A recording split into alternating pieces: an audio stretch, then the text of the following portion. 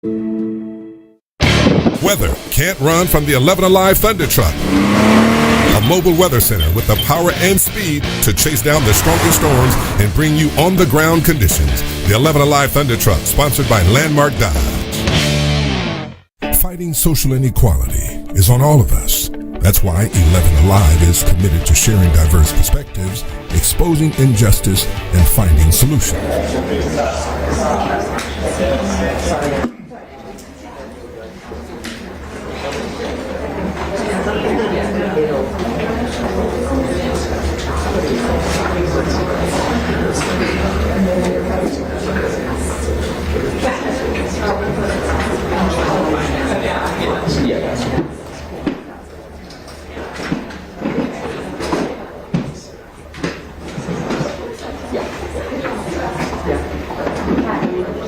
You got today's link. You got the updated link for today, right? Thank you.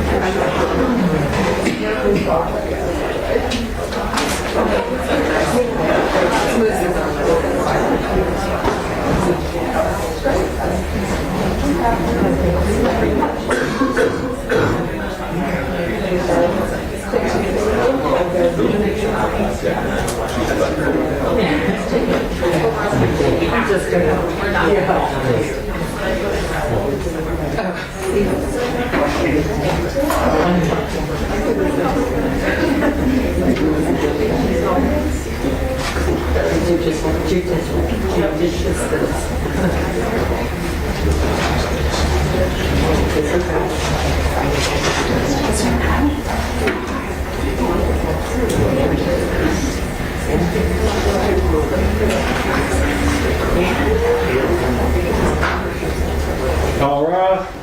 Appear for the Fulton County that allows you to take a down session. Honorable Judge Robert McBurney presiding. Court now come to order. Good morning. Please be seated. Sorry for the slightly late start. To meet with two other judges, and I don't get to tell them no. We'll add 9 minutes at the end of the day. Okay.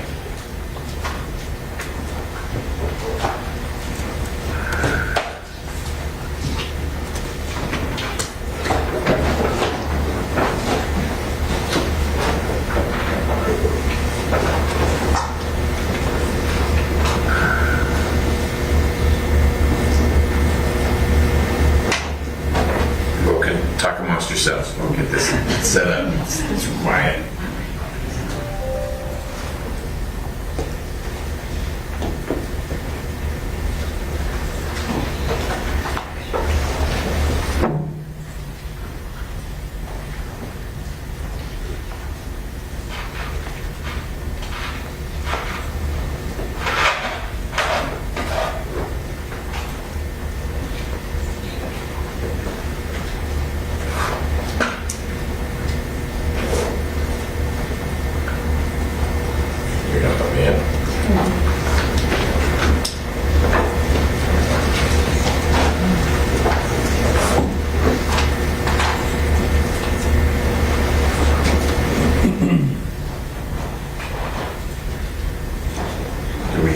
Do you know if we have the screen out there?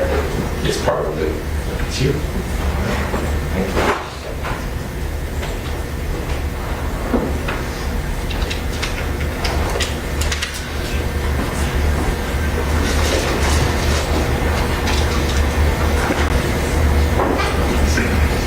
All right, should we let Ms. Vincent in again? She's allowed. She's allowed. She behaved well yesterday. I didn't hear her ever yesterday, so that's a good sign. Welcome, Ms. Vincent. Good morning, Your Honor. Great to have you back. You did a great job yesterday. Thank you. And you are BME again? Great. I don't mean to call you, but it just says BME. You're coming in. Mr. Prince has gone public. And let's let our court reporter in.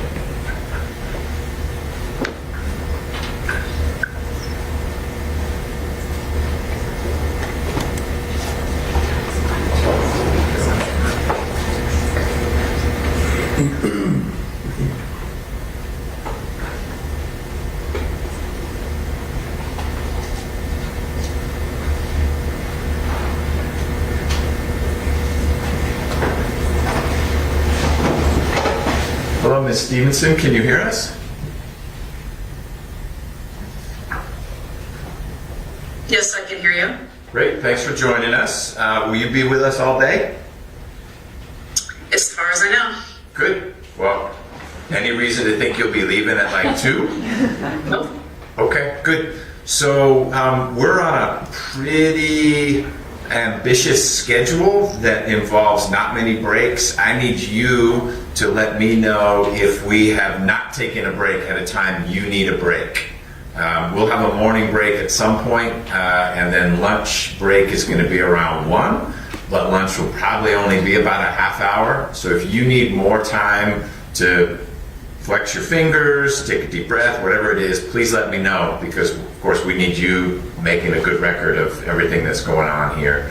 Since you're not in the courtroom with me, you can't look back and like give me the eye roll of like I need a break. So please just speak up if you need a respite. Will you do that? Yes. Excellent. Thank you so much. And if you can't hear any of the lawyers, let me know. We have like 700 lawyers handling this. You're going to need a roster. They belatedly provided a roster to your colleague yesterday. Did she forward that to you, or are you going to need names?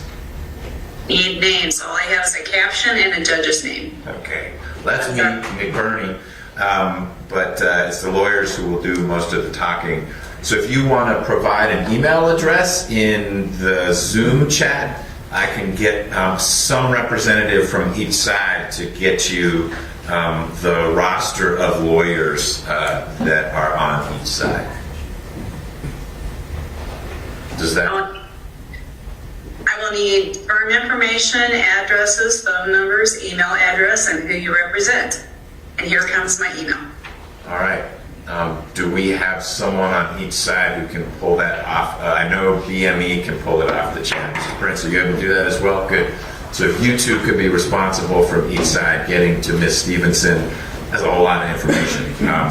So get that to Ms. Stevenson over the course of the day. She doesn't need it right now, but before. Oh, I'm sorry. I do need that now. I need to know who's who represents who, so I know who's speaking. Okay, you don't need firm, weight, school, that kind of stuff. You just need the names and what side they're on right now. Yes. Okay, great. So let's get that to Ms. Stevenson. In the meantime, I'll identify a couple people for you because we need to get started. Ms. Stone is one of the lead counsels for plaintiffs. Good morning, Ms. Stone. How are you? I'm doing well. How are you? Anything procedurally from plaintiff's side? Nothing from us.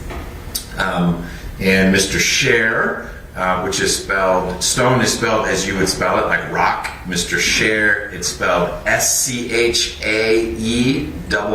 Mr. Scher is one of the lead counsel for the state. Good morning, Mr. Scher. Good morning. How are you? I'm good, doing well, thank you. Great. Anything we need to work through procedurally for the defendant? No, Your Honor. Okay. And Mr. Ed Trent will be handling the cross-examination of Dr. Bedell. All right. Hello, Mr. Trent. Morning, Your Honor. Good morning. So I think we're ready to get started if there's nothing procedural remaining. If it's not going to be Ms. Stone who does the direct examination of Dr. Bedell, then that lawyer should introduce herself, full name, rank, serial number for our court reporter. And if Dr. Bedell is here, if that's, unless you switch it up and we're doing Nesmith first. No, Dr. Bedell and I will be handling her examination. Well, look at that, so easy. Easy. Oh, that's some alignment. Okay, then let's get started, please. All right. Plaintiff call Dr. Martina Bedell, please. So who will be doing the speaking in these examinations? Will it be Mr. Trent and Ms. Stone? Ms. Stone for the plaintiffs. Okay. And Mr. Trent for the defendant. And could someone spell the doctor's name for me, please? She'll spell it once she's sworn in. You raise your right hand. Okay. Do you swear or affirm that the testimony you will give will be the truth, the whole truth, and nothing but the truth so help you? I do. Please raise your hand. State and spell your name for the record. Hello, I'm Dr. Martina Bedell, M-A-R-T-I-N-A, last name B-A-D-E-L-L. Good morning, Dr. Bedell. Good morning. You stole my first line. Good morning, Dr. Bedell. Could you please walk the court through your educational and professional background? Of course. I went to undergrad at the University of Texas in Austin, and then I went to medical school at the University of Rochester in New York, where I spent 5 years getting my MD degree and doing an additional year of research in clinical OBGYN. I then couples matched here at Emory University in residency in OBGYN. After completing my 4 years of OBGYN residency, I matched into Emory's maternal fetal medicine fellowship, which is a 3-year fellowship. And what are your current positions? So currently, I'm an associate professor in the Department of Obstetrics and Gynecology and the Division of Maternal Fetal Medicine at Emory University.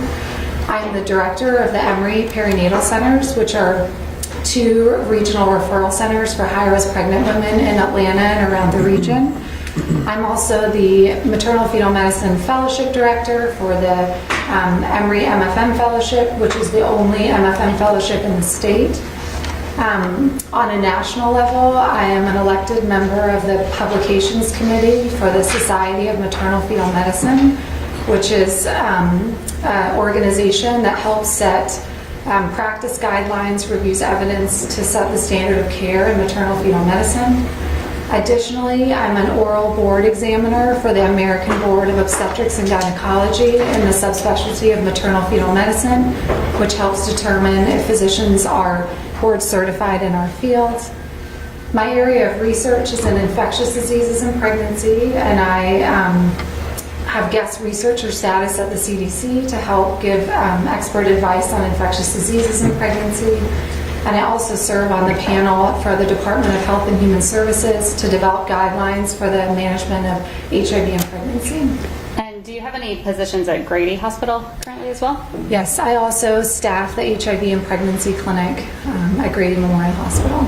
Are you board certified? Yes, I'm board certified in obstetrics and gynecology and also maternal fetal medicine. So you've used the phrase maternal fetal medicine a few times. Could you explain to the court what that is? A lot of times. A lot of times. Maternal fetal medicine is a subspecialty of obstetrics and gynecology. It's a 3-year additional training in taking care of high-risk pregnant patients. Are you a member of any professional organizations? Yes, I'm a member of the American Congress of Obstetricians and Gynecologists and also the Society of Maternal Fetal Medicine. Is the American College of Obstetricians and Gynecologists sometimes referred to as ACOG as well? Yes. So if I refer to it as ACOG, you'll know what I'm talking about? Yes. What, on a weekly basis, could you break down what your professional responsibilities look like? Sure. I spend on average 3 to 3.5 days a week taking care of patients, and I do that at the Emory Perinatal Centers. And then I spend a half a day a week at Grady Memorial Hospital taking care of patients in that clinic. The other day and a half, I spend doing administrative work to help train our fellows, conduct research, and also help run the perinatal centers. And have you published any research? Yes. Have you published in peer-reviewed journals? Yes, I think I have over 50 peer-reviewed publications in the field of obstetrics and gynecology. Your Honor, we would like to ask this court to qualify Dr. Bedell to speak as an expert on maternal fetal medicine. All right, I need you to pause for 1 second. We'll do that. Just remember what things you need to do. Countdown timers.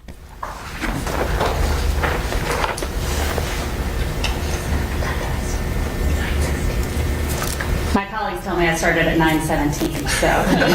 So we'll give you minus 4 minutes. Hold on 1 second.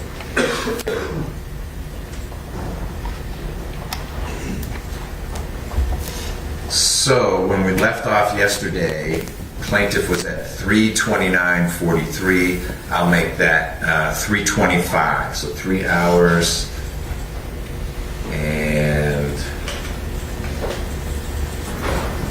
25 minutes, and defense was at, we'll round it up to 2 hours and 50 minutes. There's a static. Yours will start in just a second. And we're good? Okay. Back to you. All right.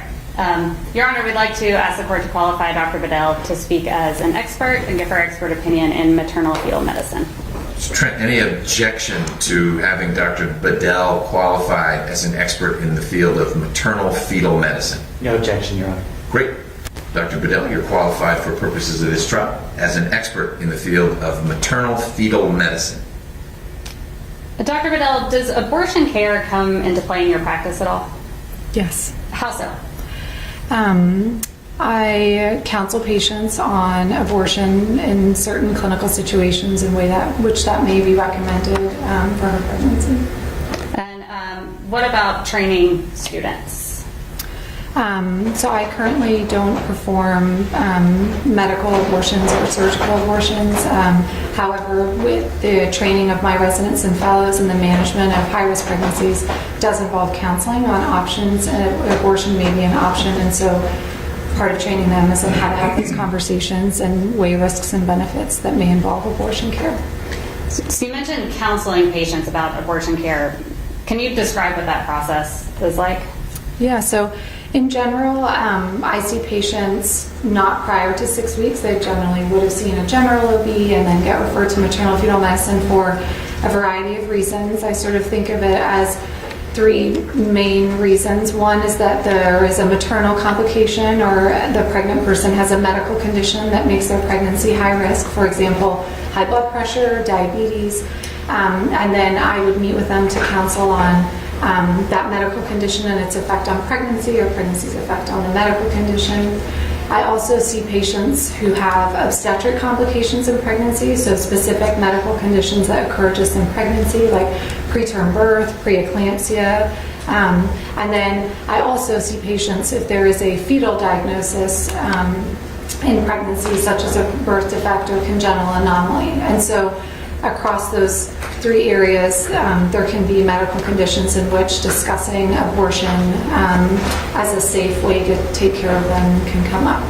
Can you help me better understand the difference between number 1 and number 2? We get number 3. That's a medical concern about the fetus. Yes. But the other 2 are concerns about mom. And what's the difference? Yep. So there can be some overlap, but medical complications in pregnancy can occur in a woman who has a pre-existing medical condition. And that was category 1. Yeah. You come in and you've got high blood pressure. That could make your pregnancy, already you have high blood pressure. That could make your pregnancy more complicated. Number 2 would be during pregnancy, all of a sudden my blood pressure spikes. So the obstetric complications like preeclampsia would be that due to being pregnant, you've developed a complication that's directly related to pregnancy. Okay. We can also see women who may not have an underlying medical condition but develop cancer in pregnancy, which the pregnancy didn't necessarily cause the cancer, and that's a medical condition that we would also be involved with taking care of. And when you're counseling patients in one of these categories, high-risk patients, about abortion care, what are your goals in doing that counseling? So my goal is always to provide compassionate care to my pregnant patients, and part of that is to give them the data and evidence regarding the risks and benefits of continuing a pregnancy, carrying to term, sometimes a preterm birth, and then also the risks and benefits of pregnancy termination.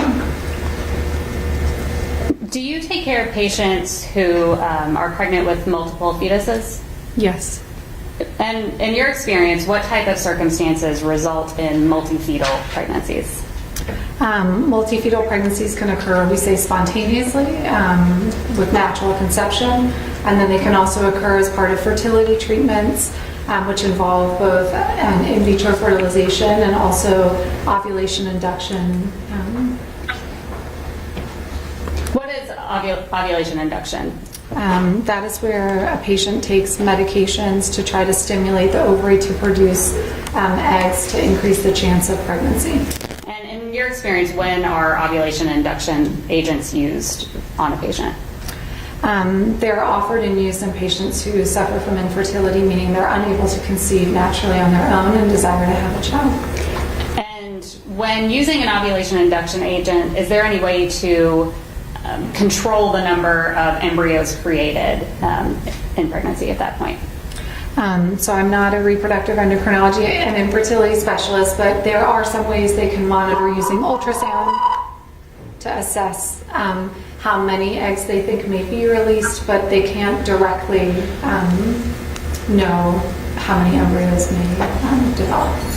And does the risk or the chances of having a multifetal pregnancy, is that spread evenly among women of childbearing age? So it's more common in women who are older and in women who use infertility treatments. So I'm going to pause you all. I got a note from Ms. Stevenson that says we need to, be the court reporter, says we need to slow down or no rough will be readable. So I don't know if the sides asked for rough. I think I know what that means. That's before it's final. I didn't get the sense people were going too fast, and that comment came about 10 minutes ago, so maybe we started fast. Okay. But let's make sure, especially when we're using complicated words, like less common words like preeclampsia, that we speak slowly. Okay, I'll do my best. Okay. Me too. Are there any risks associated with multifetal pregnancies? Yes, multifetal pregnancy would be an indication to see a maternal fetal medicine specialist. It is considered a high-risk pregnancy, and that's because there are increased risks for the mother during pregnancy. Some of those include preeclampsia, gestational diabetes, cesarean delivery, and then also a significantly increased risk of preterm birth and the neonatal consequences of a premature delivery. And what are the neonatal consequences of a premature delivery? So they're varied depending on the gestational age at delivery. So a preterm birth is defined as a birth prior to 37 weeks of gestation. Late preterm births, which are between 34 and 36 weeks, can have some complications including respiratory distress of the newborn, difficulty with feeding, jaundice, very preterm births, and certainly those between 24 to 28 weeks or so have significantly increased risk, including neonatal death, cerebral palsy, prolonged NICU stay, need for intubation. And do the risks associated with multifetal pregnancies, is it the same regardless of the number of fetuses a pregnant person is carrying? No, just as twins is higher risk from what we call a singleton pregnancy, or where a pregnant person is carrying one fetus. As the number increases to triplets and quads, the risk increase substantially. Now, you mentioned abortion counseling earlier. Do you offer abortion-related counseling to patients with multifetal pregnancies? I do. And can you explain that counseling? Yeah, so if a patient's carrying a multifetal pregnancy, so triplets or higher, I counsel them regarding the risk of triplets and pregnancy to their health and the health of the fetuses, and then counsel on the option of what's called multifetal pregnancy reduction, which is an ultrasound-guided procedure that can reduce the pregnancy from triplets to twins, with the overall goal of increasing the gestational age at which the patient will deliver and improve the neonatal outcome for the fetuses. And what's the basis for the risks and benefits that you're providing to the patients in that counseling? It's based on studies evaluating the expected rates of adverse outcomes in patients who continue triplet pregnancies versus those who undergo multifetal reduction to twins. And what does the medical literature say about multifetal pregnancy reductions? Overall, it's considered standard of care to discuss multifetal reduction with a patient who's carrying a higher order multiple. It is ultimately her choice how she would like to proceed with the pregnancy, and it's my role as an MFM to make sure that she has the information about the risks and benefits to make the best decision for her health and the health of her fetuses. Experience, is it an easy decision for a pregnant person to make whether to undergo a multifetal pregnancy reduction? No. What is it? Can you speak a little bit to that? Yes. So when these patients come to see me for a referral, these are often very highly desired pregnancies, whether they're the result of infertility treatment or occur spontaneously. And the families that come are there to gather information to try to make the best decision for themselves in a complicated and high-risk situation. And I can say in my experience that I have never had a patient take that decision lightly, and they consider it and weigh the risks and benefits and try to make the best decision for their family. There's always a risk. Is there a meaningful risk to the other fetuses? Let's say it's triplets. It's a woman who's been trying to conceive for a long time and through medical procedures is able to conceive, but it's triplets. Gets the counseling and concludes, based on all the risks that have been described, that she wants to engage in multifetal reduction. What is the counseling you give about the risk if it's going to be to reduce to twins, the risk to the remaining twins? Yeah, so there is a risk of pregnancy loss of the entire pregnancy. There's also a risk of that occurring with triplets that are not reduced, and so reviewing the data. It's somewhat specific on the type of triplets that they are and other conditions and if there's bleeding and so forth, but we certainly discuss those. Are you familiar with HB 481? Yes. And in your experience, now that HB 481 has gone into effect, is multifetal pregnancy reduction an option for patients in Georgia? No. Why not? The House bill and the way it's written, it is unclear if it would support that as a lawful procedure. It's after 6 weeks. Is there any way to do a multifetal pregnancy reduction before 6 weeks pregnancy? No, we do not perform them before 6 weeks, and there's a number of reasons for that. One of which is that Higher order multiples are at risk for miscarriage, just as a singleton, and if that's going to happen spontaneously, it usually happens prior to the end of the first trimester, in which case then they may self-reduce to twins or a singleton, and they don't need that procedure. Additionally, it gives us some time to evaluate using ultrasound, some of the fetal anatomy, which is impossible to do prior to 6 weeks, and then just the technical feasibility of doing it also. So how has HB 481 impacted your counseling of patients who have multifetal pregnancies? So my counseling is the same, as the risks have not changed, but now I can no longer offer that service, and patients in Georgia have to travel out of state. So you can explain the benefits of it and the risks and whatnot, but then if a patient says that's what I would like to do, you say you have to leave Georgia to do that. But I'm very sorry I cannot provide full scope of care, yes. You're not prohibited from talking about it. You just have to explain that you, patient, family may decide this is the best option for you, service we can provide in Georgia. Correct. And for those patients who want to undergo a multifetal reduction and can't travel outside of Georgia, how is that going to affect their care? They will then carry the risk of triplet pregnancies, so for maternal and neonatal risks. I want to switch topics a little bit and talk about a few things that came up yesterday during the hearing. You mentioned earlier you take care of pregnant people who either have an underlying condition or have some other sort of morbidity that arises during pregnancy. Can you speak to sort of how frequently you are seeing that in your practice? Every day.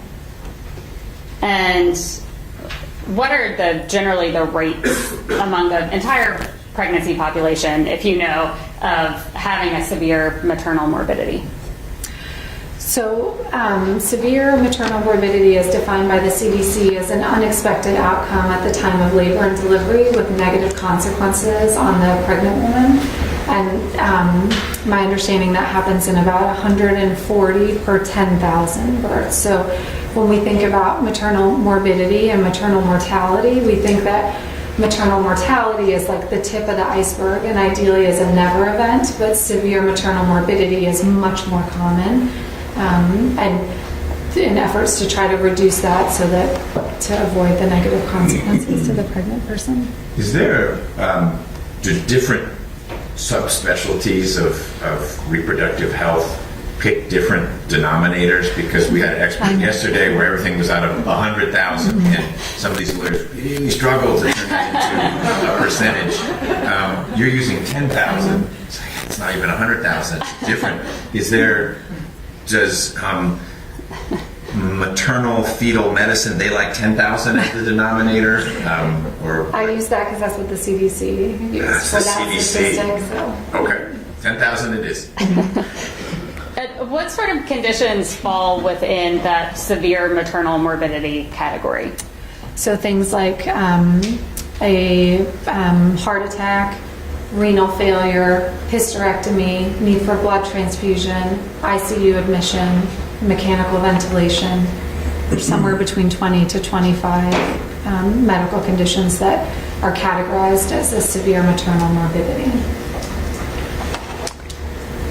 Yesterday there was also some testimony about viability. What is your understanding of when viability happens in a pregnancy?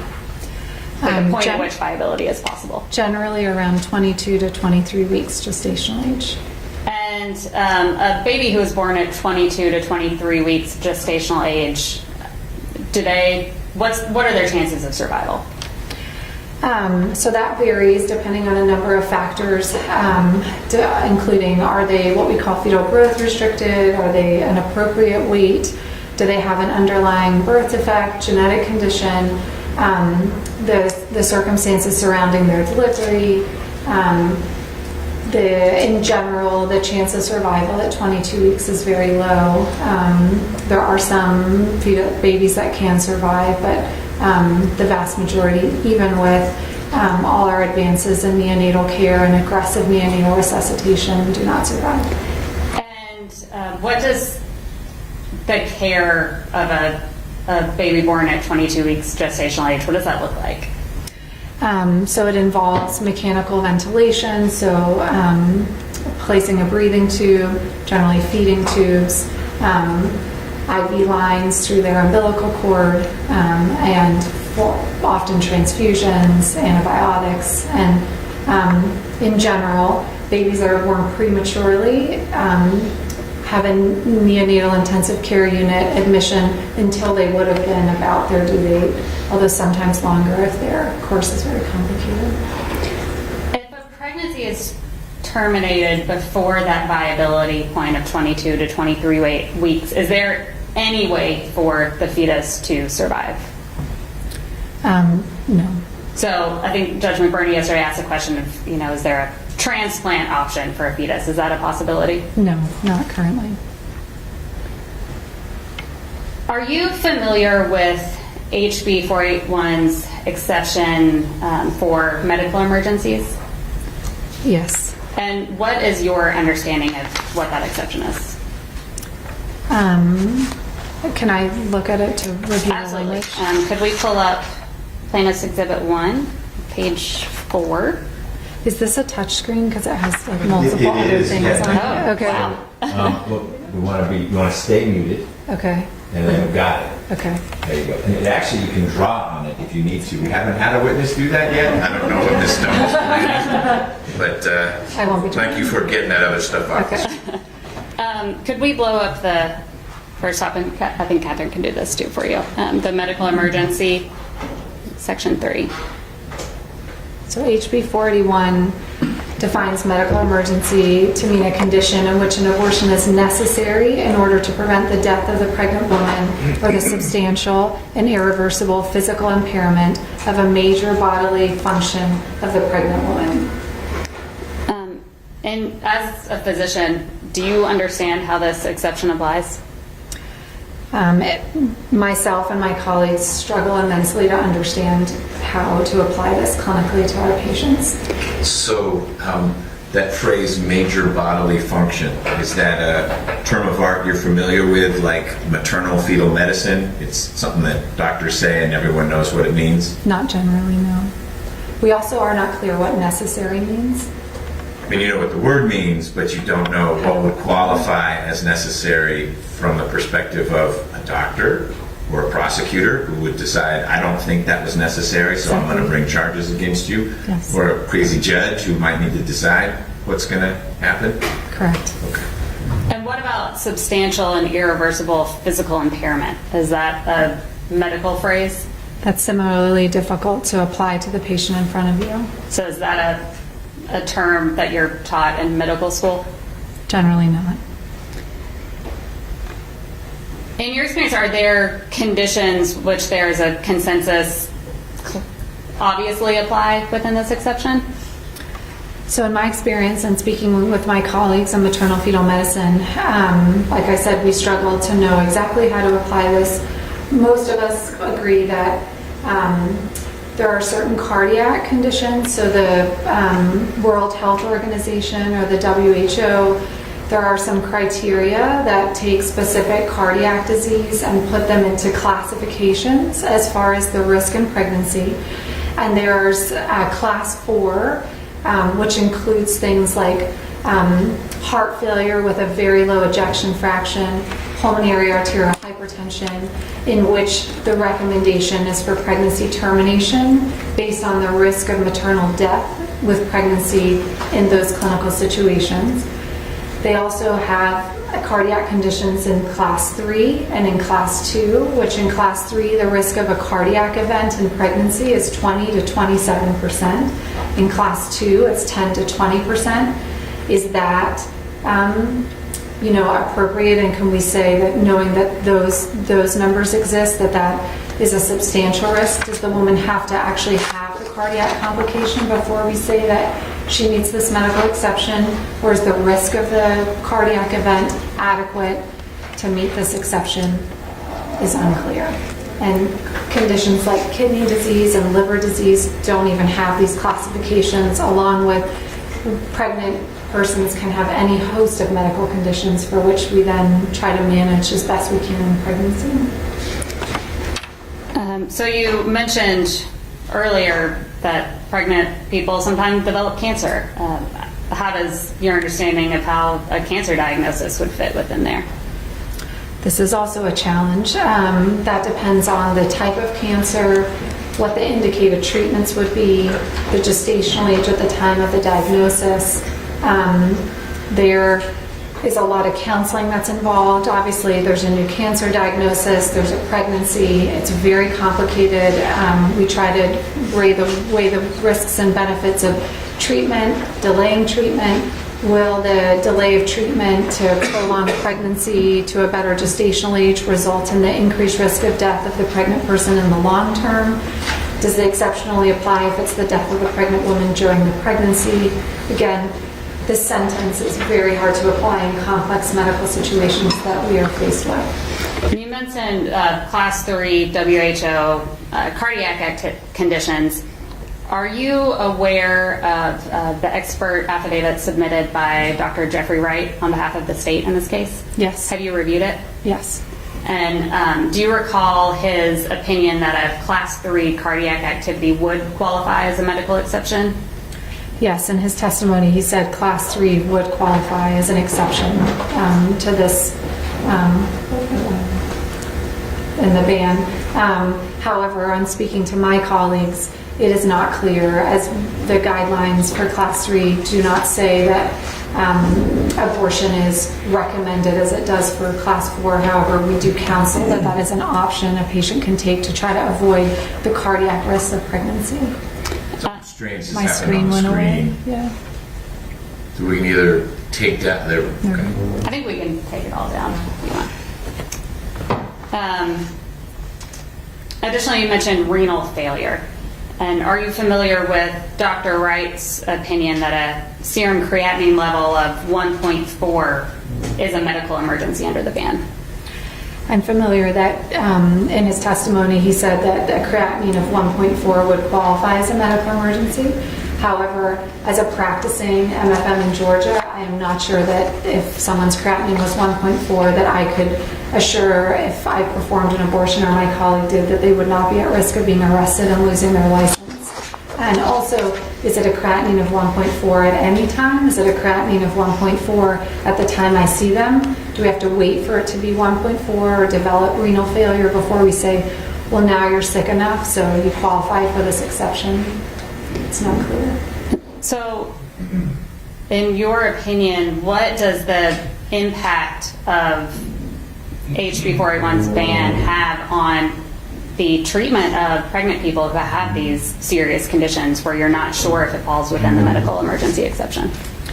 So the medicine hasn't changed and the counseling and the risks are the same. The difference is that now, as OBs and MFM providers in the state, we have to balance the risk of criminal prosecution if we were to proceed with a abortion versus what we think might be the best medical decision that a patient makes for her body. I haven't plumbed the depths of HB 481.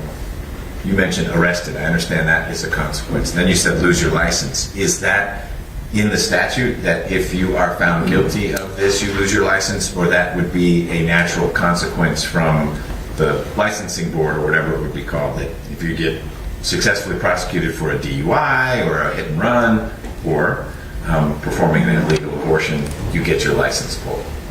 I think if we were charged with a felony for violating a law that's supposed to be related to the practice of medicine, that we would be at high risk of losing our license. But that would be an administrative consequence. You don't understand the statute to say, oh, and by the way, one penalty is you could be prosecuted, felony, maybe go to prison, but you also lose your license.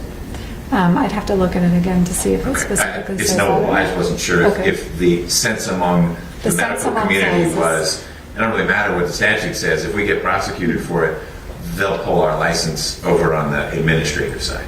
That's a concern, and then we can't take care of anyone else. how has this lack of clarity around the medical emergency exception, how's that affected your practice?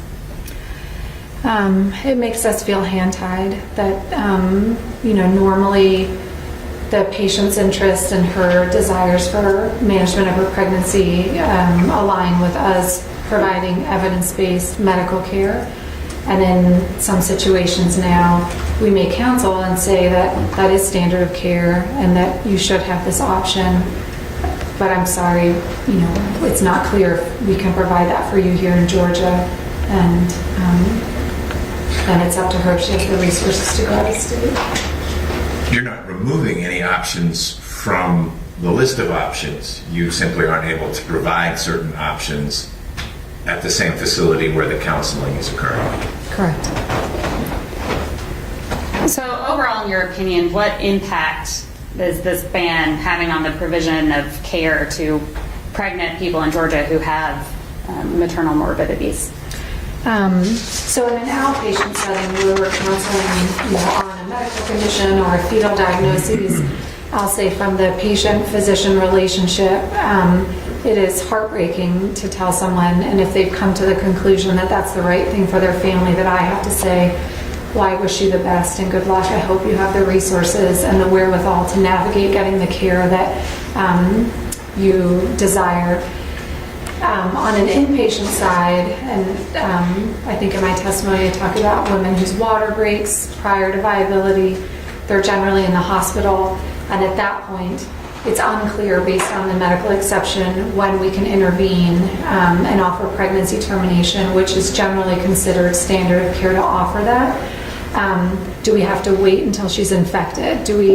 Can she just have a tender uterus or a foul-smelling odor that we think is infected, or do we have to actually wait till there's a temperature and an elevated white count and she actually has sepsis before we can intervene? And similarly, if she starts bleeding, how much bleeding, and does she need to require a transfusion before we say, well, that's enough, now we can do it? And those women don't necessarily have the ability to leave a hospital in the state safely. Do you know, this is switching to the financial side, and if it's outside your scope, just tell me, if a patient has the ability to afford the treatment that she selected after counseling with you, that might be one of the multi-fetal reductions, but she has the ability to afford it because of her insurance in Georgia, how transportable that is, or am I getting outside your knowledge base? In other words, hey, I found a clinic in North Carolina, California, Massachusetts, but insurance won't cover it. And so I could take a bus up there and afford that. I can't afford $10,000 for the procedure. Yeah. So insurance does not necessarily cross state lines. So I think patients have to figure that out and navigate that on their own also. And following up on Judge McBurney's question, do you have any understanding of how the costs of having an abortion, are they the same regardless at which point in pregnancy you have an abortion? No, they are more expensive the further along. And again, I don't see women prior to 6 weeks, so whenever I'm counseling patients, we're talking about a labor termination. Are you familiar with the HB 481's medically futile exception to the ban? Yes, although could I have that? Yes, let's pull that up too. It's Plaintiff's Exhibit 1. Page 4, that PDF. And then just the subsection 4, right below where we were before. Thank you. So the Act defines medically futile means that in reasonable medical judgment, an unborn child has a profound and irremediable congenital or chromosomal anomaly that is incompatible with sustaining life after birth. Do you have an understanding of what incompatible with sustaining life after birth means? I think I do, but again, challenged to know exactly how to apply it and ensure that we're following the law. And what's the challenge? Is it incompatible with sustaining life after birth immediately, in a week, in a month, in a year? Is it incompatible with sustaining life after birth with no medical intervention, with aggressive medical intervention? Are there any conditions that there's been a consensus in the medical community in Georgia that qualify as meeting this medically futile exception? In the conversations I've had in my experience, anencephaly is one of the only things that we agree upon, that we feel certain as we can that it would qualify to this exception. And what other severe fetal anomalies is there not a consensus around that you see in your practice?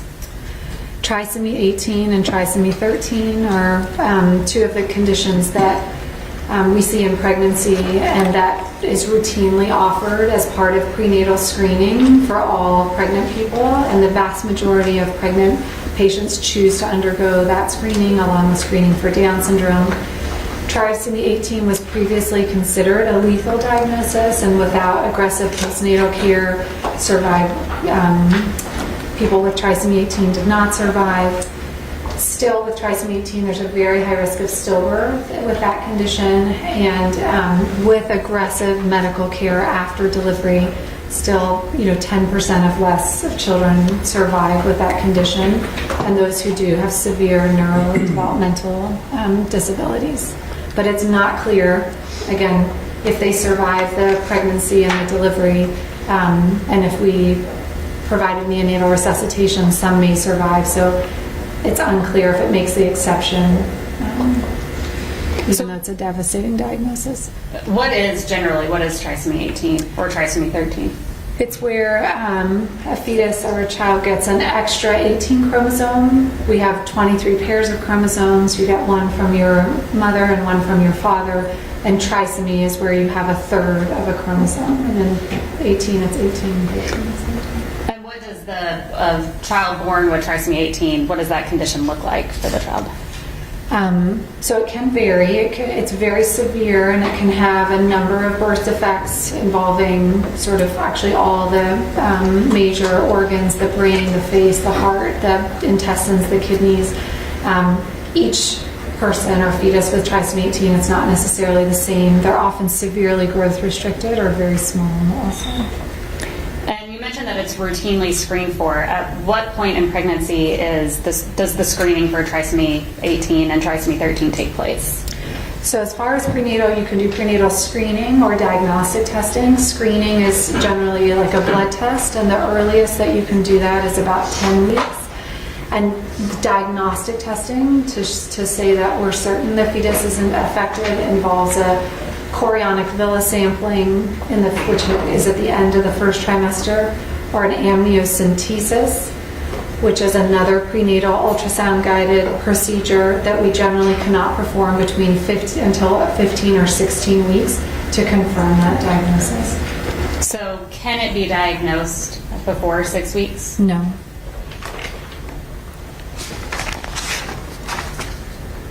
In your experience, when you've had a patient who their fetus has been screened or diagnosed with trisomy 18 or 13 or any other sort of fetal anomaly, severe fetal anomaly, and they make the decision to terminate their pregnancy, is that an easy decision for patients to make?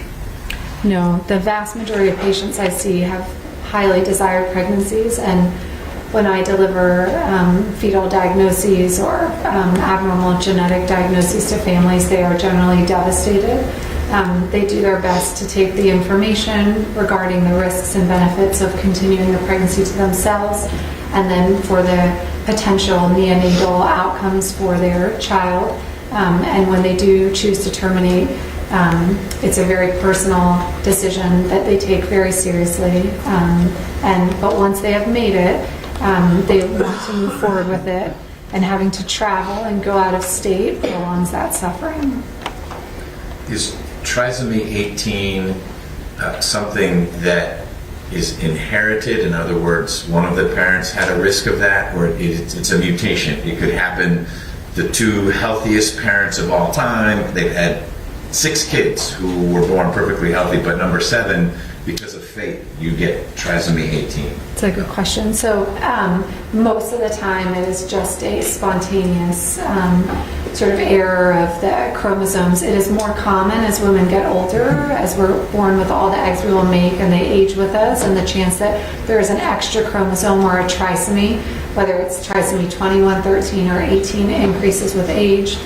There are rare conditions in which you could carry a balanced translocation of chromosomes or have something called gonadal mosaicism that could result in multiple pregnancies with trisomy 18, but for the most part it's an unlucky event at the time of fertilization.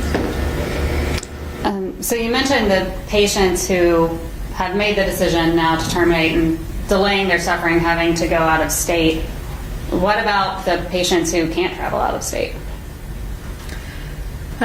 So then they have to carry those pregnancies to term and then make decisions about the care of their neonate. And again, I have women that we deliver devastating diagnoses to, and they choose to continue their pregnancy. They feel like any time they have with their child is important and valuable to them, and we wholeheartedly support whatever decision they make with compassion and care. But fundamentally, they want the counseling about their options and be able to make the right decision for themselves and their families. I want to turn to talk about a few other things from Dr. Wright's report. If we could pull that up. Defendant's Exhibit 22. And page 9, paragraph 48.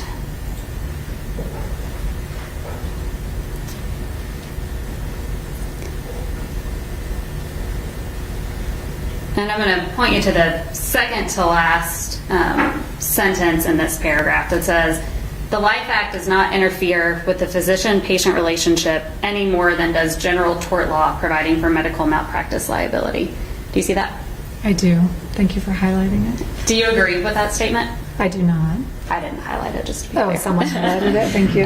Why do you disagree with that?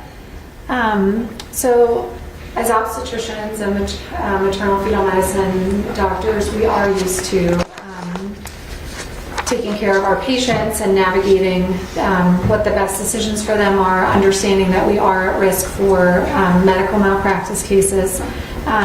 However, in general, as long as we are providing the standard of care and taking care of the patient as best we can with the information in front of us, and that generally aligns with her wishes for herself and her pregnancy.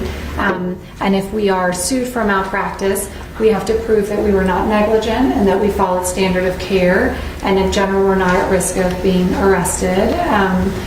Whereas under this House bill, what the patient desires and what we're able to do not necessarily align.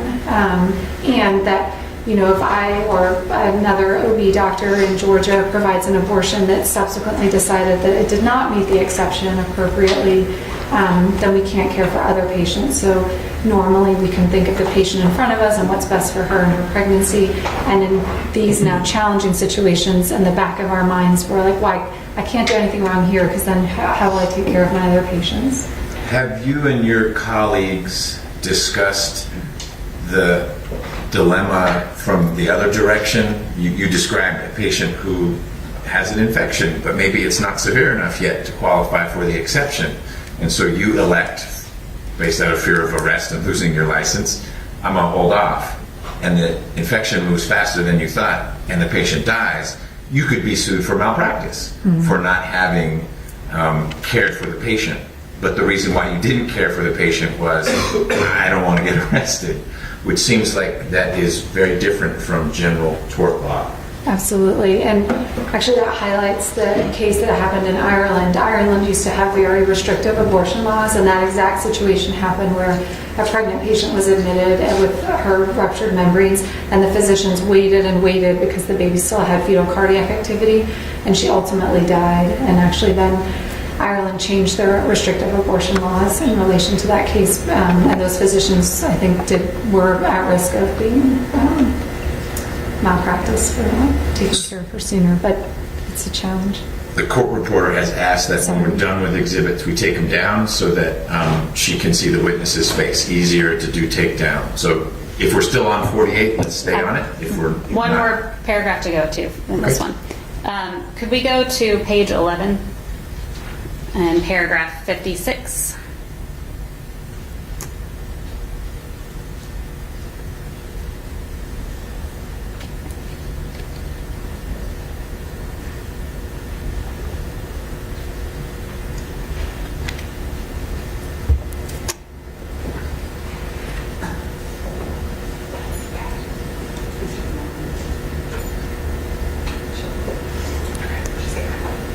In paragraph 56.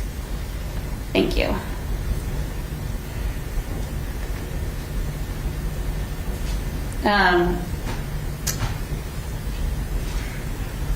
Dr. Wright here says that I accordingly disagree with plaintiff's expert's conclusion that the Life Act will adversely affect the physician-patient relationship. And he continues that laws regulating the practice of medicine do not unduly interfere with the physician-patient relationship. On the contrary, they protect patients from inappropriate therapies and insulate physicians from unreasonable patient demands. Do you agree that that HB 481 protects patients from inappropriate therapies and insulates physicians from unreasonable patient demands? And then we can take that off. Thank you. No. And why not? I think providing abortion services is an essential part of reproductive health care and is not an inappropriate therapy. Do you know any physicians who's performed an abortion because of an unreasonable patient demand? No, physicians do not perform abortions who do not want to. And in our training, as I think was discussed yesterday, learning how to perform abortions is standard care in OBGYN, but any resident physician or attending physician who has an objection to doing that does not perform them. And in your opinion and in your experience, is providing abortion care part of the standard of care? Yes. I have no further questions. All right. That's that.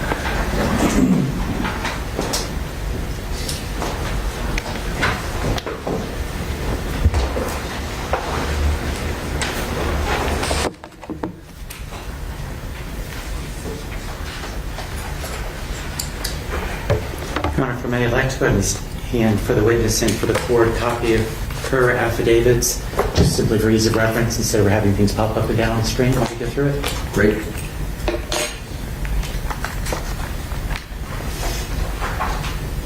Thank you. And your last name is T-R-E-N-T. standard spelling. Yes, sir. Great.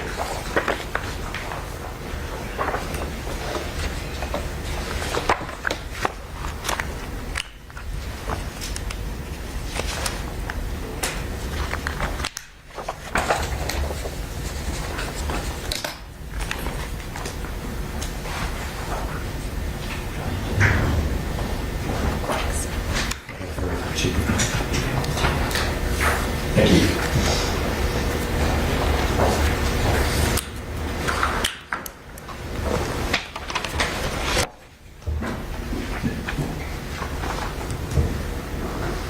Good morning, Dr. Bedell. My name is Ed Trent.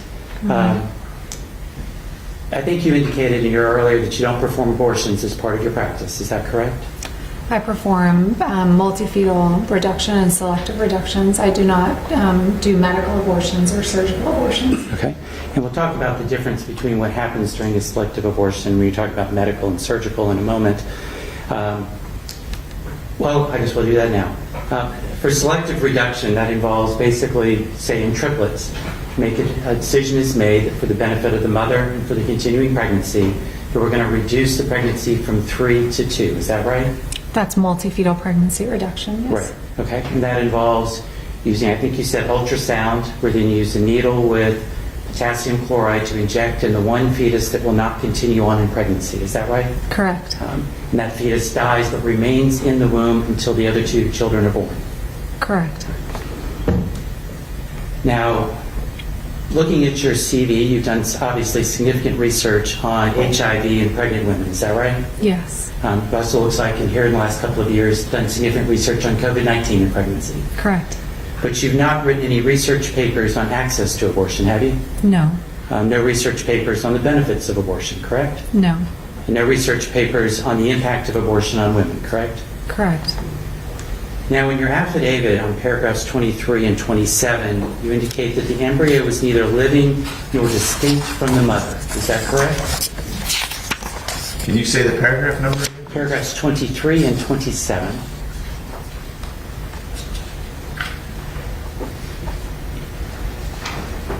Yes, that they are not living, distinct persons. All right. So then what is the embryo if it's not a living, distinct person from the mother? It's an embryo. How is that not living? It depends on how you define living. When a child is born, they're given a birth certificate and they're counted as a living person. So in your opinion, when is this baby alive? At birth? So, when life begins is a religious and philosophical question. It's not something we're taught in medical school. I'm here to give my medical expertise. So you don't have an opinion on when this child becomes alive? Is her opinion relevant if it is philosophically and religiously based? Well, that's sort of my question. You're here as a medical doctor. Do you have a medical opinion on when life begins? There's no solid medical. We're not taught in medical school about when life begins. No. Isn't it true, though, that this embryo begins developing at the moment of fertilization? That at the moment of fertilization, cells begin dividing to develop into an embryo. All right. And this is the same process that's going to develop. It develops into an embryo, then into a fetus, it's born into a child, and ultimately ends up in a courtroom one day talking about this, correct? Potentially. Okay. If it's lucky. Yes. That's how I feel. Now we know that in the process of development, the cardiovascular system is one of those first organ systems to develop. Is that right? The embryo is developing lots of organ systems at the same time. All right. And in the early stages, by the 6th week LMP, or 4th week after fertilization, we've got the beginnings of a circulatory system with a small fetal heart that's pumping blood through its body. Is that correct? The structure that will ultimately develop into the heart is already conducting electrical activity at 6 weeks, yes. And it's 6 weeks. Is it a 4-chambered heart like a human heart? Is it a reptile heart with 2 chambers? It's not even a heart. It's just some cells that are sending out electrical activity. It's not a 4-chamber heart that you would think of as having. That It's a baby tubular has when the structure. baby emerges. Yes, which is also how we would never be able to diagnose a fetal heart condition at 6 weeks. That's it. But it's still a cardiac muscle, though, that's contracting to move blood through the baby's body, correct? Yes. Okay. And at the 6-week mark, this tiny fetal heart operates in a steady and repetitive rhythmic contraction within the embryo's body. Is that right? Usually. Okay. And this heart that starts beating at this time, that's the same heart that's going to beat in this child to the day it dies, even if that's an old age. Yes. Okay.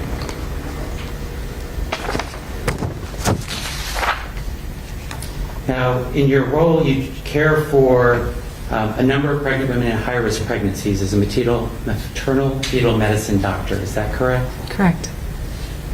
And you will probably, Your Honor, and I apologize, get a text from the court reporter saying Mr. Trent needs to slow down. So if you see that, please tell me. Okay. It hasn't happened yet, but that's probably because she's trying to keep up. Yes. In treating the women, do you want the best outcome for both the mother and her child? Yes, I've spent my career trying to learn to provide the best evidence-based maternal and fetal care. All right. And would you agree that abortion is a bad outcome for the child?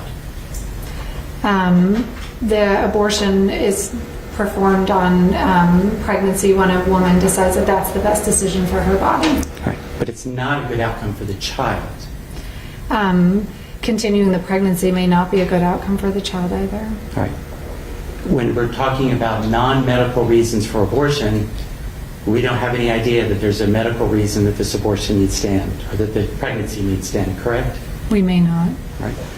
In treating these high-risk, complicated cases, in the 3.5 days you're in one hospital, the half day that you're in Grady Hospital, are you constantly exercising your reasonable medical judgment in providing care to your patients? I'm constantly trying to apply evidence-based medicine to follow standard of care.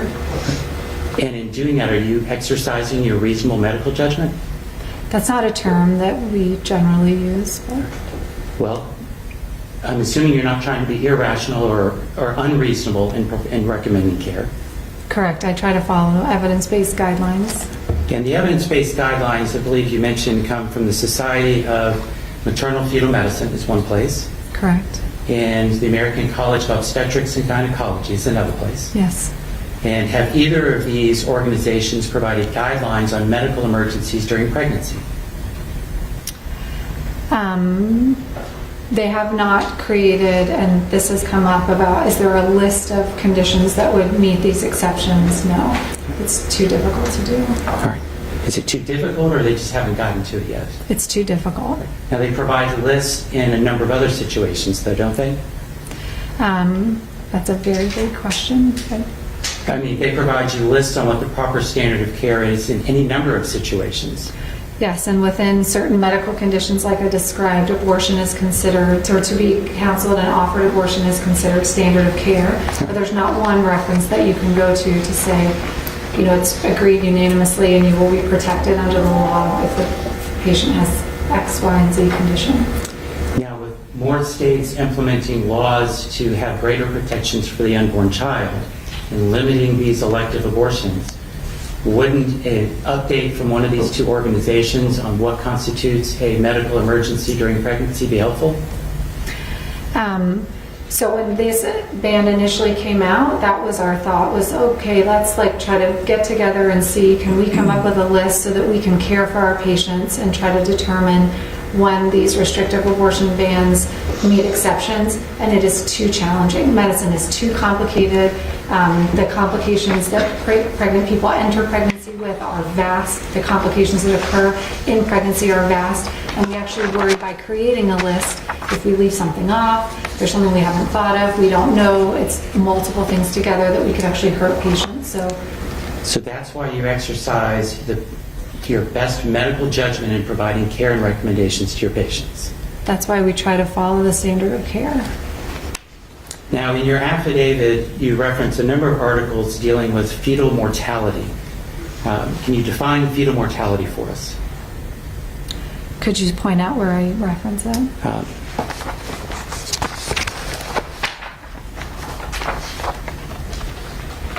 believe it is in paragraph.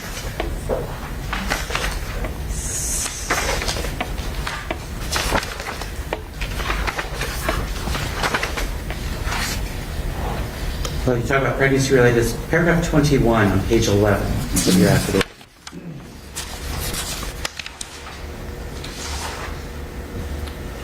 Sorry, where does it say fetal mortality? Pregnancy-related death is defined as a death during pregnancy or within 1 year after the end of pregnancy from a health problems related to pregnancy. That's under the pregnancy-related mortality. You asked about fetal mortality. And well, that understands why everybody's confused, because the question I asked wasn't what I thought. Talking about maternal mortality during pregnancy. When we track those, it's during pregnancy and up to a year afterwards. Is that right? Yes, and as the judge said, there are different standards as far as exactly how it's defined in the denominator and so forth, but this is one definition that we use. Now, in your report, in footnote number 2 on page 6, you cite a National Institute of Health. What are maternal and morbidity and mortality? It's Plaintiff's Exhibit 145. Correct, that's one of the studies that you cited in your report? Yes. Now, in here, they reference at the very top of that there are approximately 700 maternal deaths or pregnancy-related deaths in the United States. Do you agree with that number? Yes.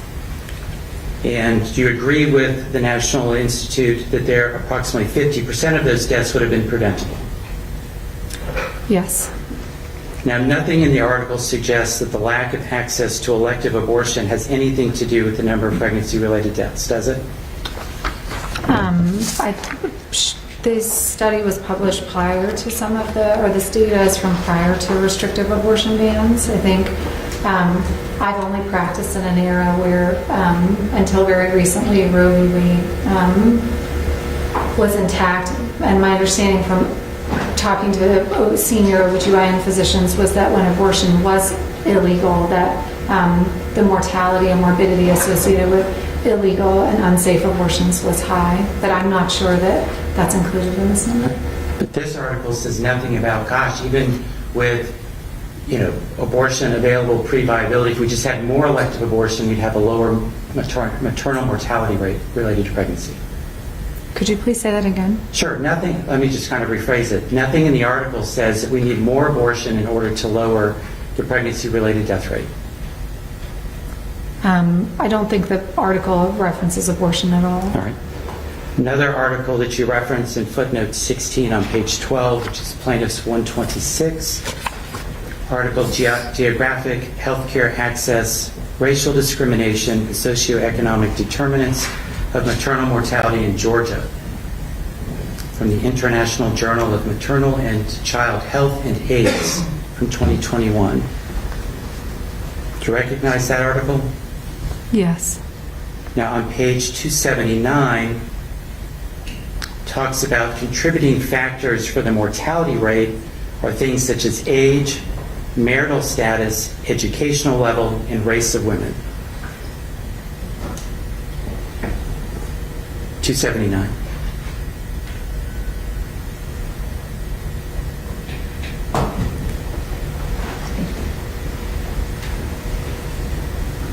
Here at the bottom it says the high MMR in Georgia is due to a number of social determinants of health, including geographic location of obstetric services. Well, that's another part that they also reference.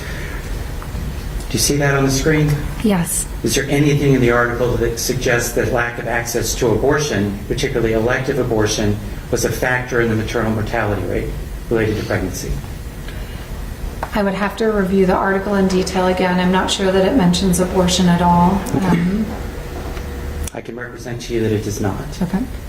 Another article that you reference, which is Plaintiffs 146 in footnote 26 on page 19 of your affidavit, to how implicit bias contributes to racial disparities in maternal morbidity and mortality in the United States, the Journal of Women's Health. Now here it also references approximately 700 deaths because of pregnancy or delivery complications. Do you agree with that statistic? Could you say it again, sorry? Do you agree that there are approximately 700 women die each year as a result of pregnancy or delivery complications? Yes. Okay, so that's all across the United States. And they also represent, and they emphasize the majority of these, I believe 3 out of 5, could have been prevented.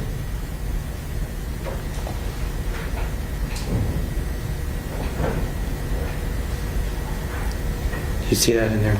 Can you highlight that section, Josh? I believe it's down in the next paragraph. Or if you want to go to the conclusion, it's also referenced there.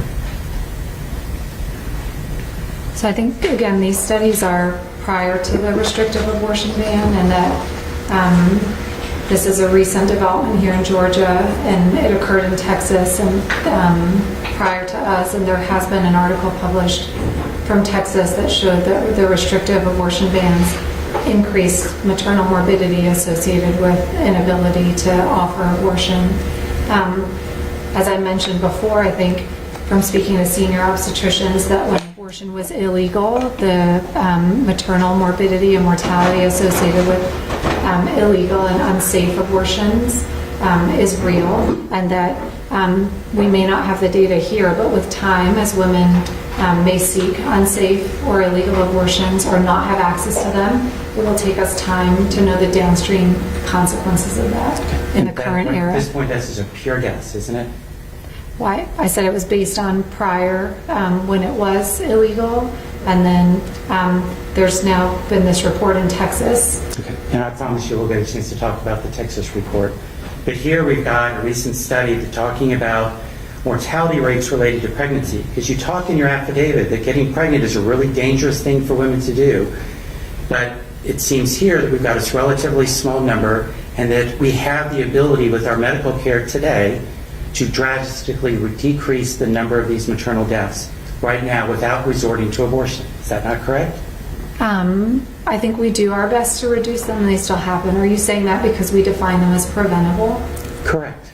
If they're preventable, that means there are more things we can do in medicine to make sure this woman has a better outcome without terminating the pregnancy. So it doesn't, the preventable does not necessarily mean that. It can also involve things like suicide, which in theory is preventable, although the health, the ban in Georgia actually excludes mental health illness as a medical criteria. Domestic violence is also considered preventable and has nothing to do with advances in medical care. So the preventable is a broad range of things. Domestic violence would be a pregnancy-related death, is the way it's calculated in this article, is it? It's a pregnant person that dies during pregnancy, so that's still included. So they include domestic violence as a death related to the pregnancy. If a pregnant woman dies, that still can be categorized under a pregnancy mortality. What about a car accident? Similarly. So these numbers then include a pregnant woman who happened to die in a car accident as part of the 700? So like I said, it depends on exactly how you're defining and what denominator you're using, but the preventable doesn't always mean that with advancements in medical care we could have prevented it. But it sounds like it's also not advancement so much as expansion of medical care, as in I don't have access because I live in a rural area or in an urban area. So it's not we need fancier machines, it's we need to get these women connected with the resources that already exist. Correct. Okay. Now, similarly, on Plaintiff's Exhibit 51, which is from the Georgia Department of Health, referenced in footnote 15 on page 12 of your affidavit, they also note that 87% of pregnancy-related deaths in Georgia were preventable, correct? Sorry, I'm not sure where you are. This is... Which footnote on what Yeah. page? It's on footnote 15 on page 12. It's where you referenced this chart. It's Plaintiff's Exhibit 51.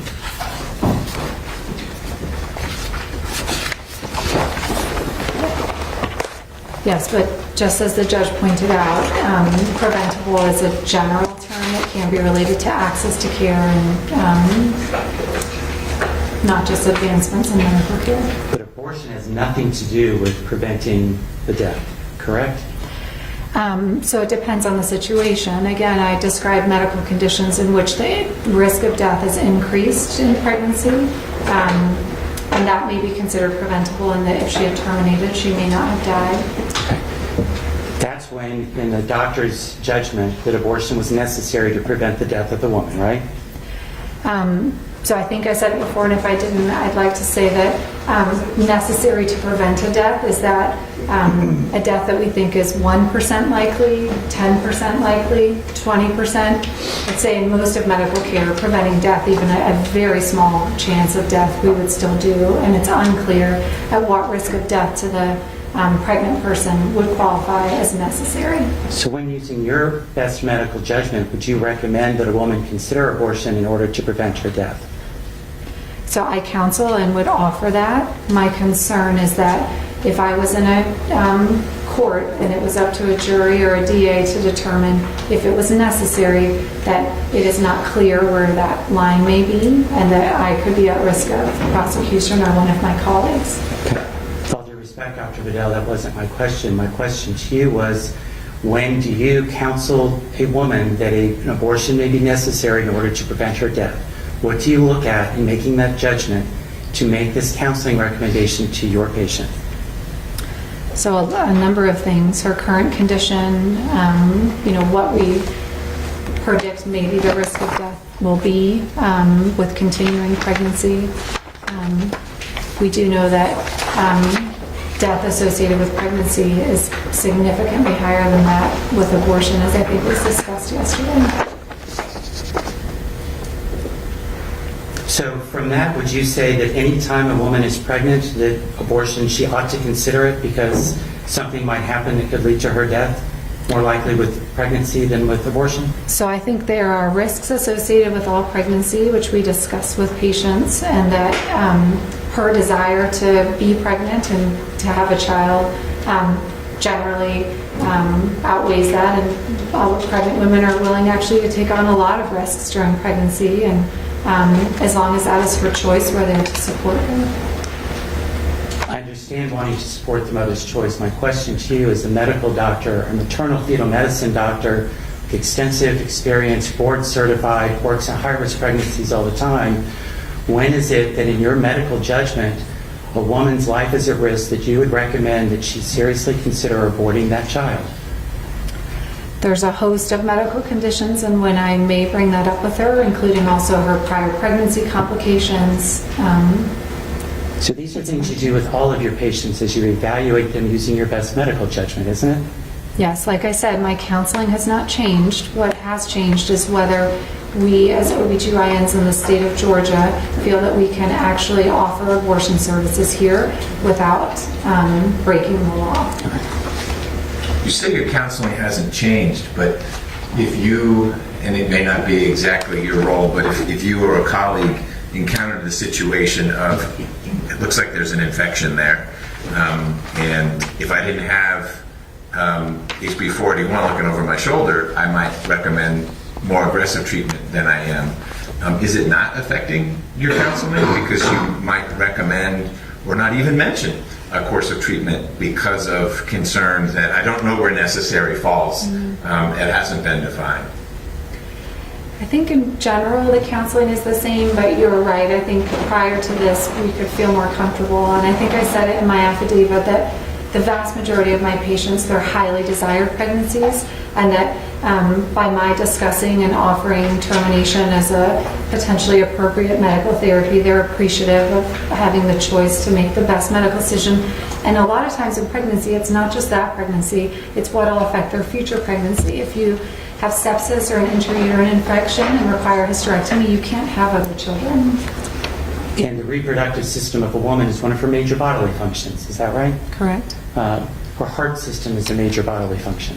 It's a major bodily organ. Okay. The circulatory system would be the major bodily function then, I suppose. Okay. All right. The kidneys, part of a major bodily function, is that right? They're a major bodily organ. Okay. They facilitate the cleansing of blood, which is a major bodily function of the woman, is that right? Mm-hmm. Okay.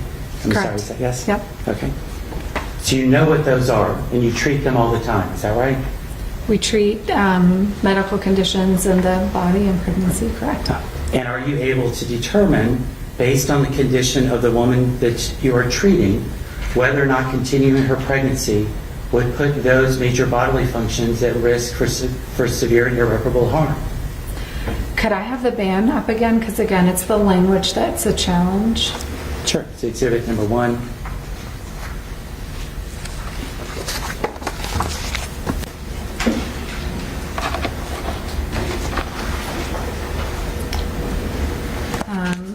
Yes, in order to prevent substantial and irreversible physical impairment of a major bodily function.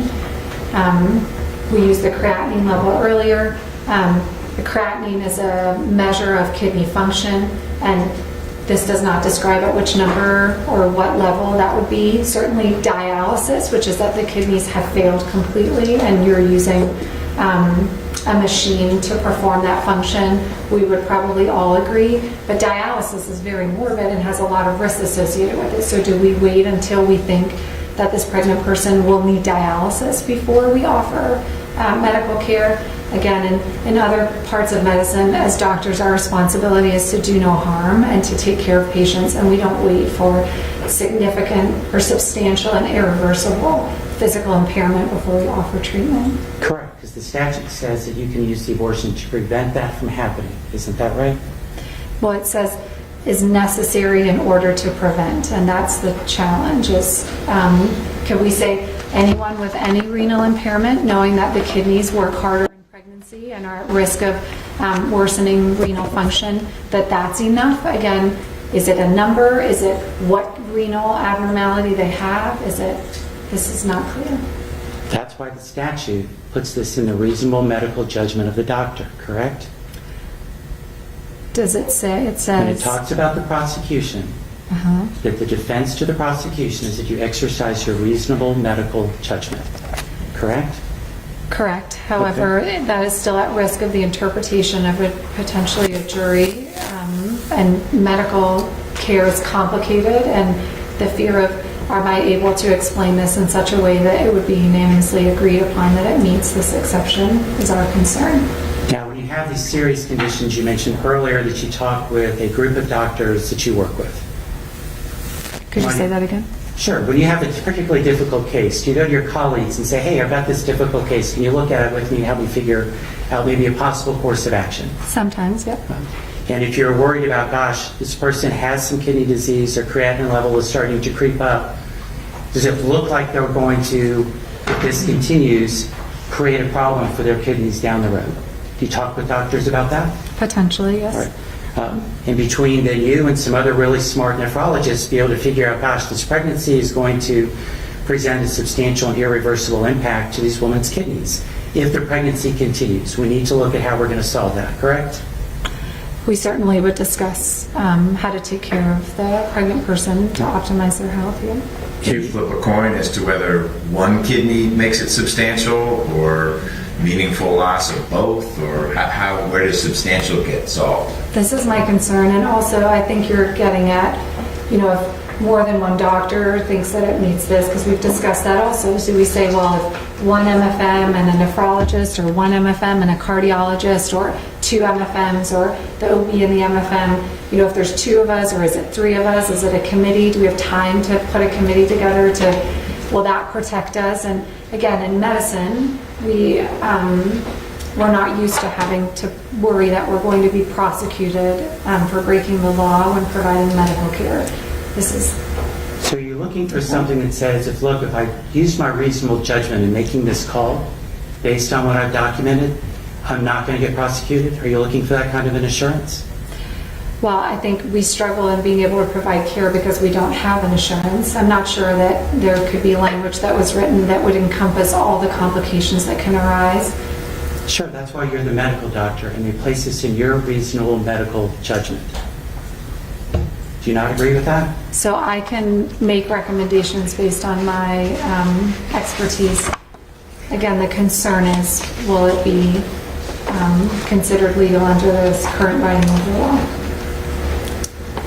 Let's take a look at some of the complications that you referenced that may occur and how those are typically treated. I want to draw your attention in particular to Plaintiff's Exhibit 134, which is the CDC's article, Pregnancy Complications, cited in footnote 3 on page 7 of your affidavit.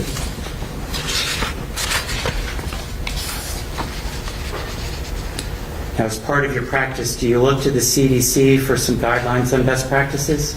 Yes. All right. And under before pregnancy, the very last sentence of that paragraph says, if health problems are under control and you get good prenatal care, you're likely to have a normal, healthy baby. Correct? It's correct for some people, but not everyone. Well, certainly there are 7 billion people in the world that all kinds of things can happen. Yep. But in general, the CDC says if you got your health under control and you've got good prenatal care, you should have no problems having a healthy baby.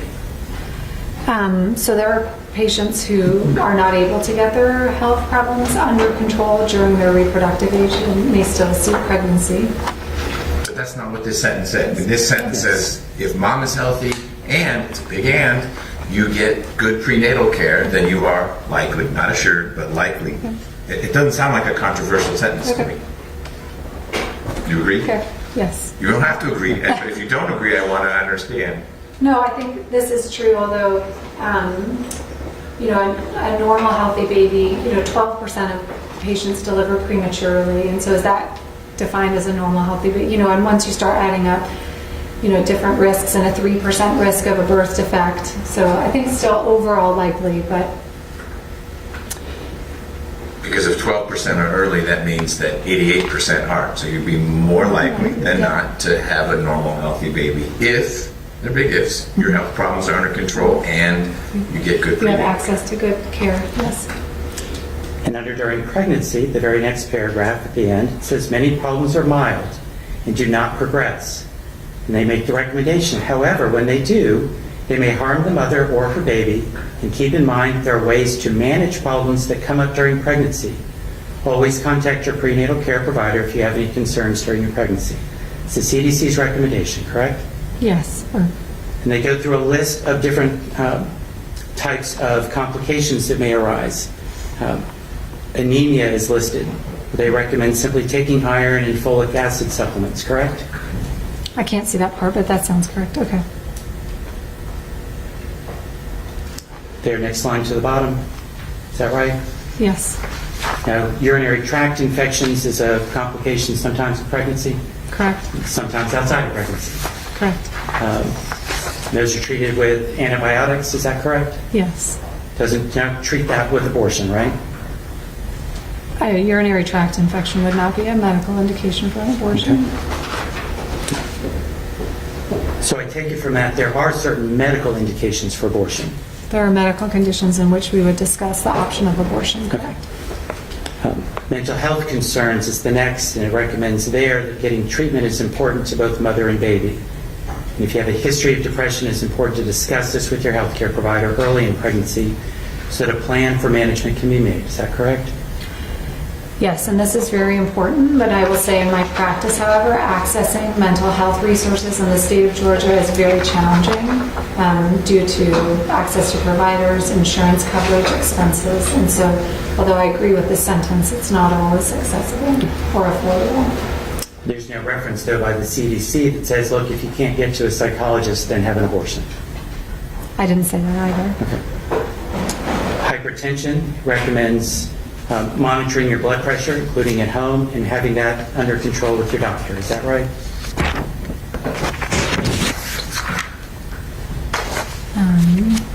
Yeah, so high blood pressure puts patients at risk, and then the most important thing is to try to keep it under control, which is part of what I can help to do. Right. So most of the time it's controllable.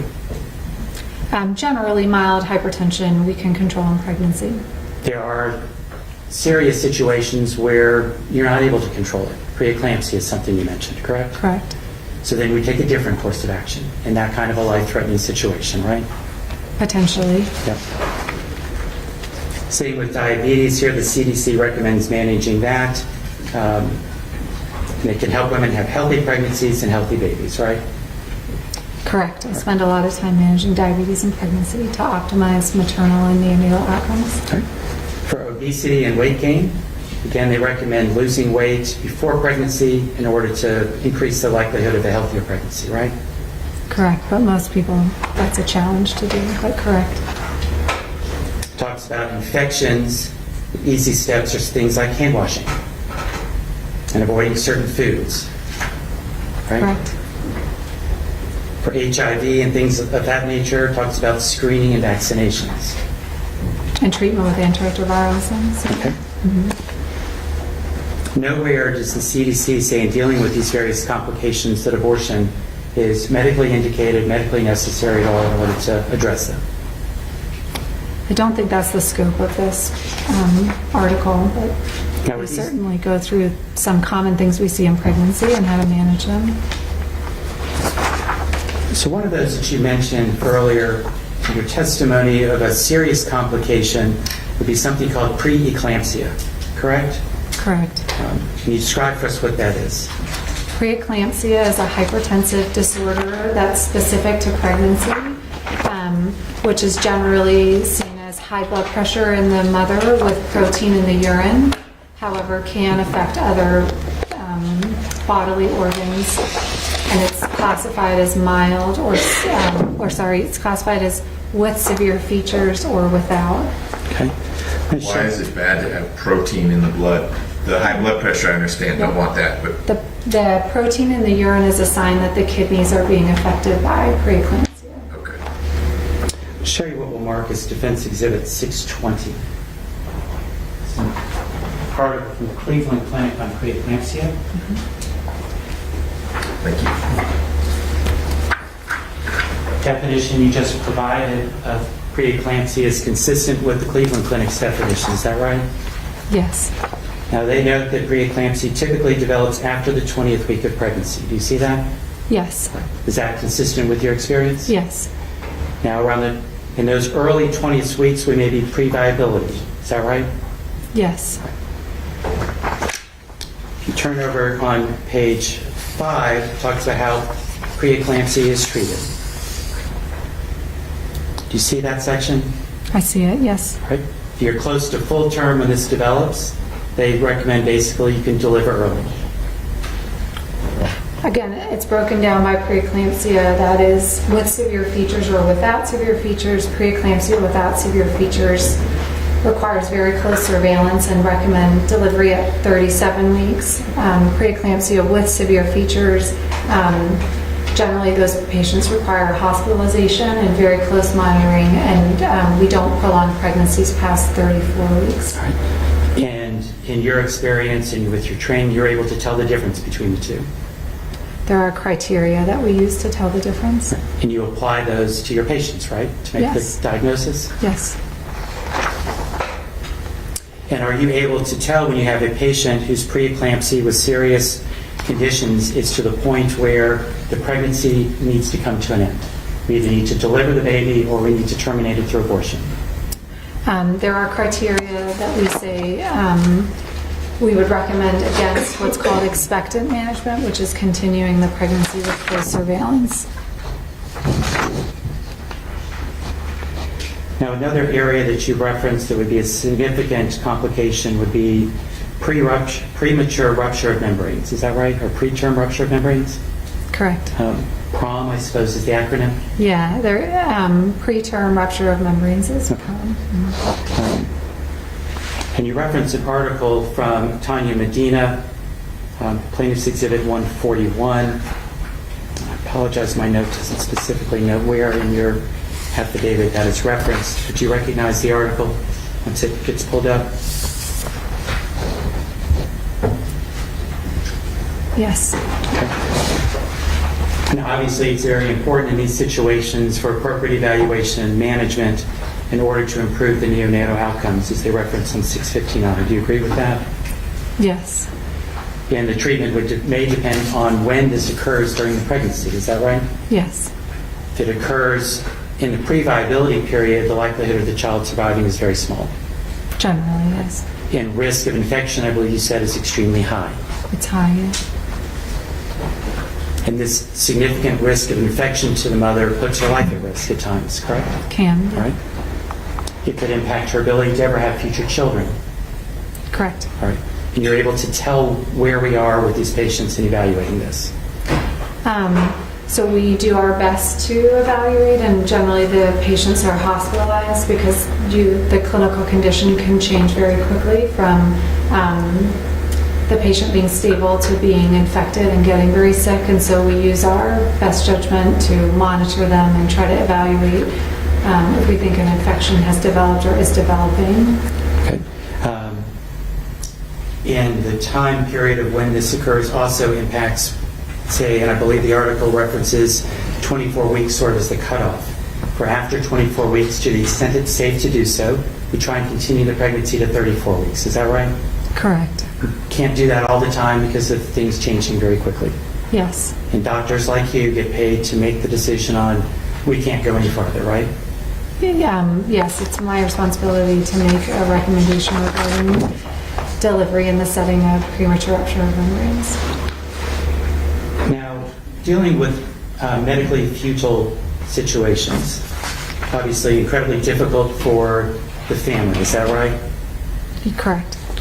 In your affidavit in paragraph 38, you reference a type 1 spinal muscular atrophy where the child may only live 2 or 3 years. Correct.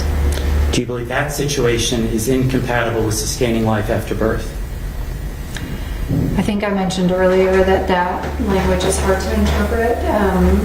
Sustaining life after birth, again, is it immediately or within a few years of life for things like spinal muscular atrophy or Tay-Sachs disease? That's why I'm asking, in your medical opinion, would a child that may only live 2 or 3 years, is that child incapable of sustaining life after birth? Generally, they are able to sustain life. Okay. Now, in paragraph 39, seems to me that you suggest that abortion is appropriate for any child with a potential disability, because you note that women should have the autonomy to choose abortion, quote, based on the anticipated needs for the child, their values, their family and financial situation, and other highly individualized considerations. Do you see that? Yes. Is it your opinion that abortion is appropriate anytime any kind of a fetal anomaly is detected? I would counsel and discuss the anomaly, and the patient could have the option to continue or terminate the pregnancy. One of the anomalies you mentioned earlier was Down syndrome. Do you think that would be a genetic anomaly that's incompatible with sustaining life? No. Would you agree with a law that prohibited abortion on the basis of a diagnosis of Down syndrome? Again, I think it would be the woman and her family's choice to continue a pregnancy that's affected by Down syndrome. So the answer to that then is no, you would not approve of a law that prohibited abortion for Down syndrome. I do not think that would be in the best interest of pregnant patients, no. Would it be in the best interest of the children with Down syndrome?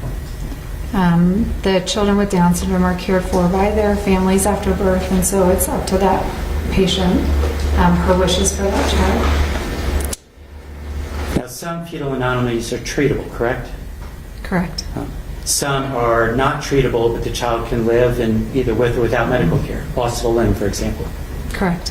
And then some are life-limiting to the point that chances of the child either surviving to birth or after birth are extremely small.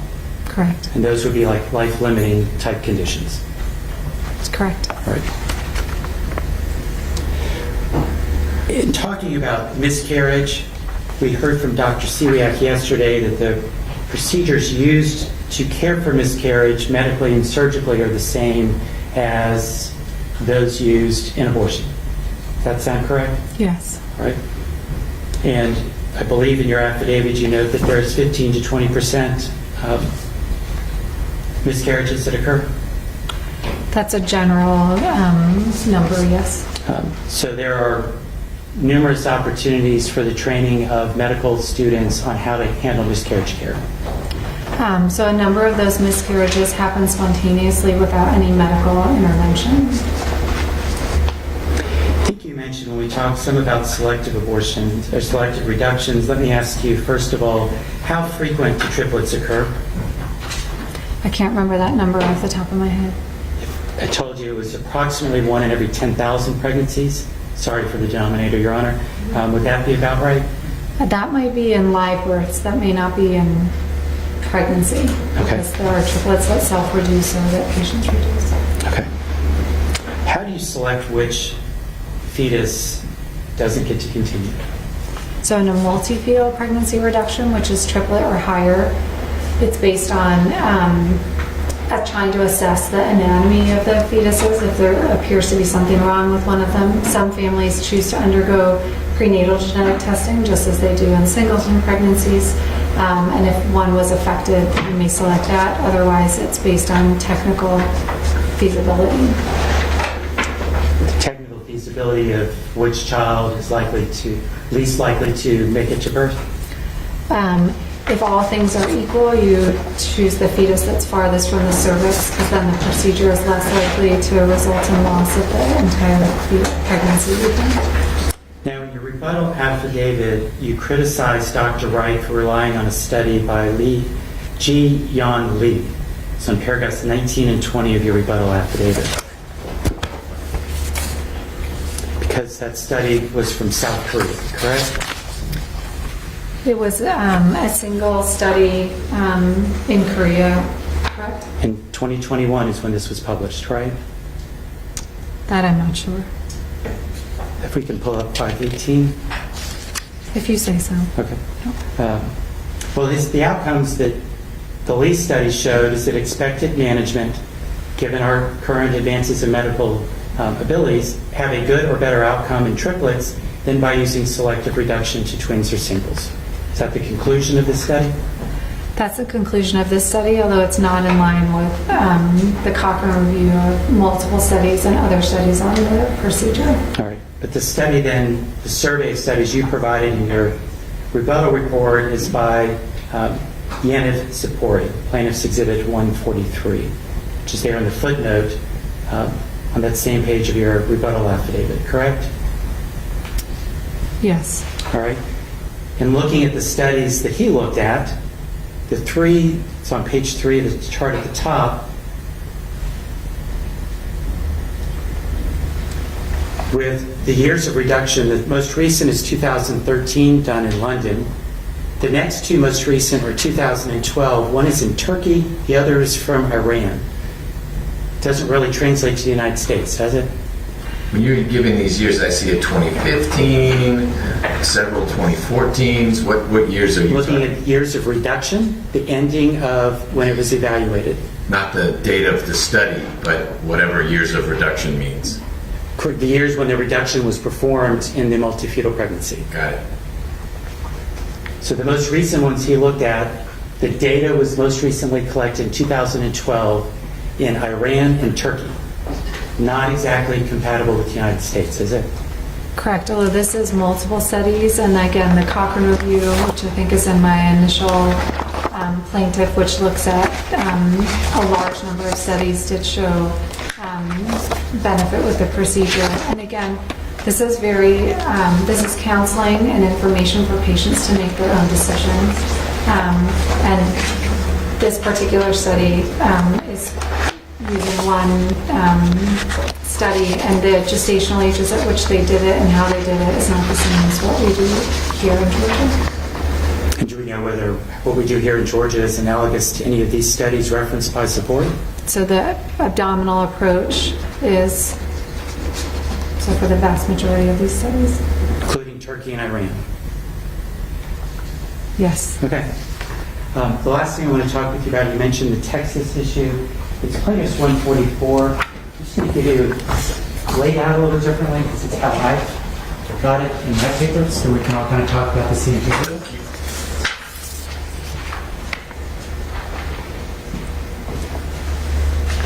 In the review of the Texas situation, this is the article that you reference in footnote 23 on page 17 of your affidavit. Is that right?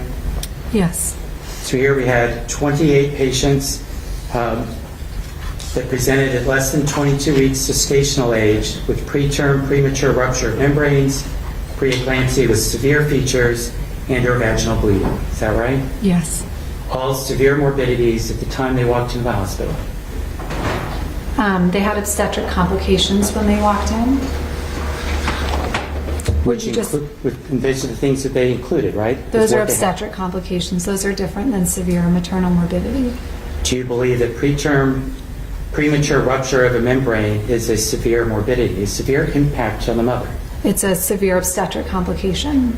and one that needs to be treated because if left untreated, she could either die or have a substantial impact on her major bodily functions? She's at risk for that, correct? Okay. And I believe you told me earlier it's a substantial risk. Mm-hmm. I'm sorry to Yes. say this, okay. And then preeclampsia with severe features, that's the worst kind. Correct. And then vaginal bleeding is also not a good thing during this level of pregnancy. Correct.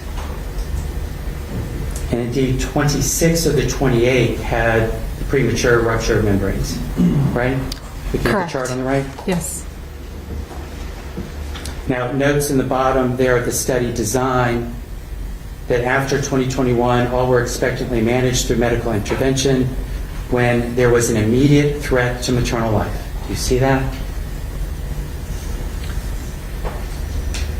After September 2021, all were expectantly managed with medical intervention where there was immediate threat to maternal life, correct? So we have all 28 of these folks, according to this study, when they were managed, they had an immediate threat to maternal life, which falls under the Life Act's medical emergency exception, correct? So they were expectantly managed, meaning that they were not offered or able to have an abortion until there was an immediate threat. Where does it say they're expectantly managed until Well, it there was says immediate? they were expectantly managed with intervention when there was an immediate threat. So prior to that immediate threat, they were expectantly managed. Well, this seems to say they're expectantly managed following the existence of an immediate threat to the maternal life. Because they had an immediate threat to her life, We expectedly managed her when that threat was existing. Is that not how you read it? That's not how I read it, and how I tried to describe in my earlier is that premature rupture of membranes and preeclampsia with severe features and vaginal bleeding are all obstetric complications of pregnancy that we know can result in maternal morbidity and mortality. These women were expectantly managed, meaning they were not offered medical care to end their pregnancy until the immediate threat to the life. And as practicing obstetricians and MFMs in the state of Georgia, it is uncomfortable to wait until someone has gotten infected or bled enough that we can agree that it's an immediate threat to their life. I'll tell you, Dr. Bedell, that I think your reading is inconsistent with what's here, but obviously the judge is also capable of reading and draw his own conclusion. But the fact of the matter is, if these women showed up in Georgia, and in the exercise of reasonable medical judgment, a doctor says that abortion was necessary at less than 22 weeks in order to prevent the death or serious and irreparable physical impact on a woman's major bodily function, abortion is allowed under the Life Act, correct? Maybe I'm not being clear. So premature rupture of membranes is an obstetric complication that can occur and places the woman at risk for severe maternal morbidity and mortality. The way the Life Act is written is there has to be immediate threat to that. So again, premature rupture of membranes alone at the moment, most of us are uncomfortable that that would qualify as a medical exception, and that previously that is standard of care to prevent the severe maternal morbidity. Again, in medicine, we want to do no harm, and the health of our patients is our priority. And waiting until, and it says, expectantly manage with medical intervention when there was an immediate threat. So again, bleeding beyond a certain amount, infection, and with this expectant management, the rate of maternal morbidity was over 50%. It was almost double. I mean, it's 33% in other scenarios. I read the article too. I don't know the way you're reading it, but we are reading it differently. I think the word when means something different than until, but no deaths out of this situation, though, fortunately, correct? There was one hysterectomy, which means no future children. Okay. And death, again, is we don't want maternal deaths. Of course we don't. And the statute says you're able to act to prevent that from occurring. These weren't evaluated under the Georgia standard, correct? My understanding is that the Texas restrictive abortion law is not too dissimilar to ours. All right. That's all I have, Your Honor. Thank you. You're welcome. It's about the timer. Ms. Stone, do you have any redirect? I have two very short questions.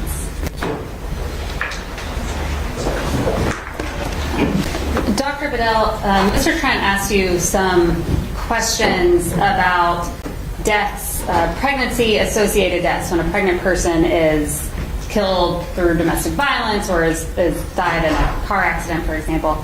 Could you explain the difference between pregnancy-associated deaths and pregnancy-related deaths? So I think pregnancy-associated death is a pregnancy or a death of a pregnant person, and pregnancy-related is if we think the death was related to pregnancy in itself. And the numbers and the denominators, and during pregnancy, 6 weeks, 1 year, I think there's some variation. That's not my area of expertise in those definitions. But a woman who dies as a result of a car accident, but she's pregnant, has nothing to probably has nothing to do with pregnancy. It could be because of the nature of the injuries. Had she not been pregnant, she wouldn't have died. But it's not caused by the pregnancy in the same way that you've talked about a ruptured membrane and sepsis, and then the expectant mother dies. That would be pregnancy related, as opposed to I happen to be pregnant when the lightning bolt hit me. Correct. And then could we pull up Plaintiff's Exhibit 144, please, which was the study you were just looking at?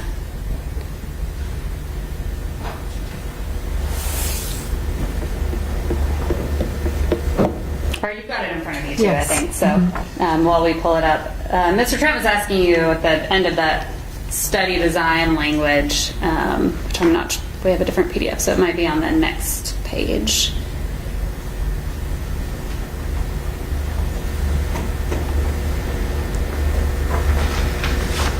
But Mr. Trent was asking you about that language that said after September 2021, all were expectantly managed with medical intervention when there was an immediate threat to maternal life. Could you just read the next two sentences of that as well? The primary perinatal outcome was fetal or neonatal demise. The primary maternal outcomes were maternal morbidities in the table, time from presentation to delivery, and indications for delivery. And what is fetal or neonatal demise? Fetal demise is when the heartbeat stops, when the fetus is still in the uterus, and neonatal demise is when the neonate dies after birth. Thank you, Dr. Vidal. I have no further questions. All right. Any recross, Mr. Trent? No, Your Honor.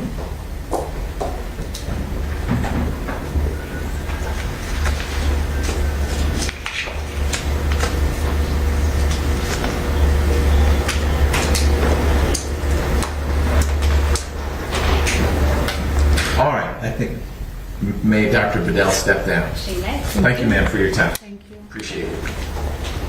We're going to take our morning break.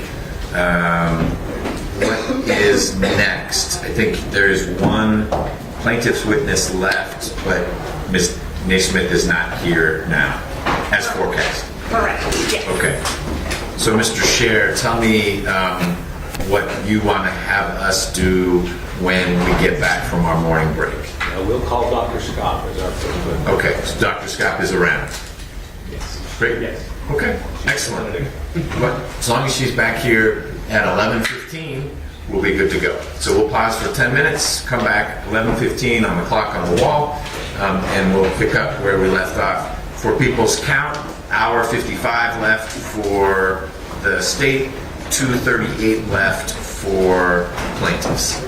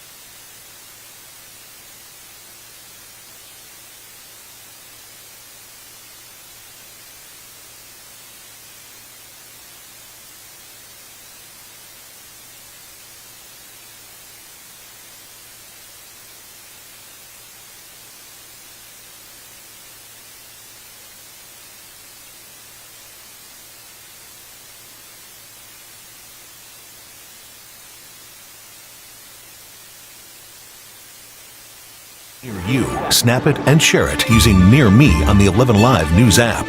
Want to verify if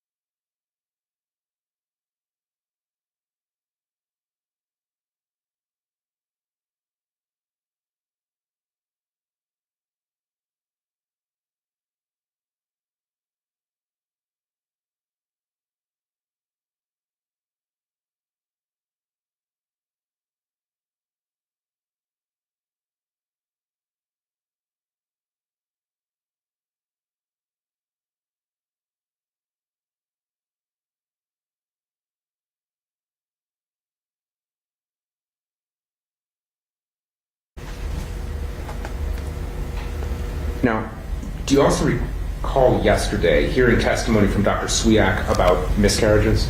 Yes, I do. Okay, and do you recall her testifying that they are common after 6 weeks? I do recall that. And is she correct about that?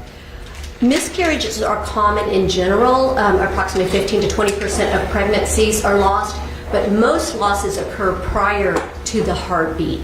Once we've seen a heartbeat in an uncomplicated pregnancy, that has about a 97-98% chance that absent an outside intervention, that baby will be born alive.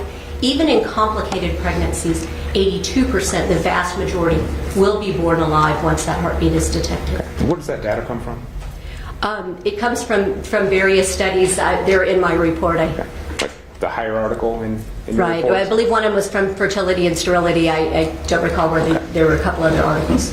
When you say absent external complications, does the mother developing, for example, preeclampsia, would that be, it's external to the fetus, but it's not external to the mother? Right. So absent an outside intervention. So the fetus is on his way to becoming live-born. Of course, the most common outside intervention is an induced abortion, but as we'll discuss, if a doctor does need to intervene to deliver the baby, many times they're born alive, but if they're not, if they are too early, then that would be another situation where they would not be born alive.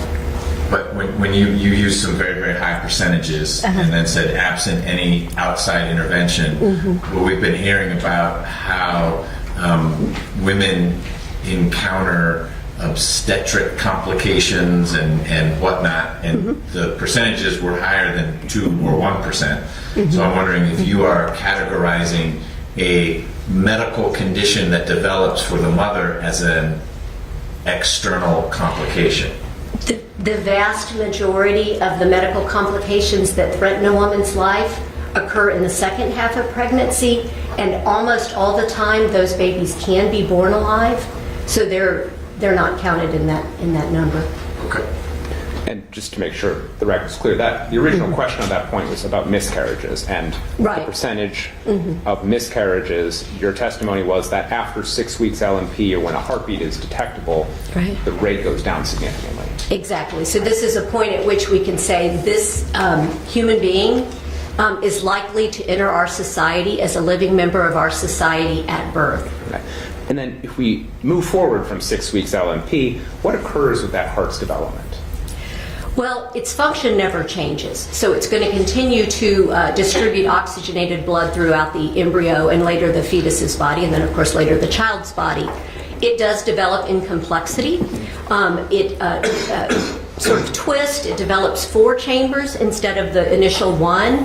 Valves develop, and that process is completed by about 17 to 20 weeks, but the function that the embryo needs is fully developed at the time that the heartbeat is detectable. And starting at that 6-week point, if that heart muscle were to stop beating, would the unborn child be able to continue developing? No, at that point he needs that heart to distribute the oxygen. He would die if the heart stopped beating. And we've heard a bit about chambers, and the reports that plaintiffs experts have introduced talk about the 4-chamber heart. In your experience, are you aware of anyone who's been born without a fully formed 4-chamber heart? Sometimes it does happen that babies do not develop all 4 chambers. And in those instances, would that child still be considered by a doctor to be a living person with a heartbeat? Of course. And what happened to those children? Well, in many cases, because our medicine is amazing, in many cases interventions can be performed so that that child can live and live a good life. And are you familiar with any authoritative medical literature that defines life as requiring a heart to be fully formed with 4 chambers to define the existence of life? There is no literature to support that. So I'd like to talk with you now a bit about the health risks from abortion. And then let's begin with Dr. Swiak's statement yesterday and in her report that abortion is safer than pregnancy. Do you recall hearing that? I do recall hearing that. Okay. And are you familiar with a study that is quoted as suggesting that abortion is actually 14 times safer than pregnancy? Yes, I'm familiar with that study. And I'd like to talk with you about that study from the vantage point of the patient. So you talk in your report about a two-patient paradigm. Can you explain what that is? Well, as an obstetrician, I consider myself to have a responsibility to two patients, which is a great job to have. I weigh the different outcomes of different interventions based on how it will affect both of my patients. Unfortunately, I think as we have seen in the testimony, there are some doctors who have only a one-patient paradigm wherein the mother's needs are paramount. The fetus is only worth considering as a patient if that fetus is desired. Okay, so let's talk about this report first with respect to the unborn child patient. How would you compare the safety of abortion with pregnancy? It's important to recognize that the data in the United States is very incomplete, flawed, and compromised. So we cannot rely upon this study. If we look, the best way to determine a death related to pregnancy is called records linkage.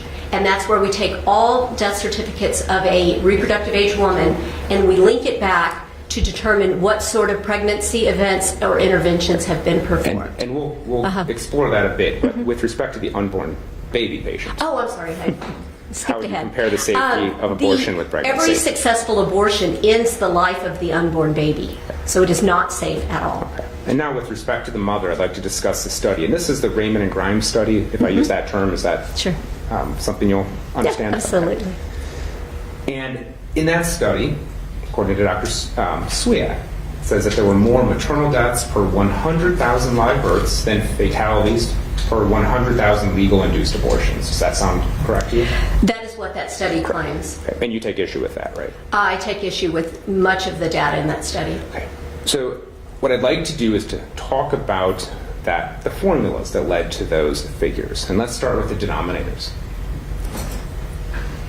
If we look at these denominators, on the one side, as I mentioned, we have live births. And on the other side, we have legal-induced abortions. So beginning over with the live births, do you have any reason to doubt the accuracy of that figure? That is the only figure that is accurate because in our country we mandate a live birth certificate after a pregnancy passes 20 weeks. But I would note that ideally we would use 100,000 pregnancies so that we could actually compare all of the at-risk women.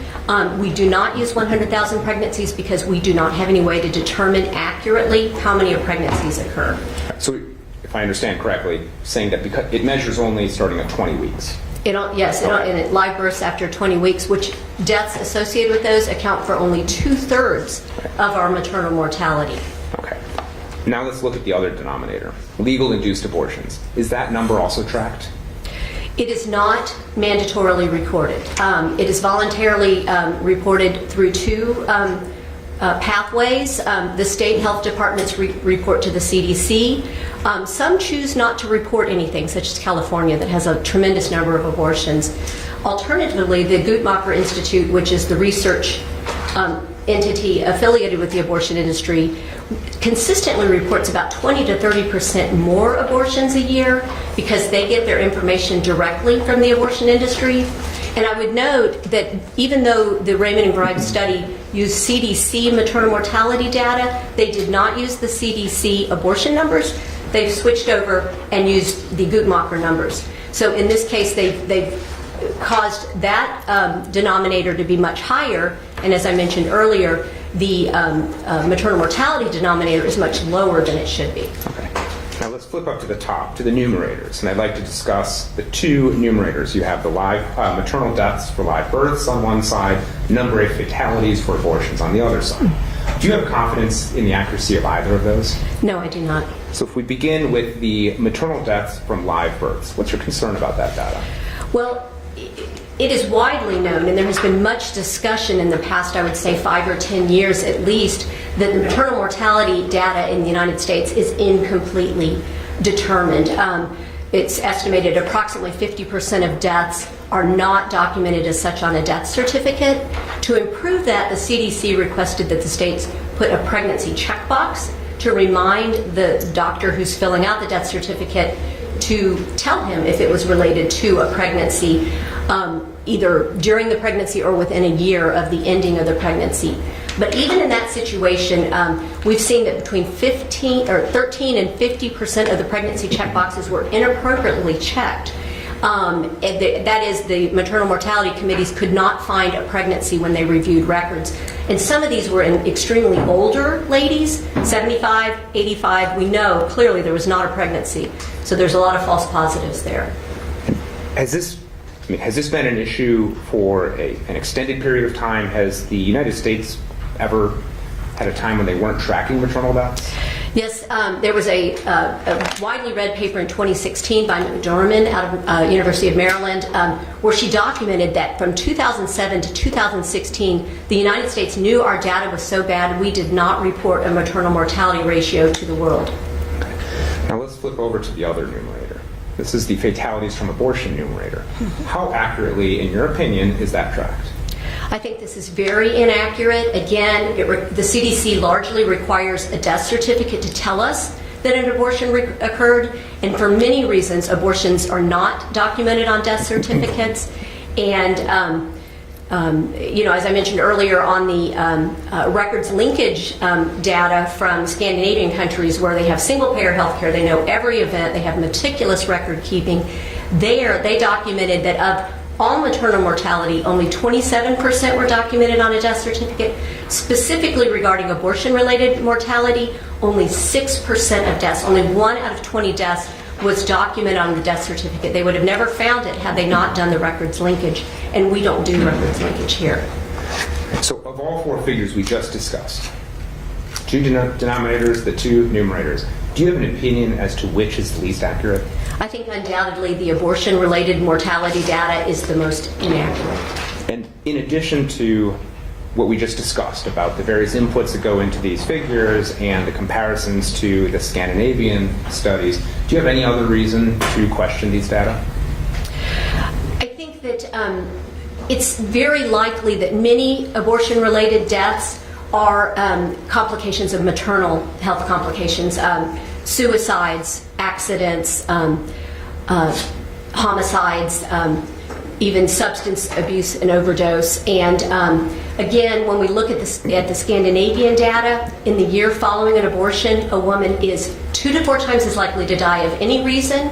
She is 6 times as likely to commit suicide, 4 times as likely to die of an accident, and 10 times as likely to be killed.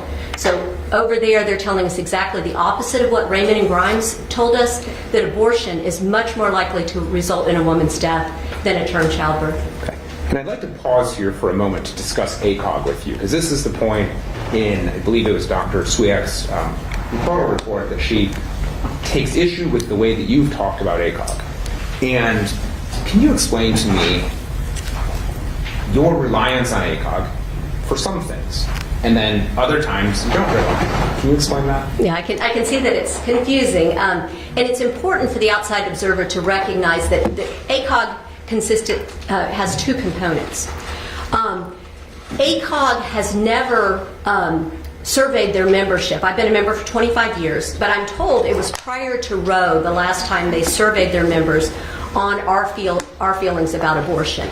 So the leadership has an ideologic desire to promote widespread abortion for social reasons. And they do this through... What do you mean social reasons? Well, not medical reasons. So there's not medical data to document why they feel that these abortions are needed. But in the 1960s and the 1970s, prior to Roe, the leadership of ACOG overlapped with the leadership of the American Eugenics Society for a number of years. So there were reasons outside of medicine that they chose this stance, and they put forward policy statements frequently about things with which they have no medical expertise. For example, there are policy statements on climate change, there are policy statements on housing insecurity, important issues, but not issues in which ACOG necessarily has expertise. So that's when we see the advocacy that comes from their leadership, and actually without any input from the OB-GYNs. It is interesting. You say that, how do you become a leader of ACOG? Don't the members vote for them? And presumably the leaders from the 1960s who you allege were aligned with the eugenics movement aren't the leaders anymore. That's true. Or they've have, so they've begun. That is true, and I don't know why they persist in the ideology, but they certainly do. That's very well documented, and I think I put some of this in my report. But how did you get to be, if I wanted to be the president of ACOG, how would I become the president? It is an election process. So the members select. The members select, and it may be that many members don't have a problem with the abortion advocacy, but I would like to... Isn't it sort of like a poll? It's not a poll where you get to express views on specific issues like climate control, but the majority has elected a leadership that presumably reflects the perspective of the majority of the professional members of ACOG. Unless, you get 5 votes if you live in California and only 1 vote if you live in Georgia. I'm afraid it's not as easy as that, because most of us in the trenches are very, very busy. We don't have time to run for ACOG leadership. It tends to have a bit more of a progressive leadership out of academic institutions. And believe me, I've tried to have conversations with the leadership about this, but have not really received much response.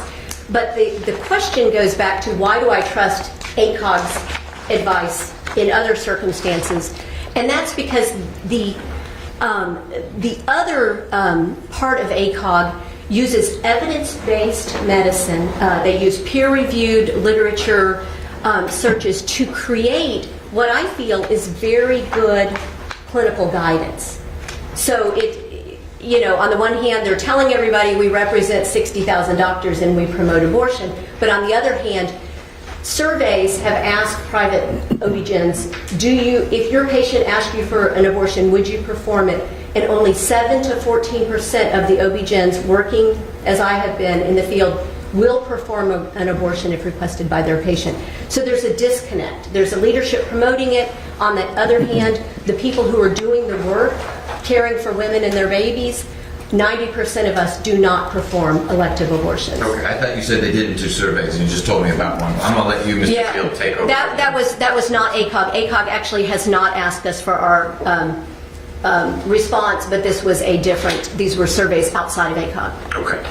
So, assuming, let's talk about that data point you just mentioned, 7 to 14% of OBGYNs will perform an abortion.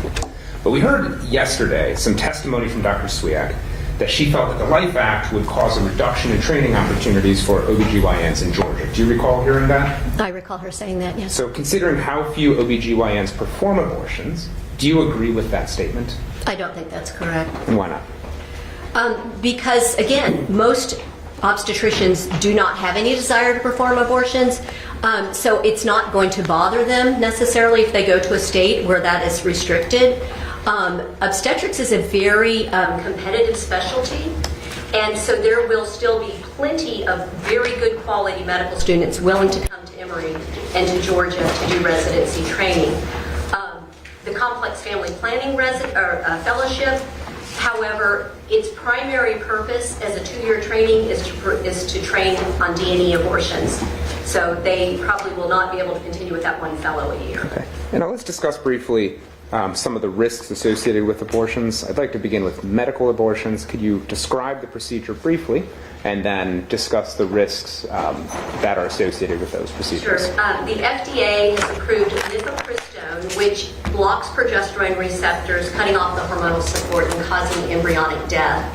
This is followed in 24 to 48 hours by misoprostol that induces contractions to expel the pregnancy tissue. This is approved up to 10 weeks in our country. And what kind of complications have you seen from those abortions? The most common complication is the inability or the failure to expel all of the pregnancy tissue. And when this happens, women often bleed a lot. They may get infected from the dead tissue, and they generally will require a surgical procedure, an aspiration procedure, to remove the tissue. And again, when we look at records linkage studies, we find that occurs between 3 and 8% of the time. Approximately 1 out of 20 women will need surgery to complete her medical abortion. And you've had to treat those complications in the ER, correct? I've cared for them many times. Many times they do not go back to the abortionist. They're frightened, and they come to the emergency room where I've cared for them. And now let's talk about surgical abortions. Can you describe the process briefly and the risks associated therewith? Sure. In the first trimester, it's a dilation and suction aspiration procedure. D&C is the sort of the generic name for it. Beyond about 13 weeks, the fetal bones have hardened. They're calcified, and so he cannot easily be removed with suction. So then it becomes a dilation and evacuation, or a D&E. The layman's term is dismemberment abortion, and that really does accurately describe what happens. The baby is pulled apart limb by limb, and then until all the tissue is removed. And what risks are present for that procedure? Well, that's a much more risky procedure, and I think that's part of the reason that complex family planning exists as a fellowship, because doctors need a lot of training in that. You have to dilate a cervix that was not going to dilate. This is a healthy cervix. You can cause damage to the cervix. You can cause false passages in the cervix. It's a blind procedure with large instruments, and reaching in blindly to pull out parts can result in perforation of the uterus, which can damage surrounding organs, and also tissue can be left behind, which can lead to future infertility or other problems. And you say it's a blind procedure. It's very graphic. I mean, the imagery is clear, but there's not.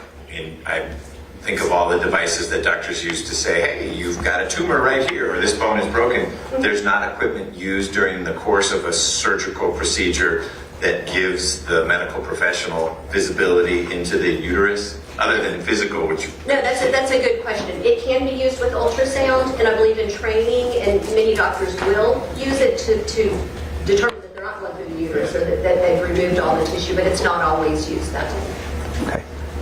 In sum, for this topic, based on your understanding of the data and your experience, is an abortion safer or riskier than pregnancy? I believe, based on my analysis of the data, that an abortion is more risky to a woman than carrying a child to term. And I also, it's frequently used as an excuse, maternal mortality. We need abortion to lower our maternal mortality rate. I would say that's analogous to saying we need to take away everyone's cars to lower deaths from auto accidents. That's not how it works. We can lower maternal mortality in many different ways by addressing the direct causes, not by promoting more abortions. Let's talk about miscarriage care specifically a bit. What is your understanding of how the Life Act addresses care that an OBGYN may provide for miscarriage? The Life Act specifically says that there's an exemption to remove a dead unborn child. So very briefly, abortion is a generic, or is a general medical term describing a pregnancy that is lost in the first half of pregnancy. A spontaneous abortion is when the fetus has died. We talked about induced abortion, of course. I think the plaintiffs mentioned a couple other scenarios. We can have what's called a threatened abortion, and that's where a woman presents with symptoms as if she could be experiencing a miscarriage, such as bleeding or cramping. In those cases, if the baby still has a heartbeat, we don't know that she's going to lose it. Many times in my experience, you put them to bed rest, you give some time, and the bleeding resolves, the pregnancy continues, and many live children are born after that event. So it would be inappropriate to offer an abortion at that point. Remember, most of these women want their babies until we know for sure which direction things are going. There is another situation that's called an inevitable abortion. And I believe this is part of the plaintiff's concerns, that sometimes we can tell the loss is going to occur. That's the situation with the premature, preterm rupture of membranes. Essentially, labor is already starting. That's why the water bag has broken. Another scenario might be the placenta is separating, what we call a placental abruption. Sometimes women come in preterm labor and there's fetal parts delivering. Those are all scenarios where we know that baby is not going to make it, even if he is still currently alive. But we also know that if we do not intervene, that the risk to the woman is quite high. Infection leading to sepsis, hemorrhage, things like that. And it is clear to me that the Life Act allows intervention in that scenario. One thing I want to clear up from what was stated earlier, the word immediate is not in the Life Act. So a doctor can use his reasonable medical judgment and know this lady has a preterm rupture of membranes at 18 weeks. This baby cannot make it to 22 weeks to live. The baby's going to die. If I wait, the mother may have a serious complication, possibly leading to death. We can't know for sure if she will or won't die, but we do have the ability to make the intervention at that time. The ACOG guidance that I put in my report does tell us that it is appropriate to offer an abortion or an induction at that point, and this can be done. So we don't have to wait till a woman is getting ready to die before we intervene. We know, because we're doctors and we're clinically skilled, we know what situations are likely to lead to serious problems. And I'd like to talk about that just very briefly. The reasonable medical judgment, I believe, was the term you used, right? Which is, I believe, also in the Life Act. Can you discuss very briefly, just as a general matter, when you treat patients, how you apply your medical judgment?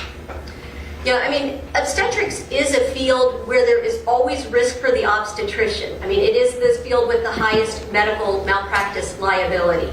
So it is part of our job to recognize we may make a decision and someone may second guess that decision. So that has always been the case.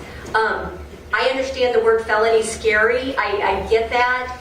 But there is nothing that this law is telling doctors to do or not do that we haven't always done. We've always intervened when we needed to save a woman's life. And we document that. We make that decision. We look at ACOG's guidance. We talk to our peers and get, sort of a curbside consult from them. Hey, what would you do here? We have clinical, we trained a 4-year residency, and then in addition, I've had 25 additional years. So we have experience to know when things are going to go bad, and so we can intervene in those situations. And even before, you practice in Texas, right? Yes. So even before the current Texas law, before the current Georgia law, the Life Act, has there been anything at the federal level, for instance, that has, had OBGYNs making these types of determinations? Yeah, actually, it's interesting. The Hyde Amendment, which a lot of people are probably familiar with, that prohibits federal funding for abortion, does allow and will pay for the medical care for a woman who needs an abortion to save her life. That's always been part of that law since 1970s. So the reality is we've been following that standard since the 70s. No other questions, Your Honor.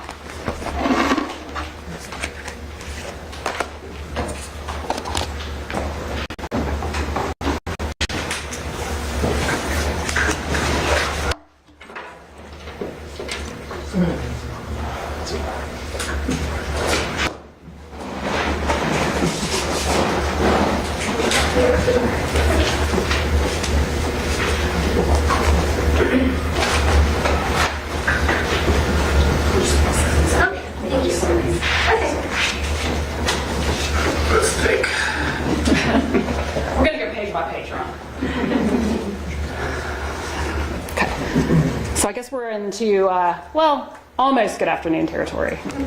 Good afternoon. Dr. Scott, I'm Tiana Mickeldet. I'm a lawyer at the firm of Bondurant, Nixon, and Elmore here in Atlanta.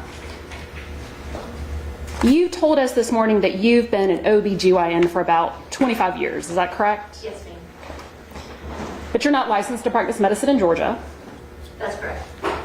And you've never been licensed in Georgia, correct? No, I haven't. And I didn't miss it on your CV. You're not a lawyer here in Georgia. That is correct. But you're here today to offer your expert testimony about how Georgia women are affected by a Georgia law that is applied to Georgia doctors, correct? That is correct. It's a very, very similar law to what we have in Texas. And you've already admitted that you've never performed an abortion, correct? That is correct, as have 90% of OBGYNs. And did I hear you say earlier that you had performed all of the procedures, abortion procedures, in all 3 trimesters? No, that might have been a misinterpretation. I have performed every procedure that can be done. I suppose if you're asking, because a third trimester abortion is generally done by labor induction. Of course, I've done many of those, so yes, I guess it enriches. Correct. So if we took a look at a deposition that you gave in Utah in 2020, Ms. Anderson, can we see page 51 at lines 7 through 9?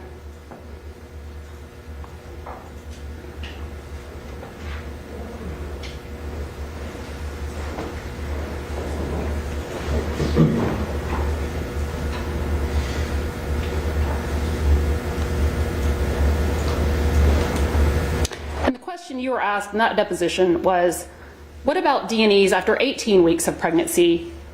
Have you ever performed one of those? And your answer was, I have never performed one that late. Did I read that correctly? Yes, I think you asked me, have I performed the procedures? And the answer is, of course, yes.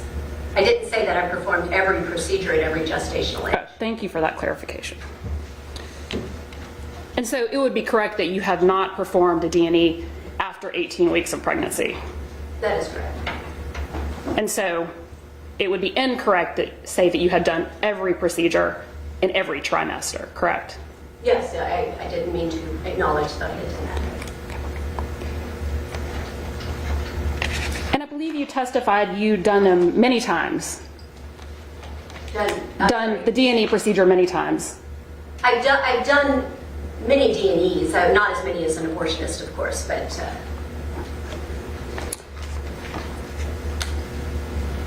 And you testified that you performed D&Es about one per year over your 25 career, or about 25 times. Do you recall that in your Utah deposition? That sounds about right. Okay.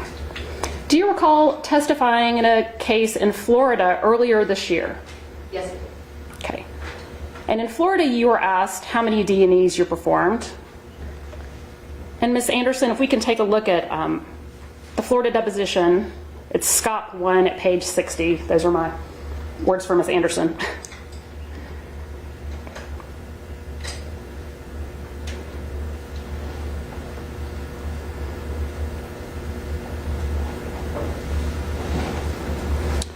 And it's page 57 of the deposition transcript, lines 3 through 12.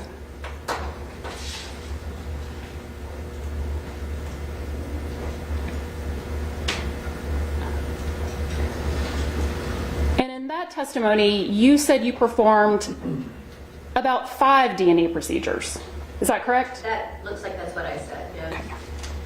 And so, Dr. Scopp, is it fair to say you've performed so few of these procedures, it's really hard for you to remember how many you performed? Well, clearly I did give a range there. So, yeah, I mean, the answer is infrequent. It's not that often that you lose the pregnancy in the second trimester and you need to do a D&E. And although you've only performed 5 or 25, we're not sure, of these procedures, you consider yourself an expert in abortion safety, right?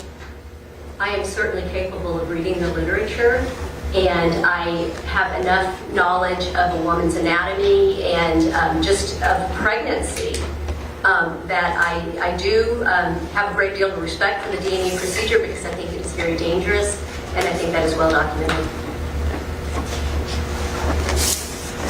And you just mentioned you have the ability to read the literature, correct? But you're not an epidemiologist, correct? That wouldn't be applicable here, I don't think. They wouldn't, the study of public health? They wouldn't understand the procedure, having not done it, I don't think. But your expertise is based on your experience, but you're not and you just told me you read the literature, so you've studied. That's correct. Okay. But you're not an epidemiologist, someone who would study public health and the effect. That's true. Okay. And you've said previously that you're not anywhere close to an epidemiologist, correct? That's correct. And you haven't held any academic university or faculty positions, is that correct? No, but I went to an amazing medical school, Washington University, that is very, very academic, and I learned at that time how to critically read the literature, and I've been doing it for 30 years now. And isn't it true, Dr. Scopp, in your Utah deposition, you even previously admitted, with regard to your own research, you're just not a good researcher? I don't know if I said that or not, but... Okay, well, let's take a look. It's Scott 2 at 32. You're in good company if you said that I'm not a good researcher. It's not a crime, but You know, I bet I said it in relationship to my footnotes, and I definitely could use a legal assistant. And it's the deposition page 121 at 25 through 122 at 7.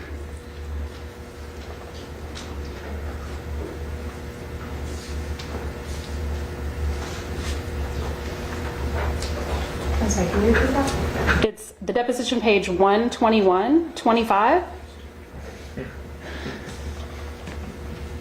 And we'll start with this page in the bottom right corner, Ms. Anderson. Yeah, there we go. We can, actually that bottom right corner of 121. All right, this is a mini. Could you add that question too, please? And your testimony was, the question, I'm just trying to understand your process of drafting the report, Dr. Scott, so you're not familiar, you said, with who compiles the numbers on a website you cited, Abort 73, is that correct? And you said, correct. And then on the next page,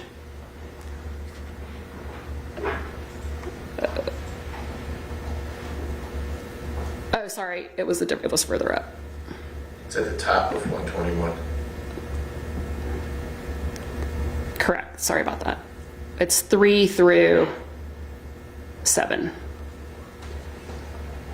So when you didn't find a source, the question was, did you look for it? And you said, yes, but I'm not a really good researcher, so it is possible that it was easy to find and I just didn't find it. Did I read that correctly?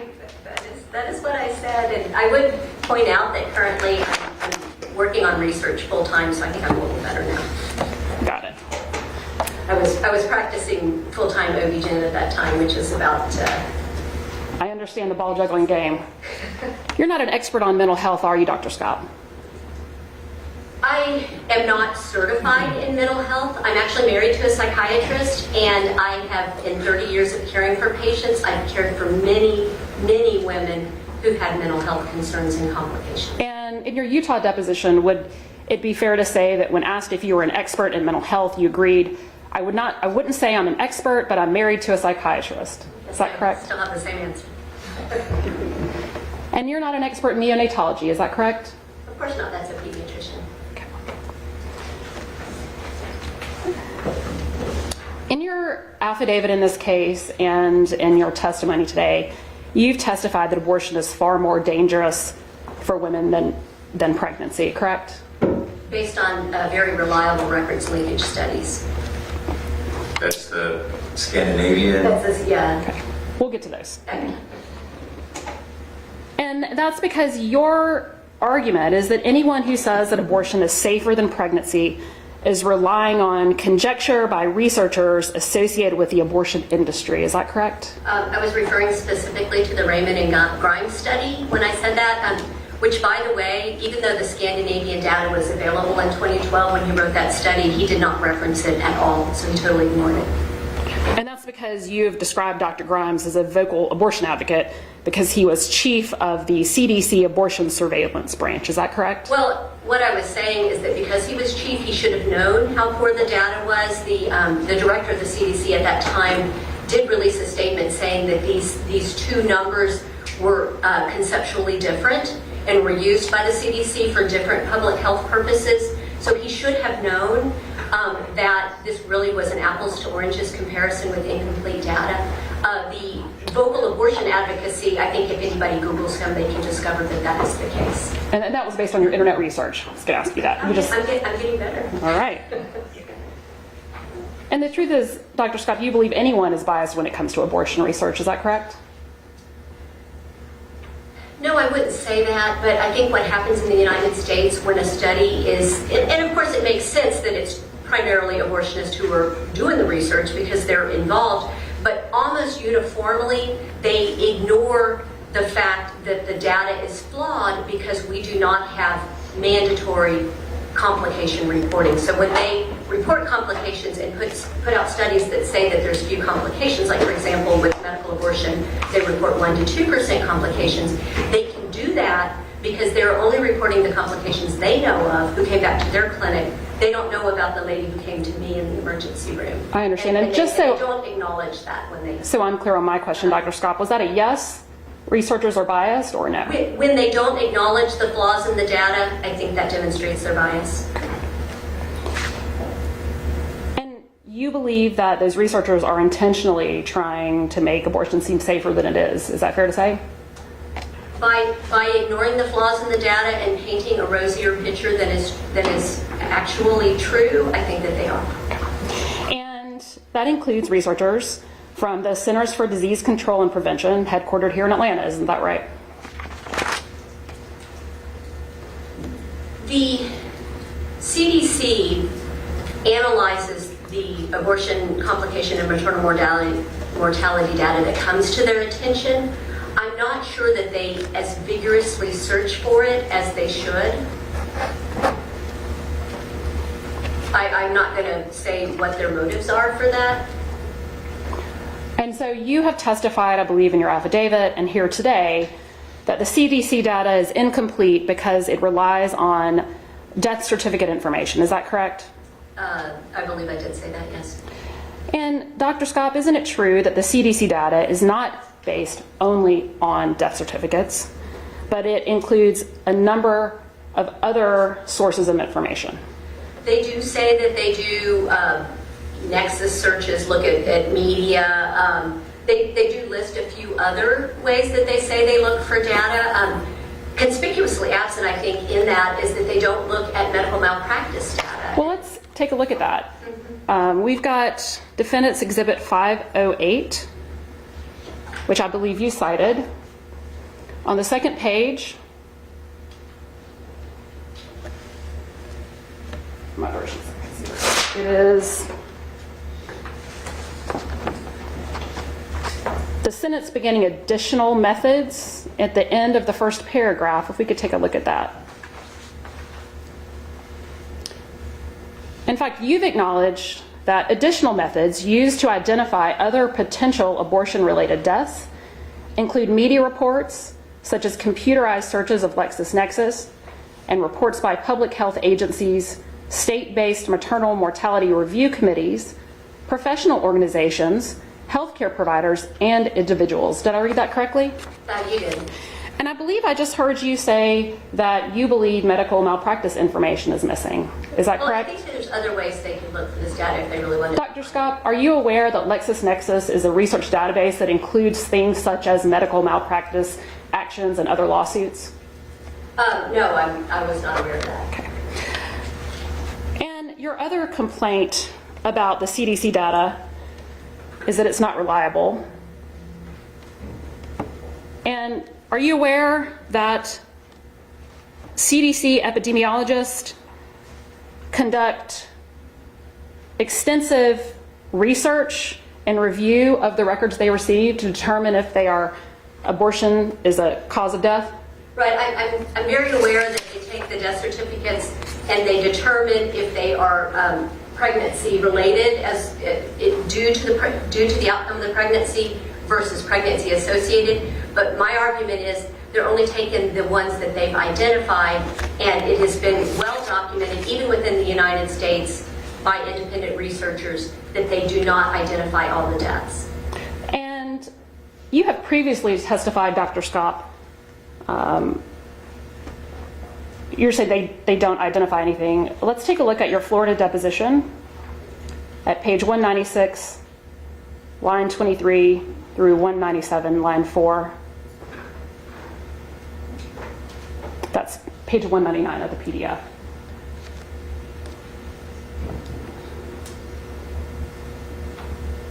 And the question you're asked is, do you think the CDC epidemiologists are suppressing any of the data that would show a higher rate of abortion-related mortality? And your answer is no. Is that correct, Dr. Scott? That's right. It does say, I think everybody can read it, that what I said is I don't think they suppress the data that comes to their attention, but I still stand by my statement that I don't think they work very hard to find additional deaths, primarily mental health deaths. And a few weeks after your Florida deposition, you drafted and submitted your expert affidavit in this case, where you've made the exact same criticism of the CDC data, but you omitted any mention of the language we just reviewed. Isn't that correct? I'm sorry, what language are you discussing? The language from the report that shows that the information is gathered by additional means, and the information shows that 2 CDC-trained epidemiologists examined the linkage between any abortion and a related death. Is that correct? I guess if it's in my report, I don't recall specifically, but if it's modified, then I think that's probably true. I think my point is it wasn't in your report, correct? I guess that's the case. And Dr. Scott, would you agree that doctors should not spread medical misinformation? Absolutely. Of course you do. The American Board is threatening doctors with removal of their board certification for misinformation, but they somehow define that as anything outside of the standard ACOG recommendations about abortion. And it's been suggested that you have been engaged in medical misinformation. Is that correct? Well, certainly people can throw sticks and stones, but I think everything I've done is well researched, and I will stand by my statements. And do you recall testifying before the House Committee on Oversight and Reform on the need to protect and expand abortion rights and access? Yes, I do recall that. And you testified that the U.S. has poor data on poor data on deaths related to abortion. I think we just looked at it, and you made the same criticism of the CDC data that you did here today. And let's take a look at that transcript at PDF page 34, if we can, please.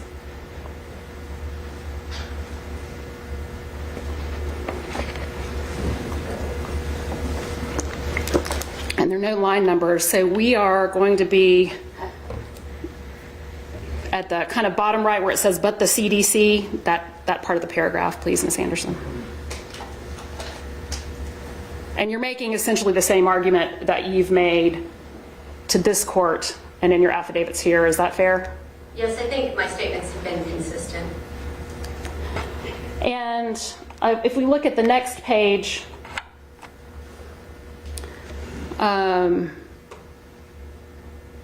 it's page, actually, it says PDF page 34. I'm curious before we move on, what I thought I understood, and I understand this very weakly, but you're helping. You were impressed, Dr. Scott, with the Scandinavian study because it was record related. They looked to death certificates. They looked at death certificates. They know every abortion because they pay for abortions there. They have single payer health care, so they know every complication. Because here most of them are paid privately, right? So we don't have any way to find out.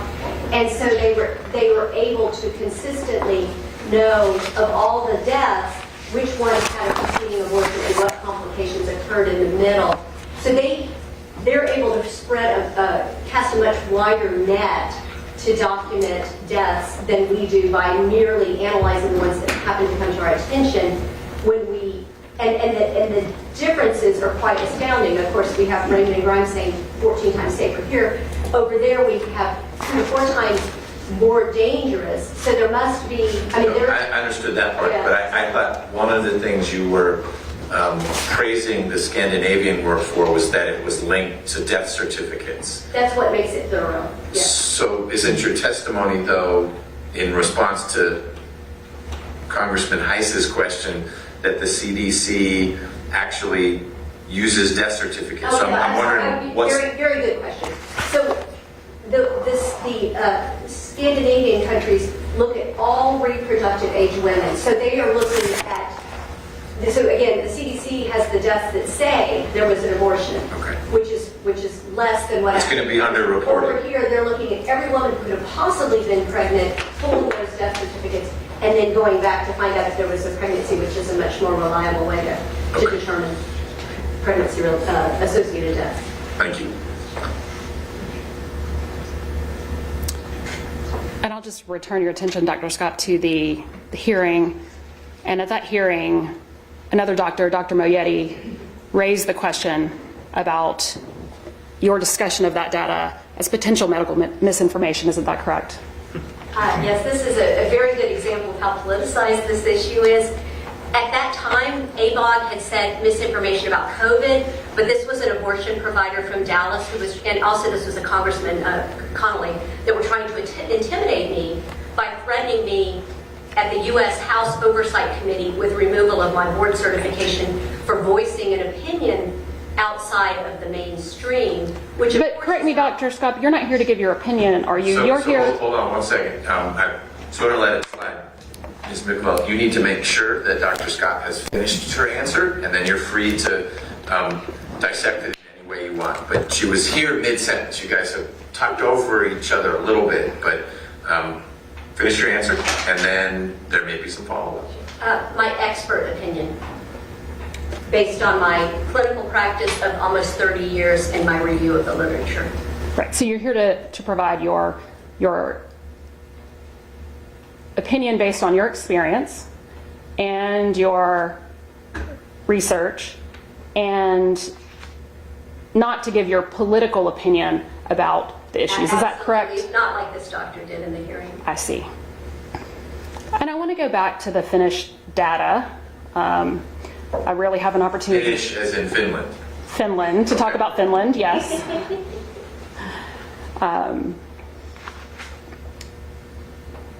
You're not suggesting that Finland's healthcare system is anything like or directly comparable to the healthcare system here in Georgia, are you? That might be a political opinion. No, I'm not suggesting that. Okay. I'm just saying they have a better ability to detect complications is the only point I'm making. And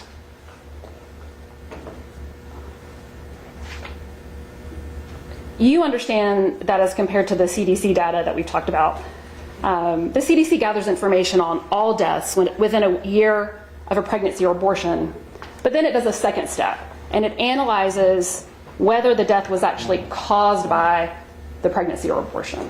Correct? That's correct. Okay. And we just looked at that language in the report. But you understand that the Finnish studies simply measure all the deaths 1 year after a pregnancy or abortion without conducting any analysis whatsoever to determine whether there was a causal relationship between the abortion or pregnancy and the death, correct? That is correct. They're detecting pregnancy associated, and what the CDC finally determines after review of the records is pregnancy related. But my argument is cast a broad net, investigate, and you're going to cut some of them out, but you're going to find out what the true number is. Whereas if you don't cast a broad net and have incomplete data to analyze, you're not going to find everything. And particularly regarding mental health, it's not clear to me that the MMRCs, the maternal mortality review committees, have a real standard way that they determine, like you mentioned, Judge, an auto accident occurs. Could it have been, because she blacked out from anemia from her childbirth? We don't know. And until we get serious about really looking at mental health, because of course we're all concerned about mental health, we have a crisis in our country, we are not, until we know how great the problem is, we're not going to know what steps to take to resolve it. And I think you said this in your example. In the Finnish study, if a woman had an abortion, a few weeks later, gets in a car wreck, that would count as an abortion-associated death. And there would be no analysis to determine whether it led to or her death, the abortion led to the death. That is correct. But I think what's very important in light of the mental health discussion we had yesterday afternoon, if 6 times as many women die of suicide after abortion, that's a signal that we should take seriously. We don't know yet whether they were related, but we certainly can't say there was no relationship until we've investigated. Well, the CDC does investigate, correct? When it comes to their attention. And you acknowledge this distinction between the CDC data and the Finnish study in your deposition in 2020, is that correct? That's true. Okay. And in your Florida deposition earlier this year in June, you agreed that the Finnish studies are intentionally over-inclusive, correct? Yes. And again, you submitted 2 affidavits in this court where you relied on those data and those studies, and you omitted any clarification of that point. I assume, I don't recall specifically intending to do that, but if you've reviewed it and if you say I did, I don't know what the reason was. I'd probably just to shorten the report, honestly, not long. Your Honor, if we're going to keep asking for a report, I just asked if she be provided a report. It's the first one. Thank you. Okay. Sure. If you direct her to where your questions are. Also, going back to the death certificates that the CDC has, if a woman is distressed by an abortion and has commits suicide 6 months later, there is almost no way that that information is going to make it to the tester. Right? So those are going to be the ones that we're not going to detect. Okay, I feel like I understand pretty well some of the disagreement between the two sides on how the Finns were doing it and how CDC has done it. And I guess my question for you, Dr. Skopp, is when you're aware of these distinctions, why did you omit any discussion of them in your subsequent affidavits? I don't recall it being intentional. I think it might have just been in the interest of shortening the report. Dr. Skopp, you don't make any bones about being a pro-life advocate, correct? No, but it does. I consider the fetus. I know the fetus is a living human being. That is scientific. I consider him to be my second patient, so I do advocate for him. But again, everything that I said in these reports, I've got documentation for. So this is a scientific report. And in fact, you don't believe there are ever any compelling medical reasons that women need abortions. Isn't that correct? I'm glad you asked that because there has been a lot of confusion here today about some of these life-threatening situations that are a little bit unclear. And I will say that there are times that women need separation from their baby, and they're due to life-threatening conditions that we've discussed. And in those times, again, the Life Act in Georgia leaves it up to the doctor to make that decision. So if the doctor wants to do a D&E, they can do it. If they want to induce the labor, they can do it. Many times, depending on the gestational age, we know regrettably the infant will die. So depending on definitions, for me, I don't consider that an induced abortion because the legal definition is with the intent of ending fetal life. In that scenario, I know, based on my clinical experience, his life will end, but my intent was to save his mother. My intent was not to end his life, even though it happened. So we can split hairs. I mean, you could call that an abortion, and I think that's fine. And in that situation, I would say that abortions are sometimes necessary to end or to protect a mother's life. Before you go on, can we take down, since we're not using the exhibit anymore, and Mr. Field, if you're going to object, you need to make sure the microphone, currently the microphone is pointed away. And if I respect the need to have confidential communications, you can always turn that light from green to red. But the court reporter didn't get your objection, so she knows from the record you were objecting. Didn't really end up. But you wanted to make sure that the witness had the document about which she was being questioned in front of her. Very reasonable request. Turns out she did have it, just wasn't brought to her attention. But bringing to everyone's attention, talk into the microphone if you want the court reporter to get it. All right, back to you. Dr. Skopp, you're currently employed by the Charlotte Lozier Institute, correct? That is correct. And the Charlotte Lozier Institute is a pro-life organization, correct? They are a research institute, but they are affiliated with Susan B. Anthony Pro-Life America. Are you being compensated for your testimony here today? I am not being paid anything by the state of Georgia. And is that because it's part of your job at the Charlotte Lozier Institute to provide this kind of pro-life expert testimony in legal matters, correct? Our mission is accurate science and statistics surrounding abortion, and within that context, I'm here as representing my job. It is literally your job to provide pro-life testimony wherever your employer dispatches you. Is that correct? No, I mean, I accept where I want to go. But this is within the mission of my job. You had described, you call it the Guttmacher Institute as a pro-abortion. Would the Lozier Institute be the pro-life counterpart to Guttmacher? How would they line up in terms of their focus and the work they do? I think you can make that analogy. The Guttmacher Institute was initially started by Planned Parenthood. They're independent now, but they are quite clear on the website that their purpose is to promote widespread abortion access.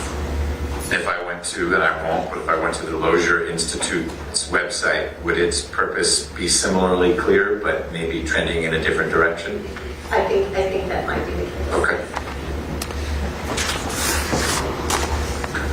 And I believe you said you could choose where you go, but so far your work has taken you to Florida. Is that correct? That's correct. And Ohio. I did some written reports for Ohio. And to Kentucky. That was a Zoom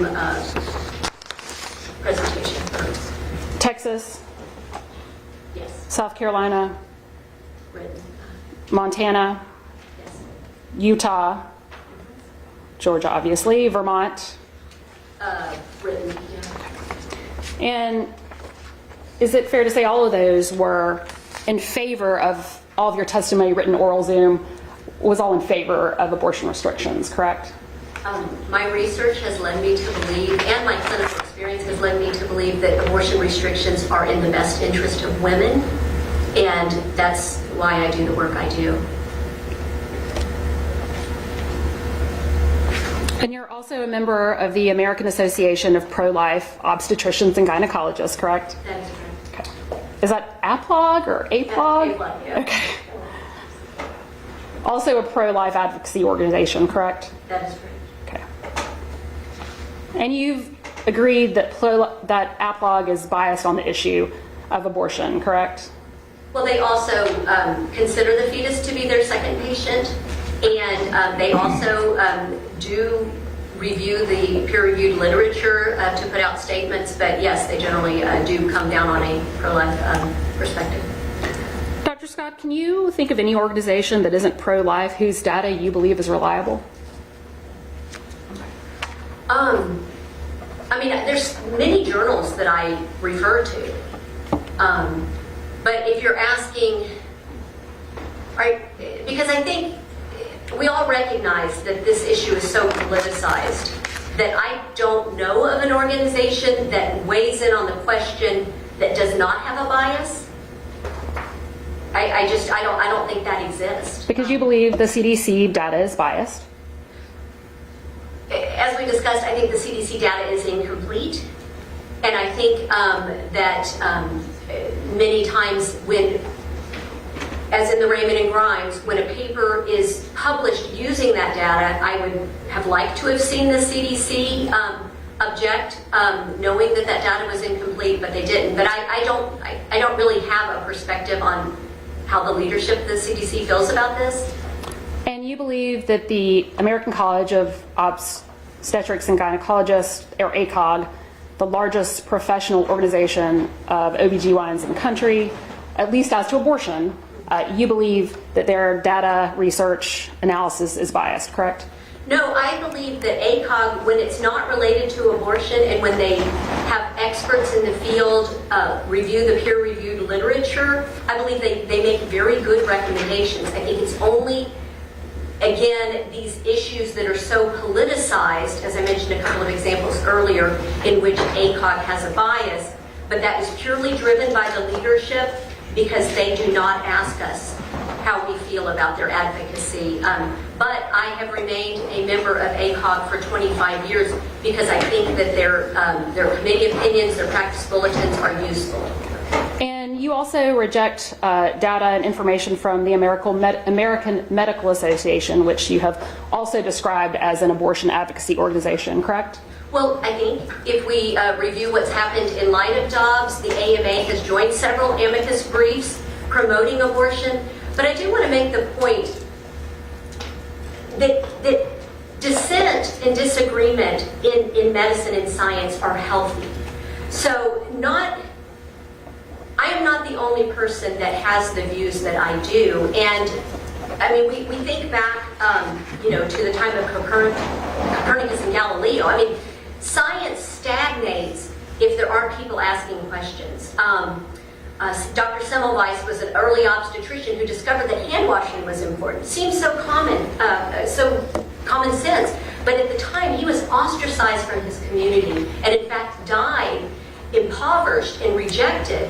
So I'm not making the analogy that I'm a Dr. Semmelweis, but I'm just saying that just because a medical organization takes a viewpoint, and I think if we look at all of those websites, we will not only see statements in favor of abortion, but we will see statements in favor of abortion as a social good. Like, again, areas in which they don't have the expertise to tell us what's good socially, and yet they will still make the statements because of that predetermined viewpoint. But it doesn't, because I disagree with them on some areas, does not automatically make them right because they're bigger and me wrong because I'm smaller.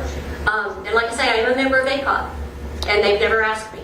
And so they don't represent many of their doctors.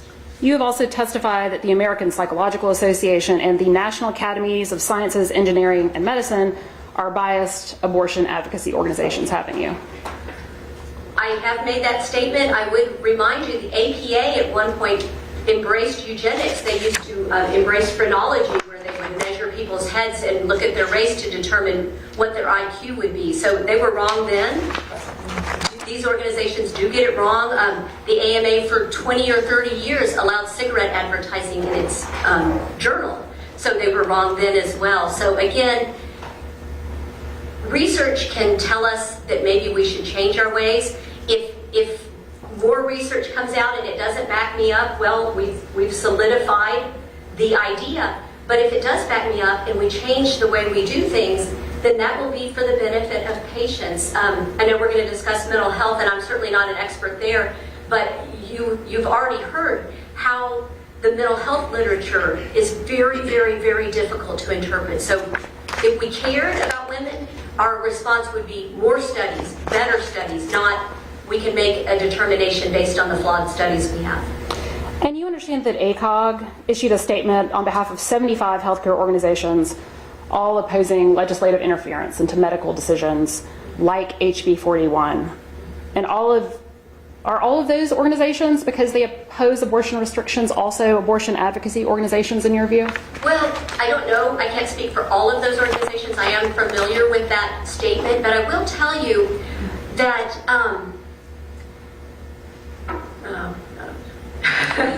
let's take a look at Plaintiff's Exhibit 16, please.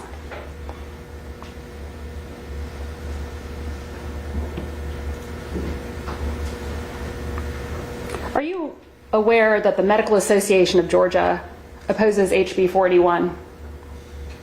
I wasn't aware till just now, but it doesn't surprise me because, again, mainstream medicine seems to have embraced abortion on demand. And if we look at the last paragraph,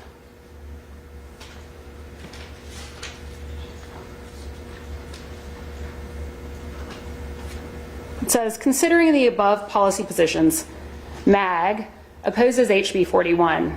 Specifically, MAG opposes this bill because it would criminalize physicians practicing within their standard of care, creates a new civil cause of action against physicians, could undermine efforts to recruit and retain OBGYN in Georgia, and could further restrict access to health care in rural Georgia.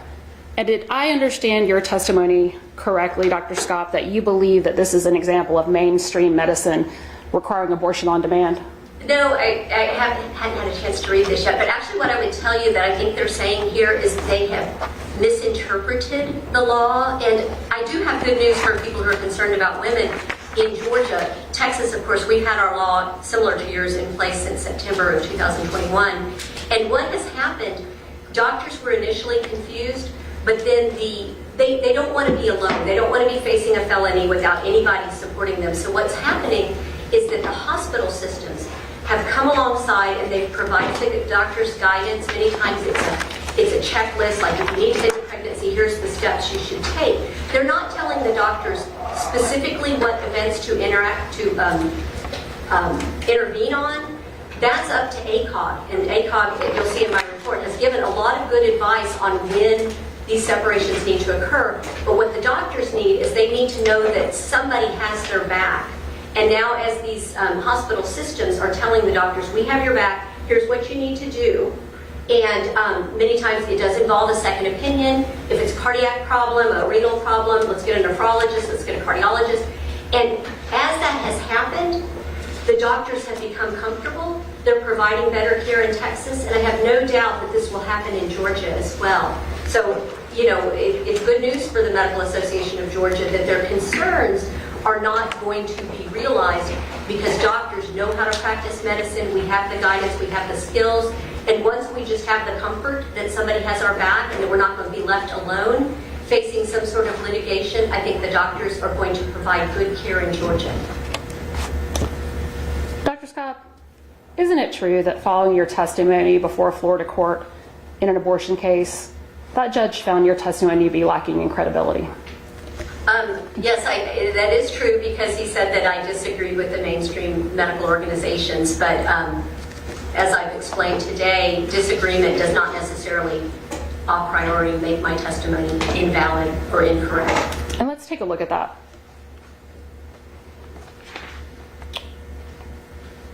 What are we looking at? The Florida court order. Is it an exhibit number? It is not yet an exhibit number. I believe it's attached to our reply, but Ms. Anderson can pull it up. Would you like the whole order is in front of you if you'd like to look at it? Yes. Scott 4. And I believe it's page 34. Let's look at paragraph 68. And Dr. Scott, isn't it true that the judge did not just note that you were out of line with mainstream medical organizations? He also noted your lack of experience in performing abortions, your admissions that testimony on risks of certain complications was inaccurate, overstated, or based on data from decades ago, and that you provided no credible scientific basis for your disagreement with recognized high-level medical organizations in the United States. Is that correct? That is what he wrote, yes. And your testimony and the affidavits in this case suffer from the same deficiencies, do they not? Well, as I mentioned earlier, 90% of OBGYNs do not perform elective abortions. So if we're only going to let doctors who do abortions testify on this issue, we will have severely limited the pool of physicians talking about it. And in addition, that will be all one side. So I believe that the testimony that I put forward, and I've added some new references for you guys, and I can talk about them if you want, but I know we're on a time crunch, regarding complications of D&Es, because I did take that, realize that some of the studies that I put were a little bit older. But again, you know, if we're going to say that only abortionists can talk about abortion, that's like saying only women can talk about it. I mean, good knowledge can only female judges can rule on it. I mean, that's not the case. We can get good knowledge even from people who don't necessarily perform that procedure. Like I say, I've seen it. I've cared for the complications. I've done every one of the procedures that can be used for an abortion many times in my career, D&E fewer times. But I am very familiar as an obstetrician of 30 years with how this is done and the complications that can arise. And I think that I have expertise that is valuable to this court today. And I do see that you did add some information on your supplemental affidavit. And believe that is in toward the end at paragraph. Ms. Anderson, I have page 29 as the PDF page.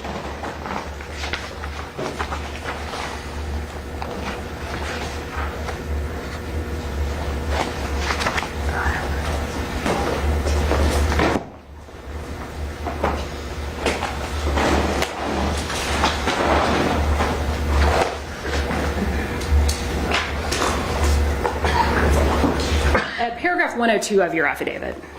You note that your opinion is not solitary or monolithic, as you just said, and you identified several additional organizations in support of that position. Is that fair? Yes, ma'am. And that includes the American Association of Physicians and Surgeons, correct? That's correct.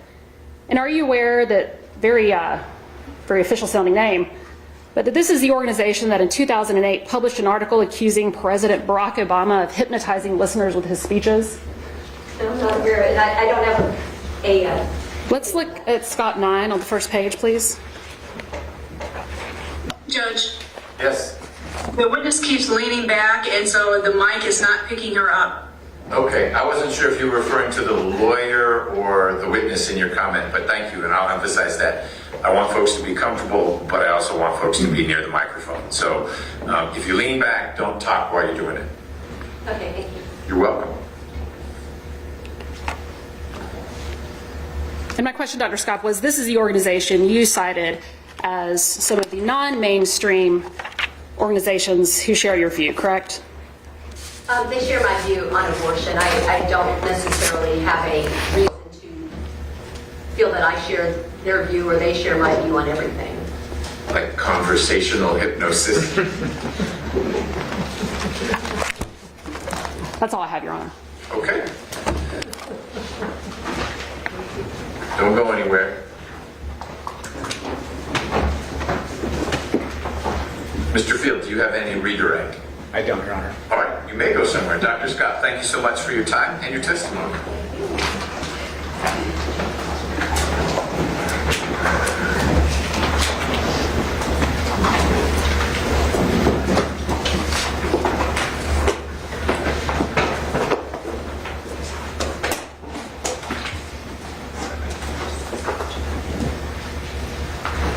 So, Mr. Chair, my request, it's going to make it a little choppy, and I apologize, but that we start with your next witness, and we'll go for about 20 minutes, a little less. We need to stop just before 1, get on this call. Okay. And we'll take our 30-minute break then. I don't like interrupting a direct or a cross if we can avoid it, but do what you can for about 15 minutes, then we'll pause, and then you'll be able to pick right back up.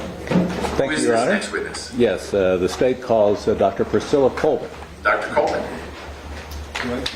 Judge. Yes, sir. Change batteries. Sure. Thank you. Good job.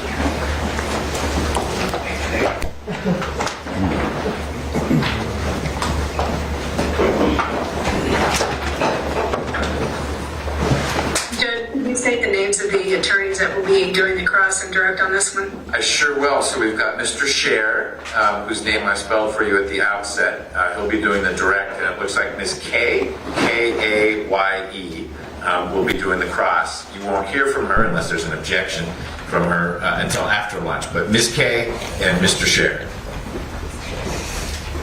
Thank you. You're welcome. Mr. Scher, when you are ready. Oh, let's swear her in first, please. Do you swear affirm that the testimony you will give will be the truth, the whole truth, and nothing but the truth to help you? I do. Go ahead, state your name for the record. Can you state your name and spell it for the record? Sure. Priscilla Carey Coleman, Priscilla Kari, Coleman, Coleman. Thank you. Thank you, Dr. Coleman. Let me begin by showing you Exhibit DX16.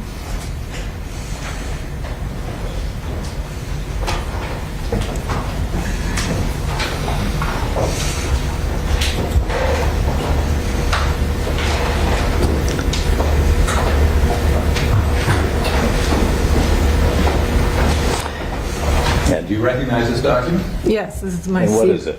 It is my CV. Okay. And what's your most recent place of employment? Bowling Green State University. And how long were you employed there? 20 years. What responsibilities did you have there? Well, I was a full-time faculty member, so that involved teaching on average 3 courses per semester. I also had the responsibility to conduct research and a variety of committee responsibilities at all levels of the university. And what courses did you teach? I taught child development, I taught lifespan development, parenting processes, research methods. I taught a grad course in research methods, so it was both undergraduate and graduate. I taught a course a long time ago in family theories, so. And we're talking in the past tense, so I assume that you're no longer at Bowling Green? No, I retired this past summer. It's almost 20 years to the day. And that was enough? Yeah, yes. I have other things I'd like to do. Yeah. And tell me, what was your terminal degree? Your CV lists other degrees, but what was your terminal professional degree? It was a PhD in developmental psychology, lifespan developmental psychology from West Virginia University. Okay, and did you specialize in any subfields? Well, because it was a lifespan program, we had some core coursework, obviously, but then we were able to specialize in a point in the lifespan. So I primarily studied early social and emotional development and the transition to parenting. I really hadn't looked too much at the outcome of abortion at that point. Okay. And so you mentioned that one of your subfields was, I think you said, developmental psychology. That's my primary. Okay. And what is that? And what training do you have in that specific subfield of psychology? Well, the PhD is in developmental psychology, and the sort of the overarching theme of that area of training is studying normative development, typical development from conception to death. Okay. And are you a clinical psychologist? No, I'm not. So you don't see patients? No. And so is it fair to say you're more of a research scientist than a clinical scientist? Yes, definitely my program was research focused. Okay. And what role, if any, do clinical data play in your research? Well, my research, most of my research, approximately 2/3 of my publication, at least, have focused on the psychology of abortion. So I've been interested in abortion decision making, outcomes associated with abortion, and risk factors for more serious negative reactions. So I use clinical data that's been generated in various large data sets to analyze. Okay.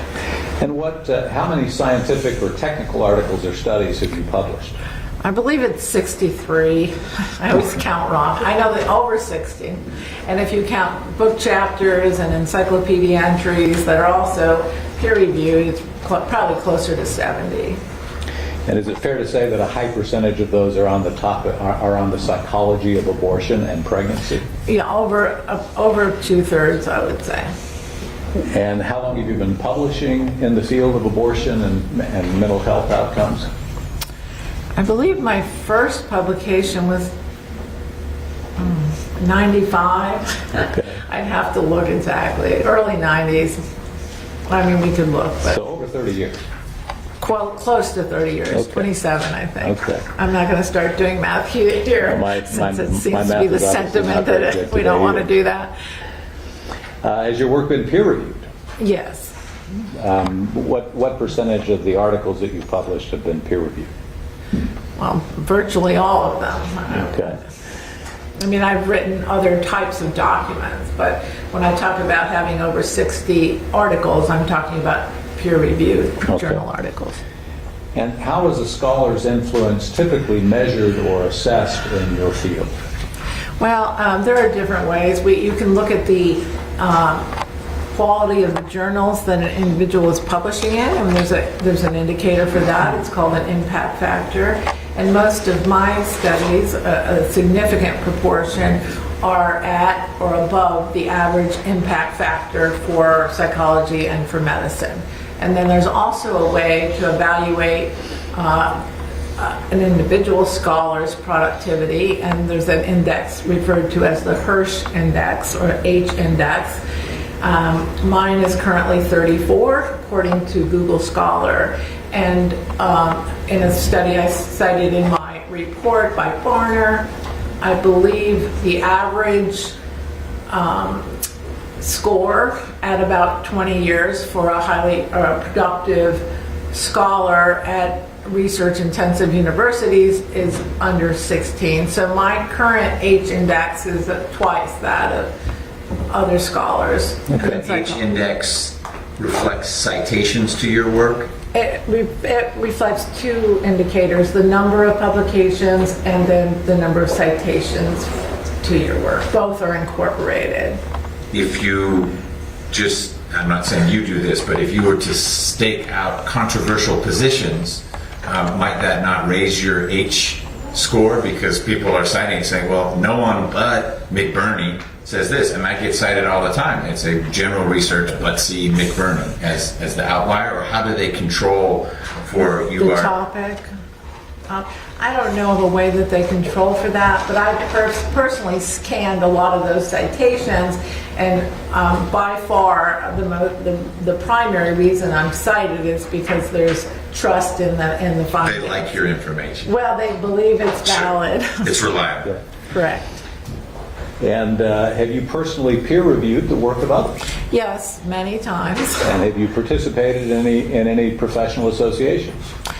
Over the years, I've been a member of the American Psychological Association, the American Psychological Society, and the Society for Research in Child Development. Okay. And aside from your articles, approximately how many presentations on abortion and mental health or abortion decision making have you given? Dozens. I'm not sure the exact number. A lot of them recently are invited presentations, so I haven't been doing as much at professional conferences, but anytime I'm invited, I typically will go if able. And are any of those presentations particularly memorable? Yes, it's been great to be invited all over the world, so I've traveled to some really nice places. And it's probably in terms of which of those presentations had the most impact or are most memorable. I've spoken in Parliament houses in Great Britain, Northern Ireland, and in Australia and Queensland and New South Wales, connected with a longtime friend I hadn't seen in years who happened to live in Sydney, so that was a highlight. But never in Ireland proper? Well, I've spoken in Ireland. I've spoken at a hospital in Dublin, Mater Hospital, but not in the Parliament House. Okay. And how many times have you been qualified as an expert at a trial? I believe it's 5 times. Okay. And did you prepare a report in this case? Yes. Could we have Exhibit DX15, please?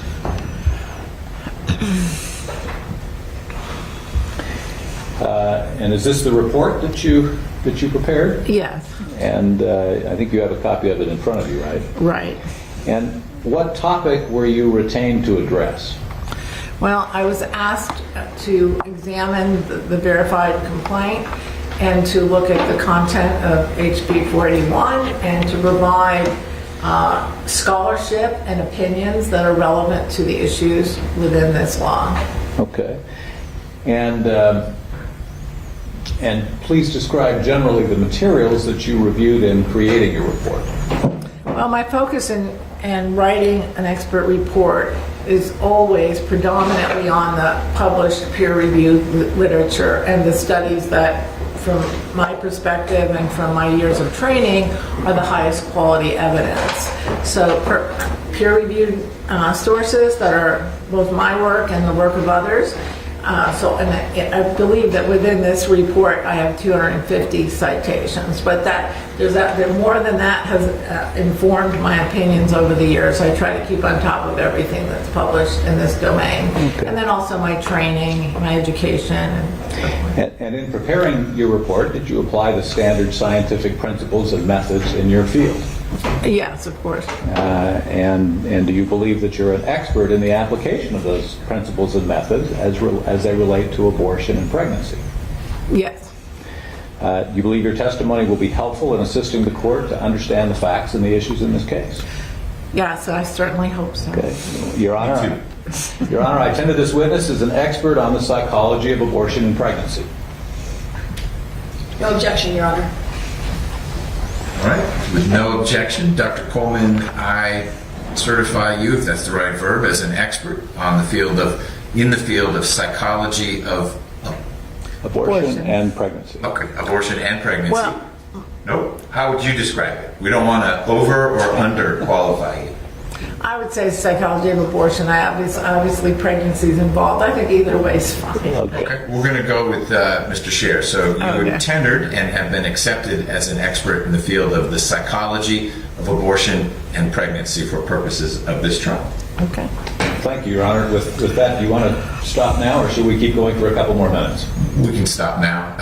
I think that's a natural break point. That way, Dr. Coleman can hit the ground running after lunch. You've cleared the hurdles you need to have her offer the expert opinions you want her to offer. So we'll hear about those after lunch, before people start shuffling their papers too much, just to talk about logistics a bit. You have just shy of an hour 10 left on the agreed upon numbers, and you all should talk about how that will play out since you have more witnesses to call. The plaintiffs have about an hour 50 left. I don't know what people envisioned if you have more witnesses to call and you're out of time and the plaintiffs have more time. It seems like we shouldn't just stop if we have more time in the day. So talk with your colleagues on the other side about that. I've been keeping track only at your request. Sure. And your clock stopped a while ago. This is my clock right now, and I'm just eating up those last couple of minutes before 1 o'clock. So do talk amongst yourselves about that, but for your planning purposes, that's what the countdown timers tell us. Dr. Coleman, during the break, don't talk about your testimony with anyone, just enjoy a brief lunch. Mr. Scher, your team will be able to be back at 1:30 if I cut my thing off at 1:30. Yes, Your Honor. Ms. Kay, that'll work for your team. You've got plenty of water to get through lunch, but I don't know about food. Yes, absolutely, Your Honor. Okay, then let's be back at 1:30. We'll get through Dr. Coleman's testimony, and then we'll take stock of what else we can fit in today. And just a reminder, if we need to find part of another day to get through the witnesses that both sides feel are necessary to present what they need to present, we'll always build in that time if we need to. Thank you, Your Honor. I think I think we're all planning to finish up today. So. Okay, great. If that can happen, I was told that about 100 times during the Judge Coomer matter last week, and we didn't finish after 5 days. Okay. So, anything else procedurally from your side? No, Your Honor. Ms. Kay. Nothing. All right, 1:30, everyone. Thank you. Thank you. Thank you, Your Honor. I will again mute things in here so people can speak freely and it won't be broadcast into the metaverse. Thank you, Your Honor.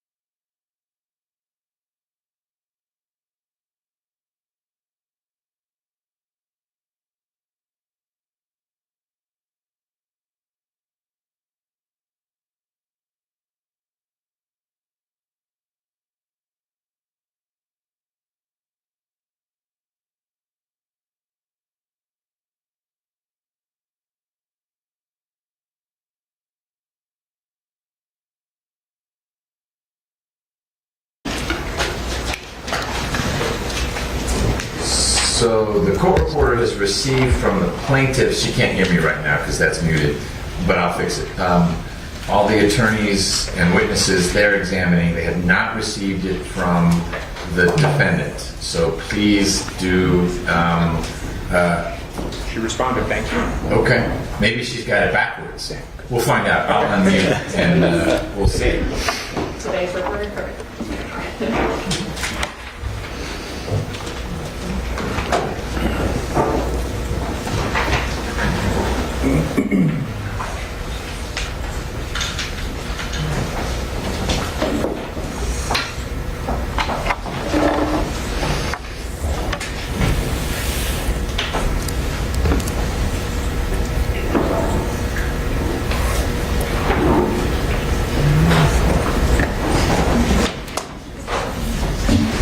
We are unmuted. Ms. Stevenson, can you hear us now? Yes, did I miss anything? Well, the only thing you missed, I knew it was on mute. I was explaining that you had not received information from one side, and both sides are confused because they claim they've sent the information. So who did you received the list that has Ms. K and Ms. Stone, etc. on it? No, that's the list I need. Okay. So you actually have the defendant's list. You have Mr. Scher, Mr. Field, etc. You've got that. All right. Apologies, Ms. Stevenson. We will get that over to you right now. All right. Let's go, plaintiffs.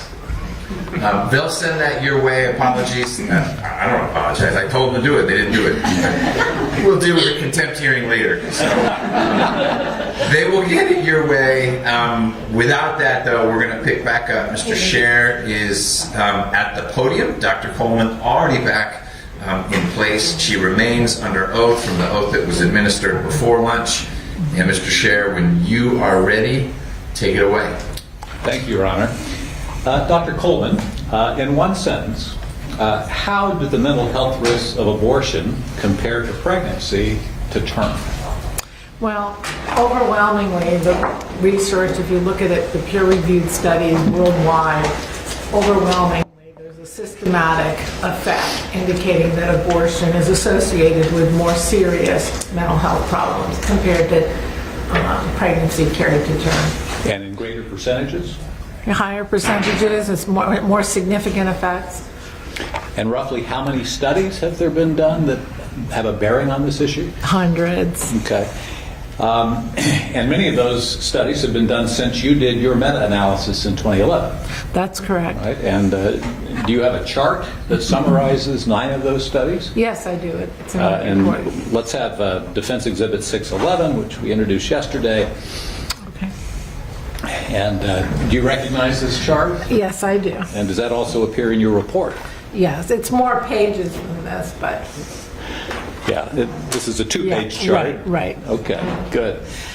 Now, in your report, you discussed one of the studies that's listed in this exhibit, a 2018 study by Dr. Luo that examined the relationship between suicidal ideation and abortion. Do you recall talking about that study? Yes. And how many women participated in that study? 5,115 unmarried females. And what did Dr. Luo find about the relationship between abortion and suicidal ideation?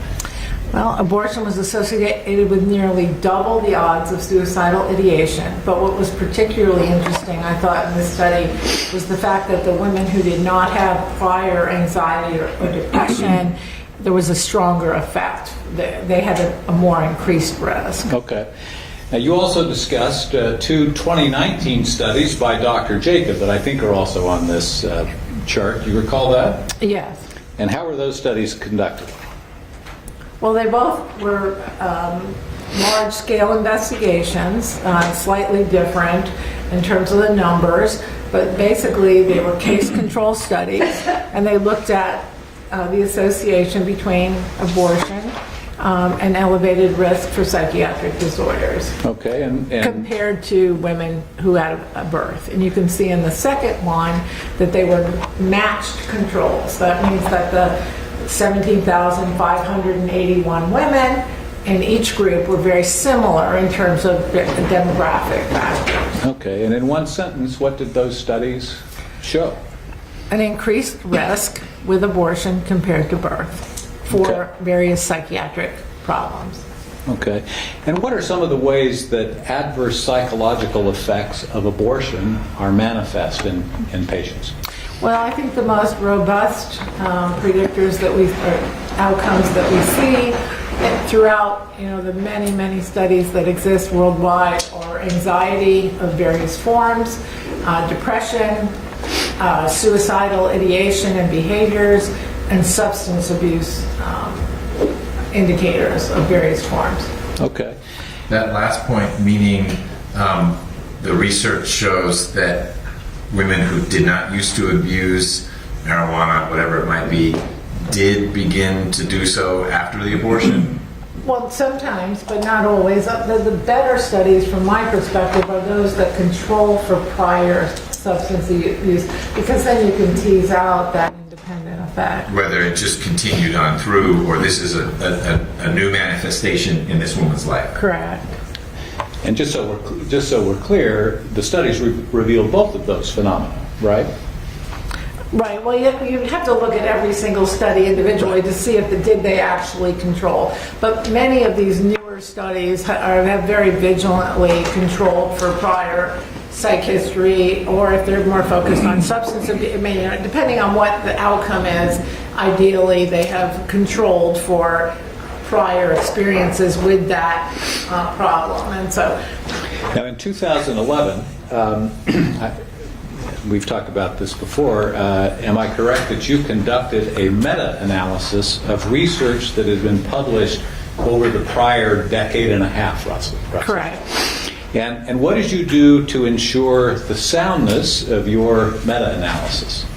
Okay, well, I was motivated to conduct this meta-analysis after serving as a reviewer for the APA Task Force report, where they didn't identify any methodological selection criteria. So I was motivated to find the best studies in terms of objective indicators. So I only included studies that had at least 100 participants. They all had to have a control group. They all had to have control variables. And published in English, and so that resulted in 22 studies and 36 different effects. And a total of how many participants? Well, close to 900,000. I believe it was 167,000 women who had had an abortion. Okay. And that number, it was in the 160s. I'm not sure the exact number there, sorry. Okay.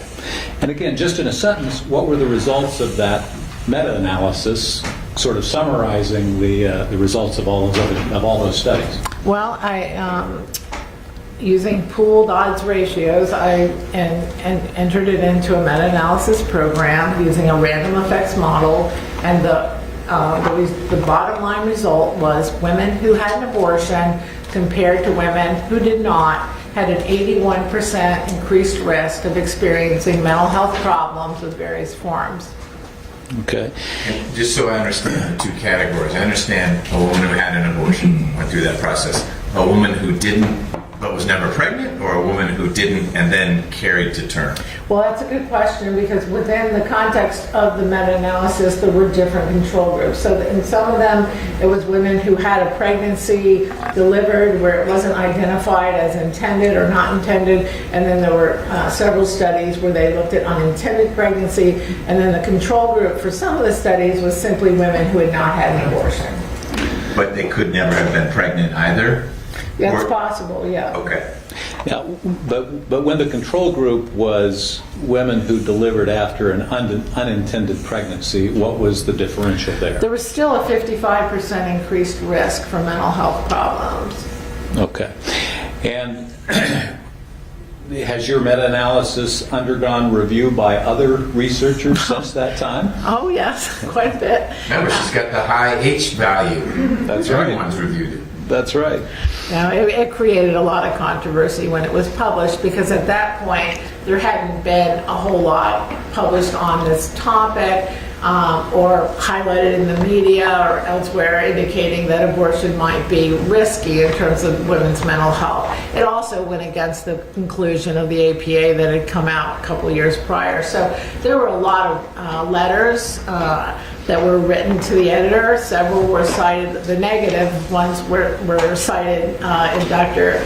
Melissa Brody's paper, but she did not include the positive articles. There were affirming type responses as well. And we talked about those with her yesterday. Yeah, and then the editor gave me the opportunity to provide a rebuttal in November of that year. So I thought it was great because there was a lot of discussion on this issue, and then you don't see that enough on this topic. And since 2011, without necessarily commenting on your meta-analysis, have there been subsequent studies that supported or even undermined the conclusions from your meta-analysis? Well, the best, in my opinion, the best studies, and by best studies, I mean studies that are comprehensive in terms of numbers, sample size, control variables. They're prospective in design, rather than retrospective, so that longitudinal, following women over the course of time. So if you look at the very best studies, yes, there have been a lot of studies. This is by no means exhaustive. My table just gave an overview. And when you say this, you're referring to the exhibit that we have on the screen right now, right? Yeah, so I included a number of studies, but I could have included a lot more. I'm very motivated to do another meta-analysis now with all this new data, because I'm sure the effects are going to be even stronger. But all these studies, including the 9 in the chart before you, they all support the ultimate conclusions of your meta-analysis, right? Yes. Okay, so at this point, given all that's come since, your conclusions, is it fair to say that your conclusions don't really depend anymore on your meta-analysis? No, they don't depend on it, but this recent research over the last 10, 12 years is consistent with the meta-analysis. Okay. So you mentioned earlier that multiple studies found a significant increased risk of mental health issues associated with abortion, correct? Correct. And in your opinion, what are the implications of those conclusions for the likely effects of Georgia's 6-week ban on abortions? Well, I think with the ban in place, fewer women will end up having abortions. And so if you look at what we know about the trajectory following abortion versus the trajectory relative to mental health after childbirth, my belief is that with this law in place, there'll be positive results for women. Fewer will suffer psychologically. I'm sorry, I didn't mean to interrupt. Have there been studies of the mental health impact on women who sought an abortion but couldn't get one for whatever reason, financially, legally, the family said no and the woman complied? Well, I'm sure that you've read in, I believe, Dr. Rice's affidavit. She describes the Turnaway study, and that the whole focus there is on women who, it was discussed yesterday, but women who, from various centers around the country, who missed a gestational age cutoff at a clinic. So they were like, they had just missed it, they were turned away, and then there are the near limits group who just barely had time to get the abortion. So, and that data collection effort has resulted in about 60 studies, which sadly are proliferated. The literature, they're talked about in the media everywhere, and methodologically it's very unsound. I use it in my research methods class as an example of poorly done research, and the second-year college students can identify those flaws very easily. And so I just find it reprehensible that it's had this kind of impact. No. So there hasn't been enough time yet to have studies done that would meet the standards you would expect of a study of a turnaway effect. Right. I don't know of any studies that have actually done that other than, I mean, it was a good idea. It's too bad that it was so poor in many ways. I mean, well, it's probably still a good idea if it was then, and you're saying that no one, it just surprises me if the methodological shortcomings, as you've described it, of the studies that flowed from this turnaway data have been highlighted. Since that time, no one has said, all right, I'll follow the steps that Dr. Coleman says we should follow. Look, these are the results. No, well, that's what these, I mean, I'm not just saying they follow me, but the researchers, it's a variety of research groups that are represented in that table of studies who have, they sought, the plan was to design studies that produce reliable, valid information. They didn't happen to have the same group with the turnaway. I mean that makes sense as a group. No, so nobody has attempted what they have attempted in terms of the group designation. That just has not happened. It's not an easy way to collect data. Finding women who just happen to miss it or got turned away. And let me, if I could interject a question that I think may go in part to the question Judge McBurney is asking, and that is, are the data from the Turnaway study openly available? I haven't personally tried to secure their data, but I believe others have, and they have not released their data for confidentiality. They use reasons of confidentiality, and there's a lot of lack of transparency. So what that means, perhaps, is that those studies are not replicable. Is that fair? It's not replicable based on the information in their operating manual. They don't provide sufficient data. Another big topic in research methods, your methodology has to be stated in enough detail for replication, and they have not done that. Right. And we'll come back to some of those issues in just a minute, but let me, the judge raised a question that I think also raises the issue of, is there a difference between women who choose late-term abortions and people who get abortions earlier in their pregnancy?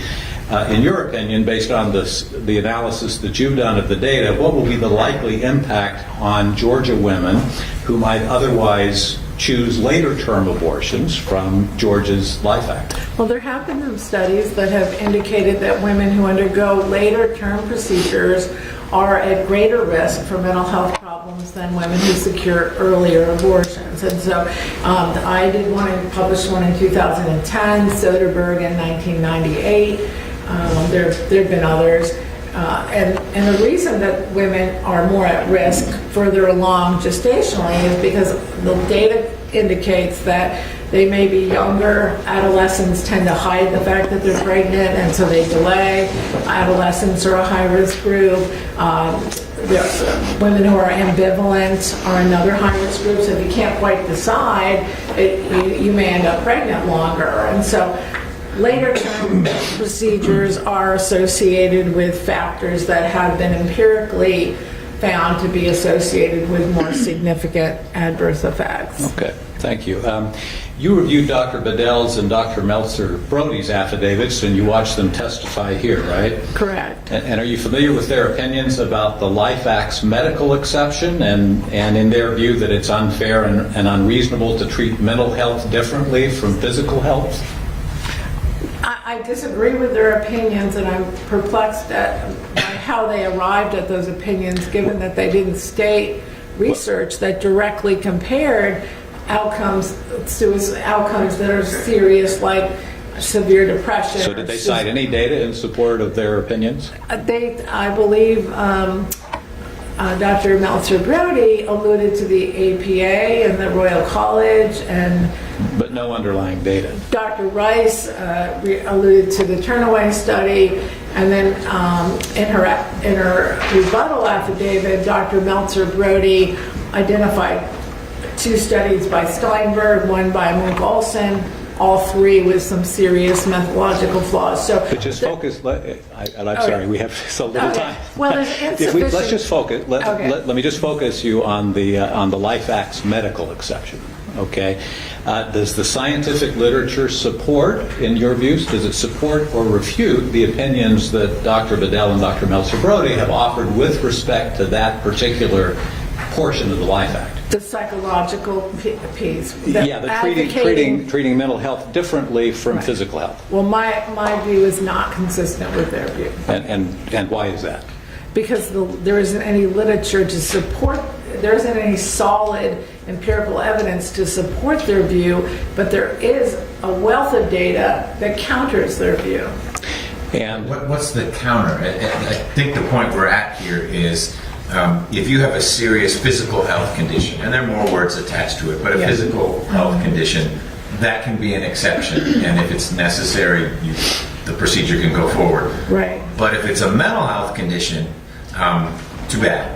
You're going to have to figure out how to navigate that. Hopefully you have a good psychiatrist or a psychologist. Well, I'm putting a spin on it, but that's what it says, that the mental health condition does not justify or trigger the medical exception. What kind of data would say that's a good plan? Well, there's data that compares women who choose abortion with, and there's data that, well, this comparison data shows that the choice to abort is associated with more mental health problems and decline. So why would you want somebody who's suffering from serious depression to undergo a procedure where all the data, the best data available would indicate her problems would not be resolved but would be exacerbated?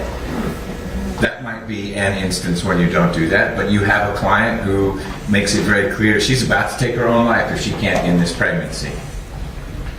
How do you manage that? I would, if I'm not a clinician, but I would recommend that the psychiatrist counselor explain to her that, your likelihood that you will, feel better and suffer less psychologically, your prospects are healthier if you decide to carry to term. You're likely to feel even worse if you abort. It's not going to fix your problem. But if the medical professional, a psychiatrist, a medical professional determined, hey, this is someone who will not feel better if she carries to term, and it's my diagnosis that she's likely going to kill herself if she is not able to end the pregnancy, how is that a better outcome to say that's not a medical exception? I'm just trying to understand the data that would support that outcome. Well, that's an individual case, like an anecdotal situation. So I think when laws are made, they should be made to address what's best for most individuals in the state. And so, in your view, does your analysis support the reasonableness of the Georgia legislature's making that choice to treat mental health differently from physical health? Yes. Okay. Are there discrete classes of women who you believe are particularly vulnerable to psychological harm from abortion? Yes, and I described a number of them in my report. Adolescents are more vulnerable. Women who live in poverty are more vulnerable. Women who are victims of sexual abuse or trafficking. So there are a number of... And you mentioned adolescents earlier. Right, and women who are coerced. That's not uncommon among adolescents, but other women, particularly in the sex trafficking industry, there's coercion with abortion that takes place repeatedly. And women experiencing a fetal anomaly, is that another vulnerable group? Another, yes. Okay. That literature is pretty clear that when women make the decision to carry a child with a significant fetal anomaly, they're far more likely to end up with the psychological the problems that arise. I mean, anyone who's carrying a pregnancy, and usually they're wanted pregnancies in these situations, and they're told their baby may not make it or will have a significant disability. That's a shock. That's a trauma to everybody. Right. But then, and in your opinion, sorry to cut you off, but we just have such limited time. In your opinion, without going into each individual category, in your opinion, what impact is the Georgia Life Act likely to have on the women in those particularly vulnerable groups? It's likely to be protective and likely to enhance. Fewer women will likely have abortions, and they're going to, in my view, the law is protective of their mental health. Okay. Dr. Coleman, do you hold each of the opinions that you've expressed today to a reasonable degree of scientific certainty? Yes, I do. Thank you. I have no further questions, Your Honor.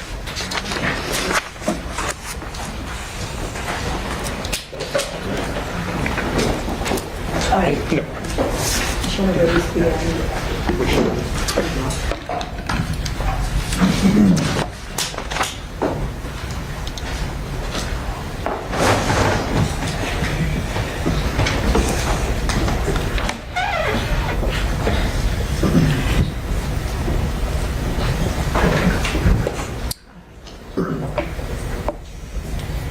afternoon, Dr. Coleman. My name is Julia Kay. I'm with the ACLU representing the plaintiffs. It's nice to meet you. I've seen your name many times on reports. Well, that leads directly into my first question. Dr. Coleman, you've testified in more than a dozen cases relating to abortion, correct? Yes. You always testify for the side seeking to uphold the abortion restriction, right? Yes. Those are the only sides those are the only cases where I've been asked to testify. Right. It's your personal belief that abortion is never the right decision for a woman unless her life is in imminent danger, correct? Correct. And it's also your personal opinion that abortion should be illegal even in cases of rape.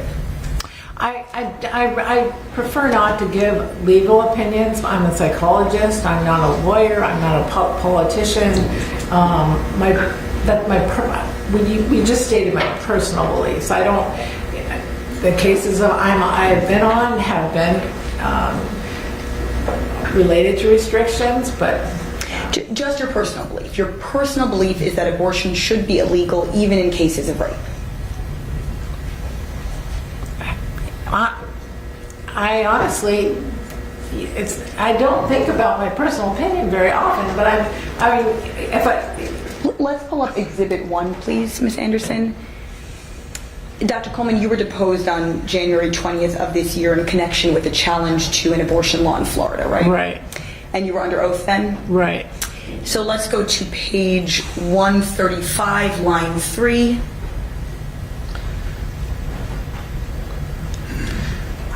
But is your personal opinion that you don't believe abortion should be legal in cases of rape or incest? My opinion is that I don't think there should be an exclusion for rape. Did I read that right? Yes. Thank you. Dr. Coleman, you have no training in medicine, correct? Correct. May I ask, I don't know, if you look at that page a little bit further, you'll see that my opinion was consistent with what I just said. Sure, we can take zoom out so everyone can see the full page. Down in line 18, my opinions are really not about the legality. My opinions are about the data. Got it. So earlier we were just asking about your personal opinion, right. But I understand that you're giving your professional opinion today. Right. So you have no training in medicine, and correct? No. And you testified earlier that you also have no training in clinical psychology, right? Right. You have no experience providing psychological care to patients. Correct. And you've certainly never conducted a psychiatric evaluation of a pregnant patient. Correct.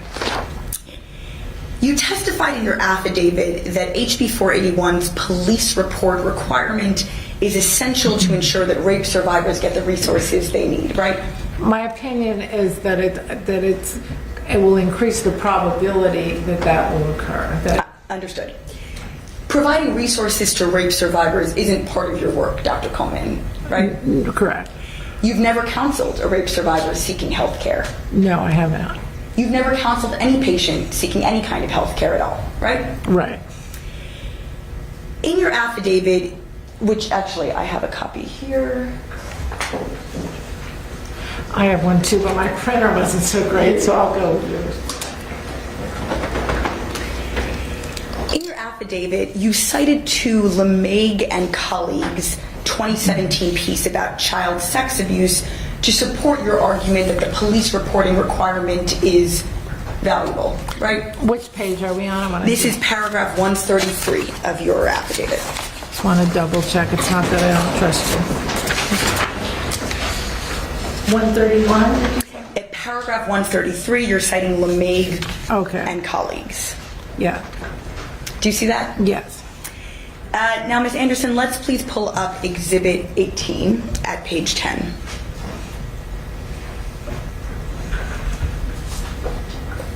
So this is the LeMague piece that you cite. And so here the highlighted language, here the authors are explaining that barriers to the reporting of child sex abuse include fear of consequences for the self and for others, including fear of negative consequences for the suspected offender, such as imprisonment, and fear that their family might break up. Is that right? That's correct, but may I know the purpose of citing this article? I think it's clear from your affidavit what the purpose was, and of course your counsel will have an opportunity for redirect. I just wanted to make sure that I read that right. Okay. Thank you. Dr. Coleman. I want to make sure we're having this flow the right way. Dr. Coleman, you're always free to explain your answer. So I wasn't sure if you were asking Ms. Kay, why are you asking me about this? Or if you wanted to explain why you did something. I would like to briefly explain. I would like you to explain.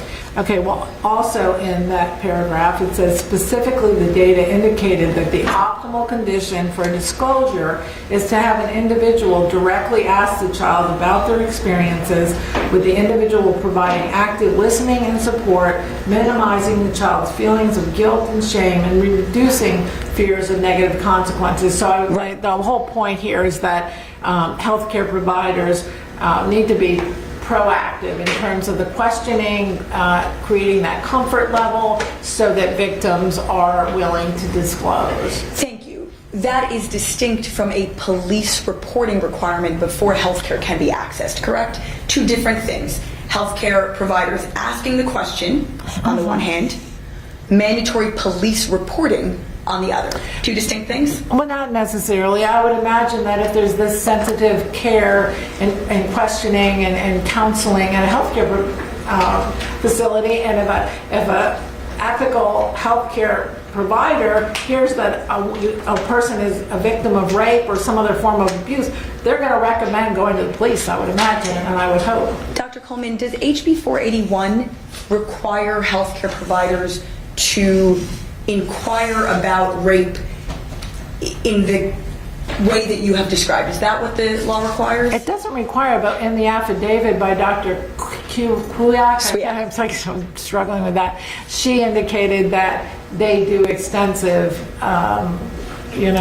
counseling and you testified you don't believe that is always true with abortion providers. Correct. Okay, let's move on. You have described yourself previously as a methodologist, right? Right. And you've said that being a methodologist means that you can evaluate studies in any field, regardless of whether you have subject matter expertise in that area. I don't believe I said any field. I said many fields, virtually any. It obviously depends on my understanding of the content. But when the methods that are used are comparable to the research design methods, the statistical analyses are comparable to my training in psych, which is true across many social science fields, and it's true in medicine. An exclusion might be my son has a PhD in biology. They use different types of techniques that I'm not familiar with. Right. So. But you have never, to this point, run into a study or a study in a field that would be difficult for you. I only analyze studies in fields that are relevant to the work that I do, so it's been possible. You don't have a degree in methodology, right? I have a degree in a research-focused PhD program where we had extensive training in methodology. You previously testified that within the field of psychology, the equivalent of a degree in methodology would be a degree in quantitative psychology, right? No. Excuse me. Can we pull up Exhibit 1, please, Ms. Anderson? I believe I said that's like if you wanted your PhD training to be exclusively on quantitative methods, there is a route that way. But there are all kinds of areas of psychology that are highly research focused. I was trained to be a researcher with the content in developmental psych. Got it. I'm just asking if you have a degree in methodology or in the equivalent field within the area of psychology, which you said here, if you're looking at page 63, line 15, that the equivalent would be called in the field of psychology a degree in quantitative psychology, and you don't have that, right? I have a degree that I believe is better. I'm trained in content and methods. If it were just quantitative, I wouldn't get the content expertise. So. Dr. Coleman, we can take that down, thanks. Dr. Coleman, you would always read a study before citing it, right? Of course. I have skimmed studies. I mean, when I'm looking at hundreds of articles, sometimes I'll skim. But before citing, I typically read the entire article, yes. There's a lot of literature out there. There's only so many hours in the day. But you included 250 references in the expert report here. Correct, but I've been writing expert reports now for about 15 years, so. Right, and so you either read the studies or you skim them before citing them in your affidavit. Or I read it 8 years ago, and I may have skimmed it to refamiliarize myself with it.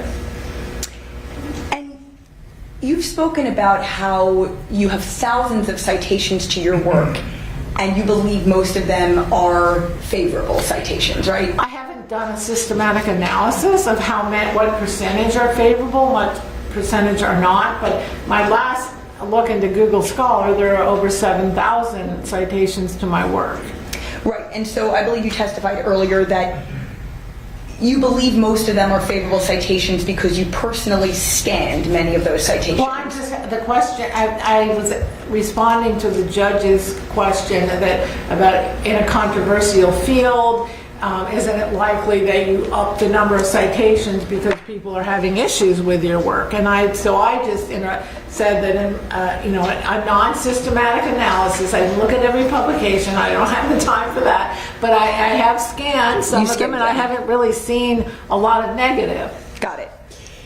You mentioned in your affidavit that you, excuse me, recently published a critique of the Turnaway study that we've been discussing in Frontiers of Psychology, right? Correct. Was that Frontiers publication peer reviewed? Yes. Who selected the peer reviewers? The editor. That's who selects the reviewer. Let's pull up Exhibit 16, please.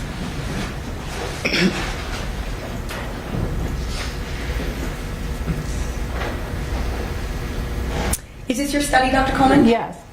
And I see here it lists the editor and reviewers in the left-hand column where it's highlighted, right? Correct. Okay, so let's start. The editor is Stephen Samet from Franciscan University of Steubenville. Franciscan University's motto is academically excellent, passionately Catholic, right? I don't know. I spoke there once. Let's pull up the Franciscan exhibit, please. So this is their homepage. That's the motto, correct? That's what it says, correct. Okay, let's return to Exhibit 16, please. So the first reviewer listed on your study, Dr. Coleman, is Robin Perucci, right? Yes. And Robin is affiliated with the Charlotte Lozier Institute? It looks like it. This is the first time I've really looked at the reviewers. I do know John Thorpe, so I didn't know it. I remember seeing that. This is the first time you've looked at the reviewers on your own study that was just published? Okay, stop. You guys cannot talk over each other or I'll get a nasty gram from the court reporter. Okay?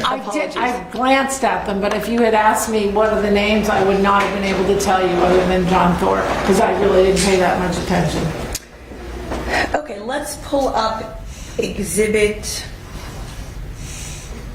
Ms. Anderson, maybe you can read my mind here, what the exhibit is for Ms. Perucci.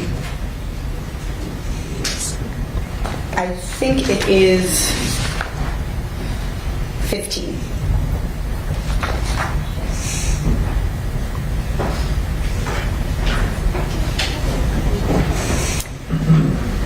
So, just confirming that Robin Perucci, the first reviewer on your piece, is affiliated with the Charlotte Lozier Institute, just like Dr. Scott, correct? Right, but it looked like if we went back, I believe she had an academic, she's a faculty member somewhere, it looks like. I think that was listed too. Yeah, we all have affiliations with various organizations. Right, and the Charlotte Lozier Institute, as we've discussed, is a pro-life organization.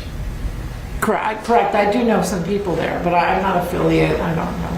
I don't know everybody who is. So let's return to Exhibit 16, please. The second reviewer here is from the American Association of Pro-Life OBGYNs, right? That's the only affiliation that's listed, correct? That's what it says, yes. And the third reviewer, the only affiliation listed is the Charlotte Lozier Institute, right? Right, and I honestly don't know if if scholars affiliated with the Charlotte Lozier Institute have had prior careers in academia or medicine. I'm sure that's not the only thing they've done in their lives. Right, but that's what they're listing on their current affiliation. And the final reviewer, I believe you said you're familiar with John Thorpe. Are you aware that Dr. Thorpe has repeatedly testified in court about the purported dangers of abortion? Yes, I do know that he's done that. Are you aware that his testimony on that topic was rejected by federal courts in both Alabama and Wisconsin? I really didn't follow that. Got it. Dr. Coleman, the part that's confusing me about this exchange, following a lot of that exchange, I appreciate the point Ms. Kay is making. You write an article that's published in a journal. I know you've written many. Mm-hmm. You're telling me that you paid no attention to who the reviewers were? I looked at them, honestly looked, and I thought, oh, John Thorpe reviewed my article, but I saw the Lozier Institute affiliations, and I had the thought, that might not look too great. I just thought, but I had no I know you don't pick the reviewers. Yeah. I'm just curious if your goal is neutral facts down the middle, and you've got a review panel from a doctor, I don't know what his title is. His only association is, well, I assume he's an OBGYN. Maybe he's not. Maybe he's just a lobbyist. Well, Mr. Bratz, Ms. Lee, their academic credentials aren't even listed there. What's listed there is something that is overtly political. That doesn't seem like... Well, it's a little bit troubling, honestly. I wish that that reviewers were chosen who had more neutral kinds of affiliations, but that's just not in my control at all. And Stephen Bratz, I don't know him, but if he's associated with the American Association of Pro-Life OBGYNs, he must be an OBGYN. I don't think they have. I don't know for sure. I don't know. I was just happy to see John Thorpe. I really respect him. He wrote my letters for promotion, for tenure and promotion at BGSU, and he's an extremely prolific scholar and has secured millions in grants. He's in maternal fetal medicine, highly esteemed. Okay, thank you. Dr. Coleman, you testified in your affidavit that the Turnaway study's attrition rate significantly undermines its scientific rigor, right? The attrition rate, along with other major sampling issues. Understood.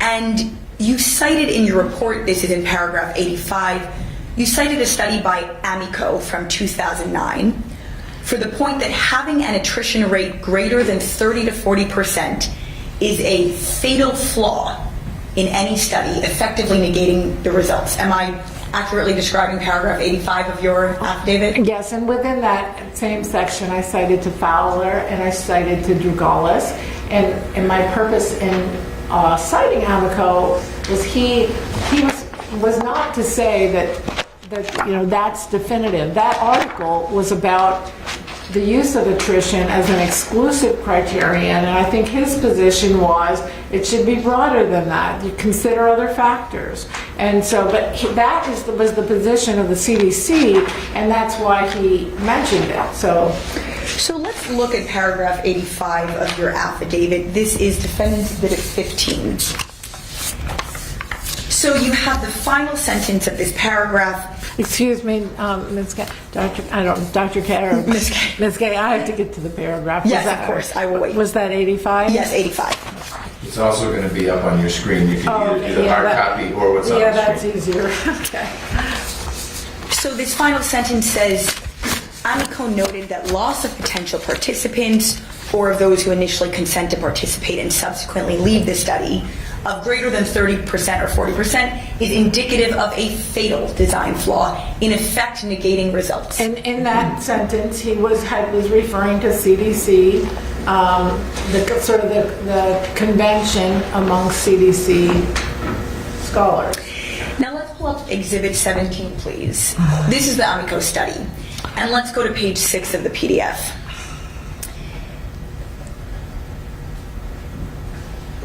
So what we can see here is that Amico is actually arguing the exact opposite of your fatal flaw spin. He's saying here that the most basic and pressing recommendation. Stop for 1 second. Oh, now we can see it. Sorry, we couldn't see it. Sure. That the most basic and pressing recommendation is movement away from using percent attrition as an indicator of scientific rigor. He says that, but if you read the full article, what he's advocating for is a broader examination of measures of quality of the study. His position is there's been too much of a narrow focus on attrition. And with the Turnaway study, attrition's a problem, but that's just one. There's so many others I would love to share with you if you're interested. I understand. I just want to focus on your descriptor of Amico as saying that percent attrition is a fatal flaw. But I read this to say that, in fact, attrition certainly should not be considered, standing alone, a fatal flaw. It seems like the exact opposite point. Well, he was just, as I have already said, he was describing the CDC convention on attrition. His overall thesis is not throw away attrition. His overall thesis is that is one indicator of study quality, and there are other indicators, and it matters more in some types of work than in others. I bet you could call this guy and he would not say attrition does not matter at all. He's making a point. This is a theoretical piece. He's citing to different authorities, and he wants to broaden our understanding and our use of indicators of study quality. And he's saying we should move away from using attrition as even an indicator of scientific rigor. Well, that's the language here, right? Well, he is wrong, and I don't agree with everything he said. Let's turn now to some of your own research on abortion. We can take this down. Thank you, Ms. Anderson. You discussed earlier your 2011 meta-analysis, which concluded that abortion causes adverse mental health outcomes, right? Right, that's what I concluded. Study didn't conclude it, but I didn't conclude it. 11 of the 22 articles you included in that meta-analysis were studies that you yourself either authored or co-authored, right? Right, because they met those criteria that I used. And you previously testified that the most important criterion for inclusion in your meta-analysis was a study's use of controls, right? I didn't rank my criteria. Can we please pull up Coleman Exhibit 1, your Florida deposition? Let's go to page 109. Is this the same Florida proceeding at which Dr. Scott testified, or a different? Different. This is the 24 This was from January of this year, and Dr. Scott testified in June of this year. Two different cases. Okay, so let's look lines 9 to 10. You're initially referring to a different criterion. You say that wasn't the most important criterion. The most important criterion was the use of controls, in my view. Did I read that correctly? Yeah, I mean, they were all important, but I guess whatever preceded this, I must have been highlighting controls. I mean, controls are very important, but sample size matters. You don't want to sample a very small sample, so I only included studies with 100 or more. Comparison groups are very important, but that factors into the control process. So because use of controls is important, you were rigorous about ensuring potentially confounding variables were controlled for in your meta-analysis. Correct. But you've acknowledged in prior testimony that 10 out of the 22 studies you included in that meta-analysis did not control for a prior history of mental health, or in other words, didn't control for mental health issues predating the abortion, right? Right, which was more studies than the Royal College included in their analysis, that they eliminated all kinds of studies with prior controls for prior psych history for the simple reason that those assessments didn't occur within 90 days. So I compared to these esteemed professional reviews that we heard about yesterday very briefly from Dr. Meltzer-Brody, my meta-analysis concluded a larger proportion of studies with prior controls for psych history. Would you also agree that in comparing the mental health of women after an abortion with the mental health of women after childbirth, it would be important to control for whether the underlying pregnancy was intended or not, right? Correct, and several of the studies in the meta-analysis did do that. And I published a study in 2005 where it was predominant, if you'll indulge me, it was predominantly poor women, not well educated, 79% were black, and I looked at the wantedness. The wantedness variable was unrelated to substance abuse, but the abortion variable was related. So, of course, the wantedness of the pregnancy or the intention of the pregnancy, which is actually pretty difficult to measure, and it depends on whether you measure it immediately or down the road, it's a variable that we know fluctuates. So it's not like, I mean, it's important. Obviously, if you're aborting an unintended pregnancy, that may be less traumatic than a wanted pregnancy, and not, half of us sitting here were not the result of an intended pregnancy. Half of us are unintendedly here, and so it's a common experience, and I in doing a study, I prefer to have that variable to control, but it's certainly not a fatal flaw to not have it controlled for intendedness, and there are other ways to equate groups. Let's briefly pull up Exhibit 1 again, the same Florida deposition, page 213, line 25.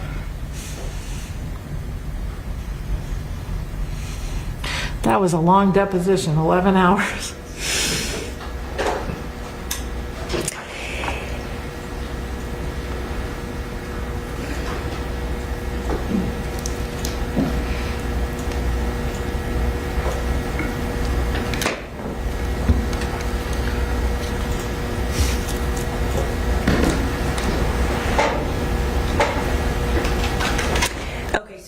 Saying that's why it is important to control for, and then if we can move on to the next page to finish the thought, please.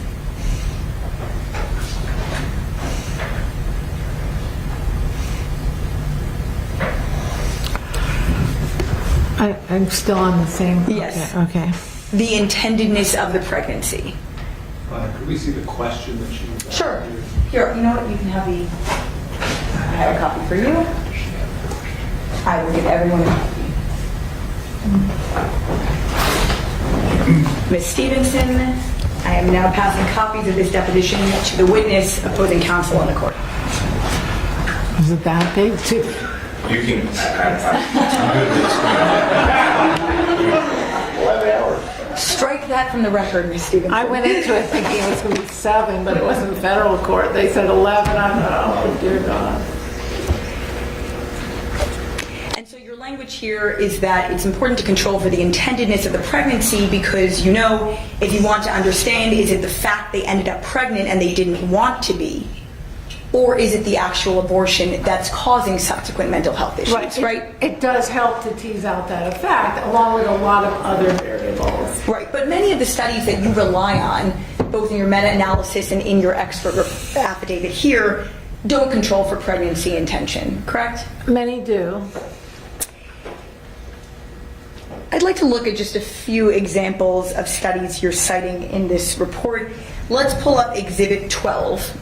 This is the 2010 MOTA piece. Mm-hmm. And let's go, we can actually start on this first page here.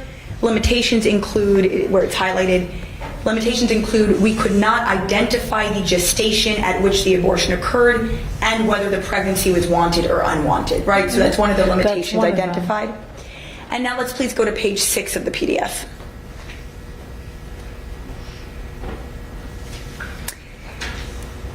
So this is one of the studies you're relying on to support your conclusions in this case, right?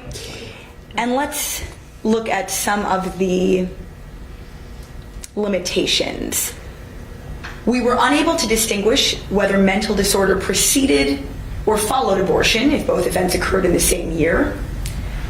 Recall of when the abortion happened or when mental illness came on may have been unreliable, particularly if they occurred in the distant past, because this was retrospective.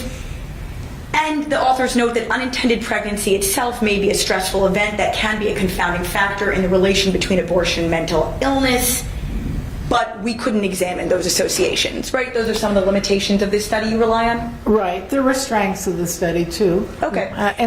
If I may, this is also the data set that Julia Steinberg used, one of those studies that was cited by Dr. Meltzer-Brody, and the NCS does have a very low, a very high concealment rate. It's estimated that 44%, only 44% are revealed, so that's a 56% concealment rate. So a lot of these older studies have a similar flaw. So just as I cited Tomoda, she cited to Steinberg using the same data set. I mean, so that there's only so many data sets out there, and they do have some limitations. Let's look at some of the more recent pieces post-dating your meta-analysis. Okay. Why don't we look at the 2013 Belliani review of 30 studies that you cite in paragraph 24 of your expert affidavit for the conclusion that abortion is a risk factor for mental illness when compared to childbirth. Okay. This is Exhibit 20, and let's go to page 8, please. Excuse me, in my report, what can you... Yes, paragraph 24 of your affidavit. Okay, I don't want to look at this. Bad memories? No, not really. But... If we can pull up the highlighted language, thank you. And it's paragraph or page 24? Paragraph 24. Okay.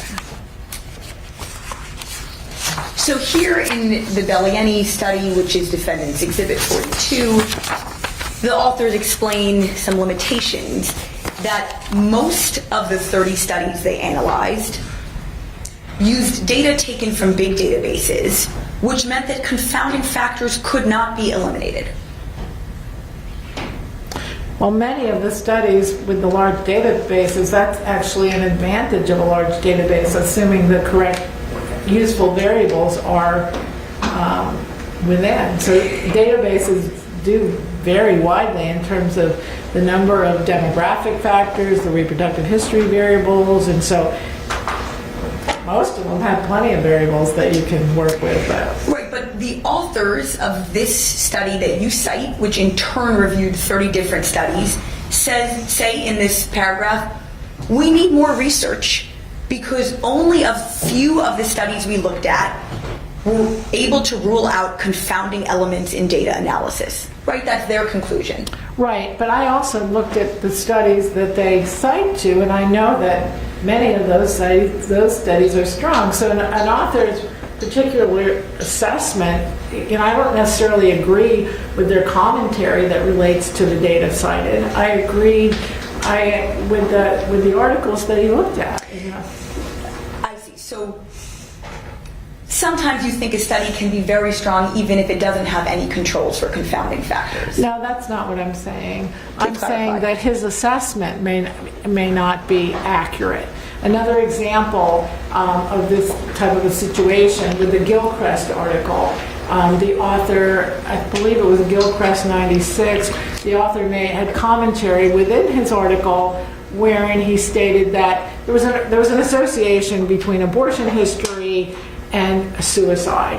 And he had commentary in there that said it's unlikely that the abortion caused the increased risk of suicide. It was likely due to unmeasured variables. I didn't agree with that because we didn't have any data. There wasn't any data in his report on unmeasured variables, but there was a clear, strong, significant increase in suicides following abortion, and it was almost 6 times greater than it was with pregnancy delivered. So I agreed with the data and what he discussed, but his view on the data I didn't necessarily agree with. I see. So the court, in reviewing the studies that you rely on in your affidavit, should take with a grain of salt the limitations that the authors themselves identify in their studies, because you may disagree with those limitations. No. That's definitely an overstatement. I'm saying sometimes the commentary that's provided might not line up with my view on the data,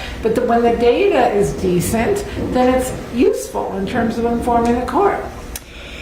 Let's turn to the Luo study that you were discussing with Mr. Scher on direct. This is Defendant's Exhibit 177, please. And this is another more recent study From that the you table. highlighted as a strong support for your conclusions, right? Correct. Luo was a study of female migrant workers in China, right? Right. Okay, let's go to page 10 of the PDF, please. Okay, so Ms. Anderson, can you first highlight the beginning of the paragraph that says our results should be interpreted considering, and the above all sentence? So the first point that the authors make is we cannot draw causal conclusions from this data set due to the cross-sectional design, right? Well, and in fact, we can never draw causal conclusions with this type of research. You can't randomly assign women to have an abortion or a birth. Causal conclusions are always precluded. And that Dr. Rice attempted to explain that yesterday, but we can only draw causal conclusions when we have random assignment to groups. And what we're looking for is that the three basic conditions are: the cause needs to precede the effect, you need to be able to show covariation of the independent variable with the dependent variable, and you have to rule out confounding factors. So you just can never definitively do that in any given study as long as you're comparing women who choose abortion versus childbirth. It's just not possible. But we can build a case for causality over time with strong studies. It's suggestive of a causal association, but of course, I mean, that's every author of every paper on this topic, they should say that. It should be, clear. I mean, it appears to be causal, but it's not definitively causal, so we speak in terms of increased risk. And that's what I think women need to know, that if they decide to have an abortion, they're at a greater risk of having a mental health problem, doesn't mean they're going to have one, than if they choose birth. So it's all about increased risk. It's never about, for sure, you go have that abortion, you're going to commit suicide. I mean, it's causal. It's never that. It's not straightforward. It's just the nature of the data. Thank you. I want to highlight just one more point about Luo before we move away. Again, this is a study that you've identified as strong and recent support for your conclusions here. Let's highlight, please, where it says fifth in the right-hand column, third line from the bottom. So those 3 lines, and then we'll move on to the next page. We compared suicidal ideation between women with induced abortion and those without such experience, most of whom we assumed to be never pregnant. On to the next page. But not ideally, 2 groups of pregnant women with one experiencing induced abortion and the other delivering the baby. Did I read that right? Right. Okay, we can close this out now. Thank you. Your meta-analysis was designed to include only the strongest studies, right? Based on the criteria specified. And you mentioned that one inclusion criteria you chose was that the study had to have more than 100 participants. And I believe you actually testified a few moments ago that this is really important. You don't want to have a very small sample size. Well, you want to increase the statistical power, and you're going to have if you're dealing with quantitative studies, then you want to have higher statistical power, which you need numbers for. However, if it's a qualitative study, the purpose is different. You're interested more in the substantive experiences of people, not just Likert type items, survey items, but you want to get at kind of the breadth and depth of women's experiences. So qualitative research often far smaller samples, but the information derived is different, and it's not necessarily less useful, but it's different. Right, but if you want to quantify a phenomenon, you need a decent sample size, preferably more than 100, right?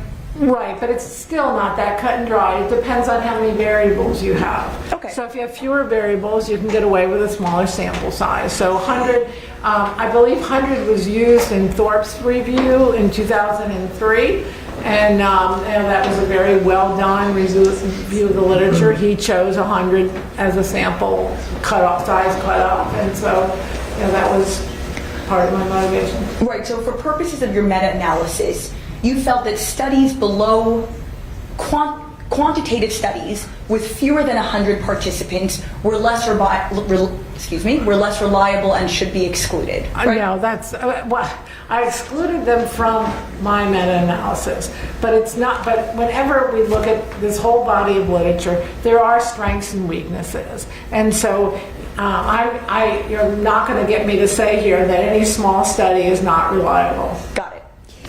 Let's look at the approach that you took to your expert affidavit for the court. Let's pull up Defendant's Exhibit 15, which is your affidavit, and let's go to paragraph 36, please.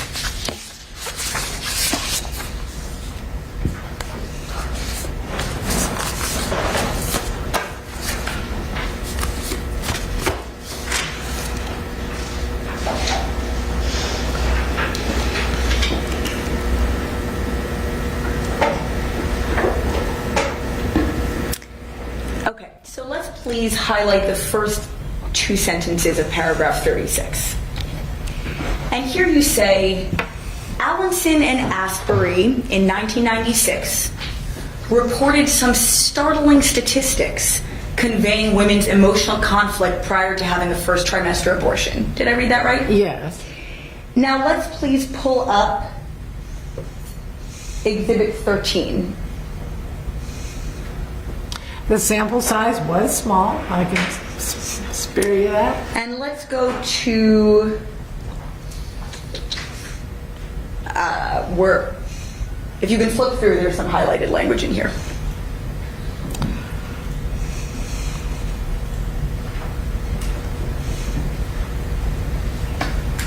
Okay, here, so at the bottom here, 20 women attending the fertility control clinic in Melbourne. The startling statistics came from a sample of 20 women in Australia? The startling statistics relate to the fact that these are women all fully intending to abort, who aborted, who experienced these maternal feelings of, I patted my tummy affectionately, 30%. I thought or daydreamed about it. This shows that the point of including this data for the report, or for understanding the whole phenomenon of decision making and maternal attachment to the fetus and so forth. This shows that women who are undergoing some women undergoing a first trimester abortion are feeling some maternal type emotions. And so this is an example of a qualitative study that I just alluded to, indicating that it offers a different type of information.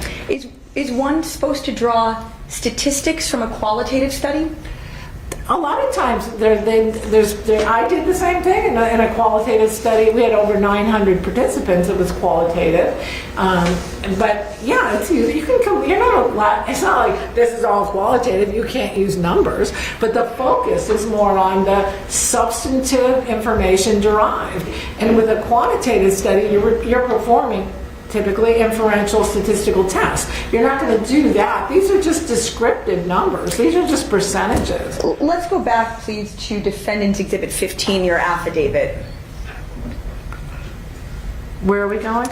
Back to the same paragraph that we were just in about Allinson and Asbury. Okay. Because you didn't give the court any context for describing Allinson and Asbury as revealing startling statistics. You didn't reveal in your affidavit that this is a study based on 20 women in Australia, right? I didn't say the number of participants in every single study. I stick to the information that's relevant to the points I'm trying to make. So the court would have to review all 250 references in your affidavit to understand whether something you refer to as a startling statistic might in fact be drawn from a pool of 20 people, right?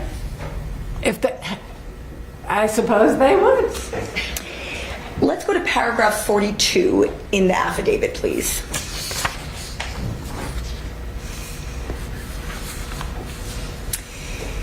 Okay, so this is talking about a study, previous page, please. Right, exactly. So bottom of page 12, paragraph 42. Here you're talking about a study that you published in 1998, where you found that 38.7% of female college students voiced regret in the first few years following an abortion. Correct. That study included just 31 female college students, right? Yeah, I think that we looked at men as well, so I think it was 60 total. And 31 female college students. I believe, but you're talking 24 years ago. We can pull it up. Okay. It's Exhibit 14.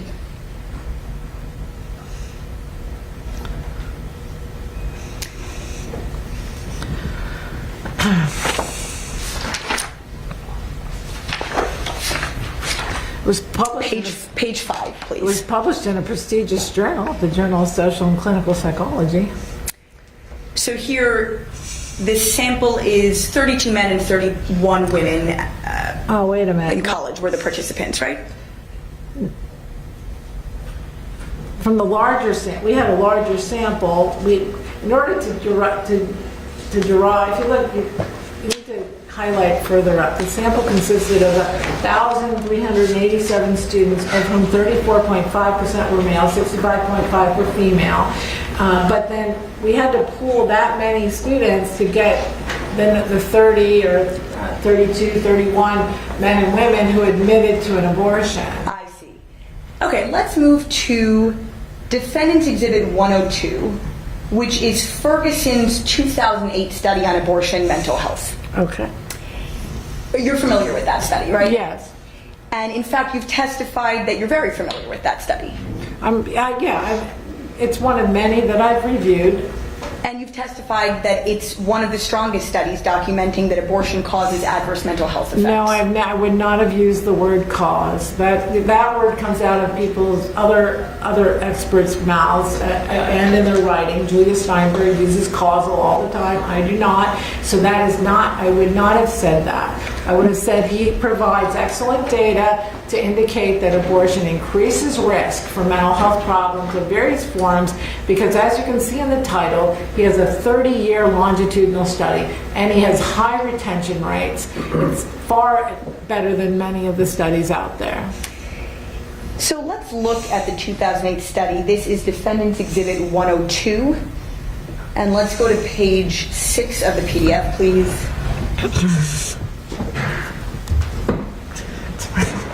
Doesn't move forward. It does. You just have to be a weightlifter to. It doesn't have wheels. It used to have wheels, and people kept rolling off. Okay, so let's even worse. Let's look under the header evidence of causality. Okay. And that first sentence there is, these findings are consistent with the view that exposure to abortion has a small causal effect on the mental health of women.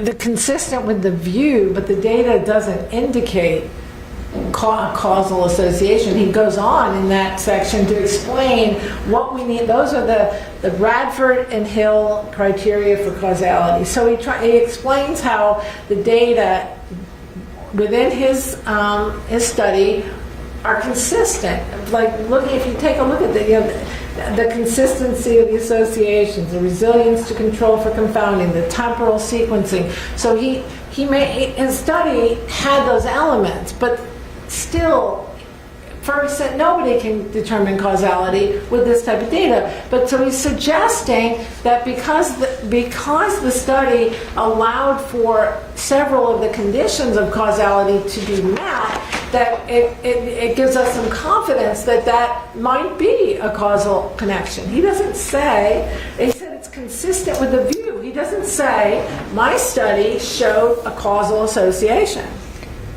Thank you. Now let's pull up Exhibit 21, please.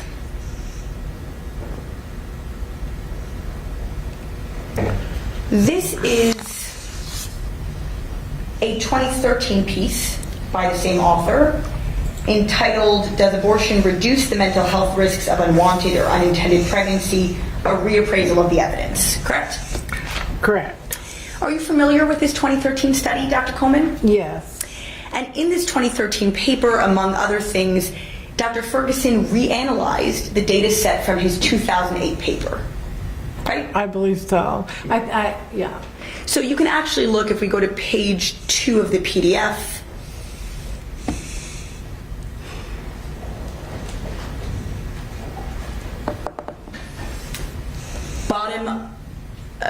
bottom right, the Ferguson et al. 2008 data were reanalyzed to produce estimates of the AORs for the direct comparison between the unwanted pregnancy and abortion groups.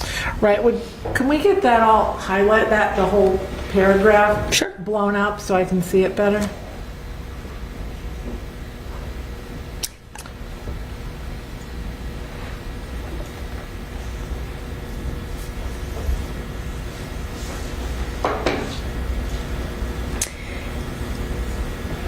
So this 2013 piece by Ferguson reanalyzed the data set in the 2008 piece from Ferguson that you rely on.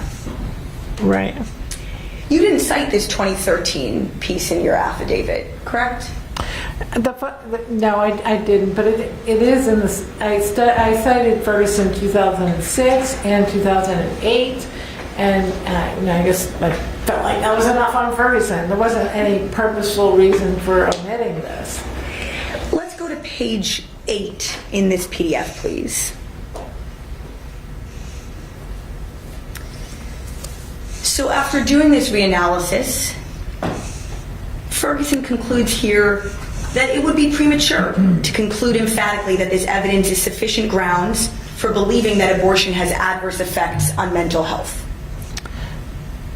So it seems like Dr. Ferguson is retracting his conclusion in the 2008 piece that the evidence shows a causal connection between abortion and adverse mental health. Well, I promise you, Dr. Ferguson never voiced an opinion that abortion causes mental health problems. He was a far too prolific researcher to make that kind of an error. Published over 500. And I think before I agree to that, I want to look this study over more carefully, because I believe within there he says conflicting statements. So would you like me to take the time?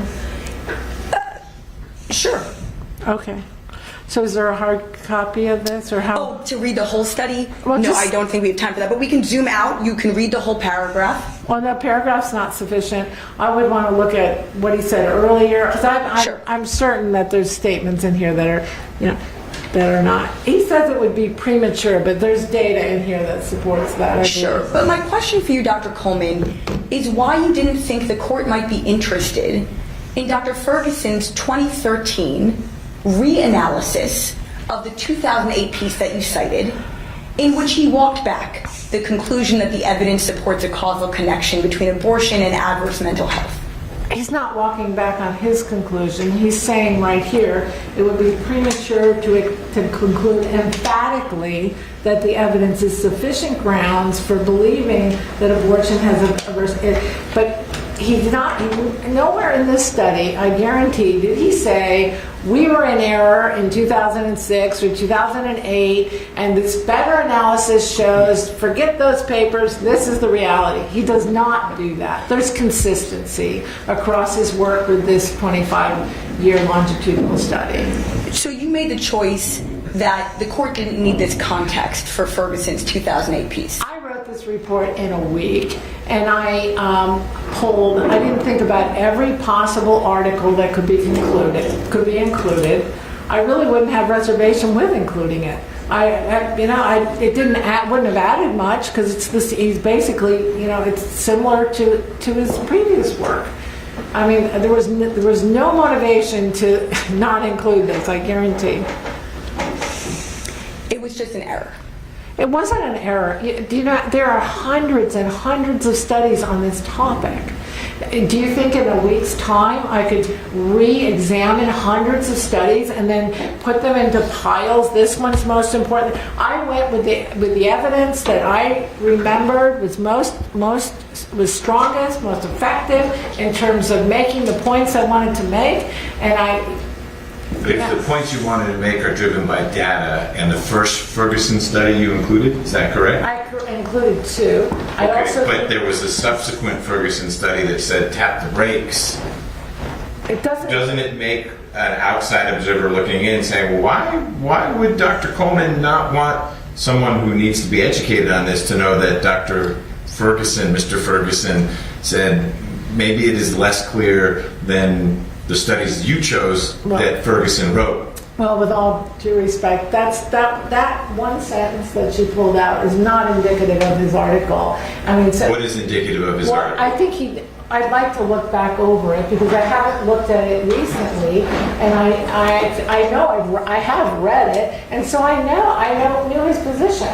We together wrote a petition letter to the APA about how poor their analysis was, and so I know what his position has been. He was an outside reviewer for my promotion and tenure. We saw the literature similarly. So if I look at even though he's very outspokenly pro-choice, rational atheist, he's not committed by any stretch, or wasn't committed to showing that there are adverse consequences or there's an association. So if I am given 5 or 10 minutes to look at this article, I'm sure there's something. This is a cherry-picked comment.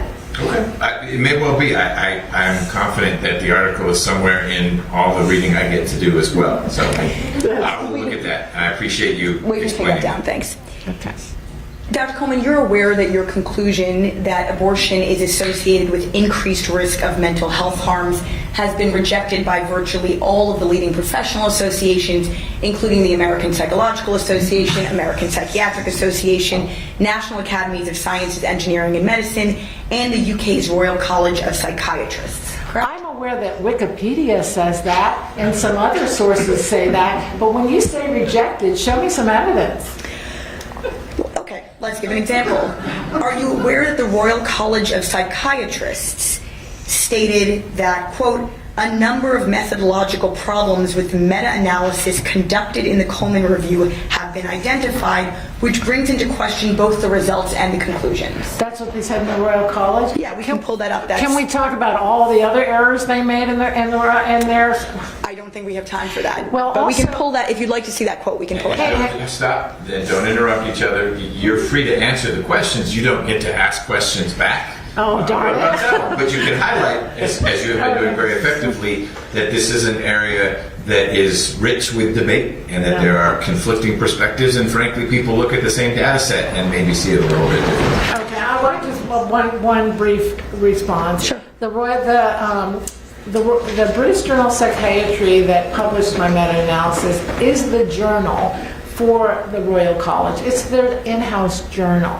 And that's why I was invited to speak in British Parliament, because the findings that were published by Peter Tyra, the editor at the time, were in absolute conflict with their 180-page review. And so,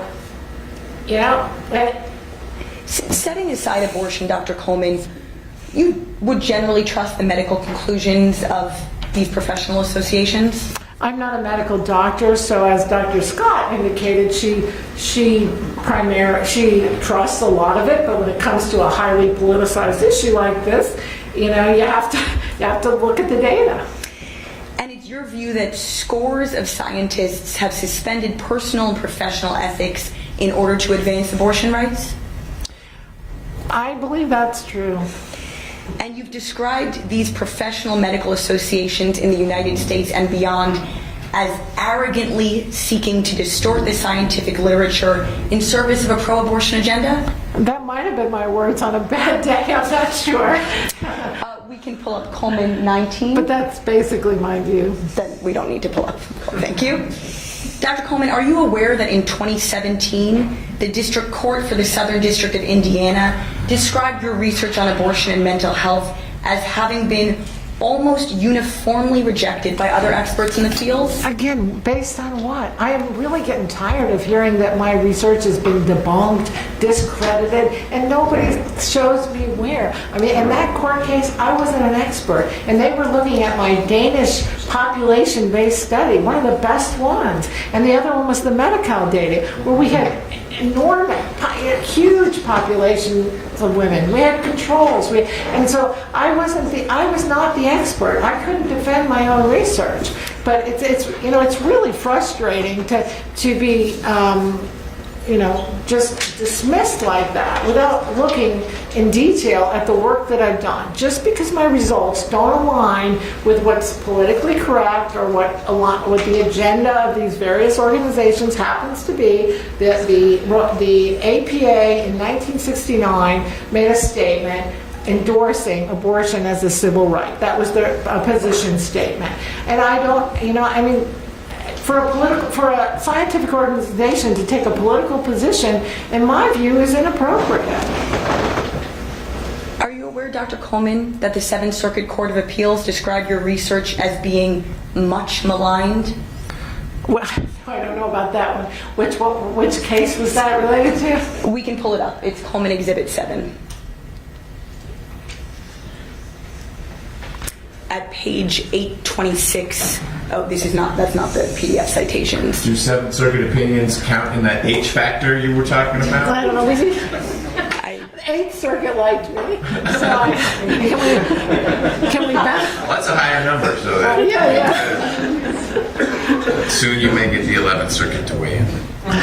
Should scroll down a little further till we get to 826. I'll do extra credit. Okay, here. Have you seen this language before, Dr. Coleman? I'm not sure. May I please read it? Of course. And could we see it in context as well? If you get close. Sure. You know what? I have a copy of this for you.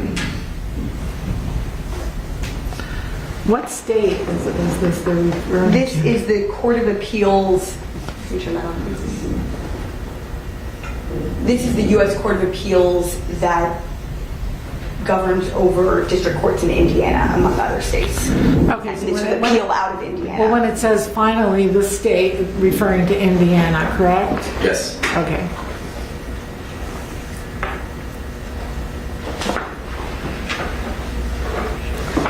Which of them? So in this opinion, they're saying that my meta-analysis has been much maligned. Would you like a copy? I'm good, thank you. Well, it has been much praised as well, so. I have no further questions. Thank you. Okay. Thank you.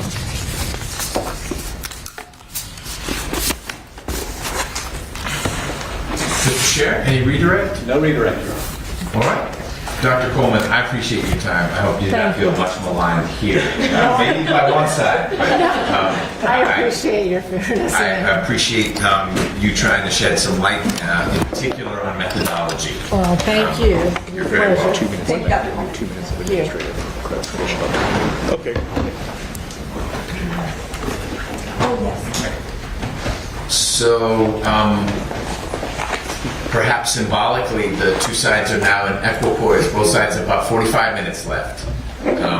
And we've got more time than that left in the day, so you guys will need to let me know how you want that to play out. This won't make a loud noise when it gets to zero. I'll let you know it gets to zero. We'll figure it out. Yeah, Your Honor, what we were going to request is dividing the remaining time between both sides. Sure. Think that Hour 15 each? Yeah, we're going to have a little break at some point, Yeah, so Ms. Stevenson's okay? Precisely. So I was going to ask Your Honor how much time he felt that the court thought would be left, and we would divide that so that we don't get to the end with one witness and realize we have a bunch of extra time just to keep talking right to that one witness.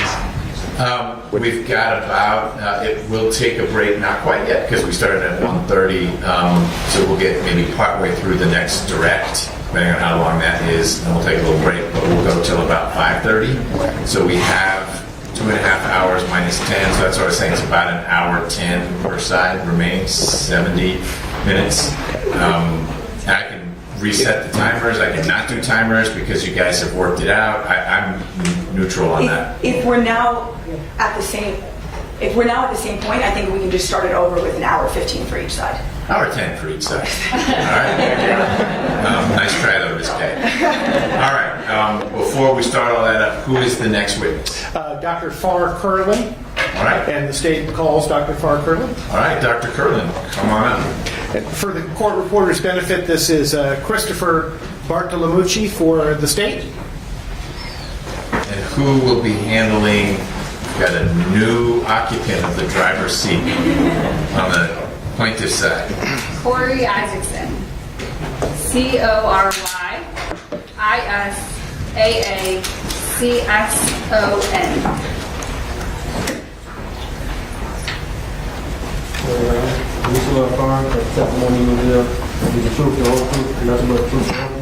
I do. My name is Bart Curlin, Farrrcurlin.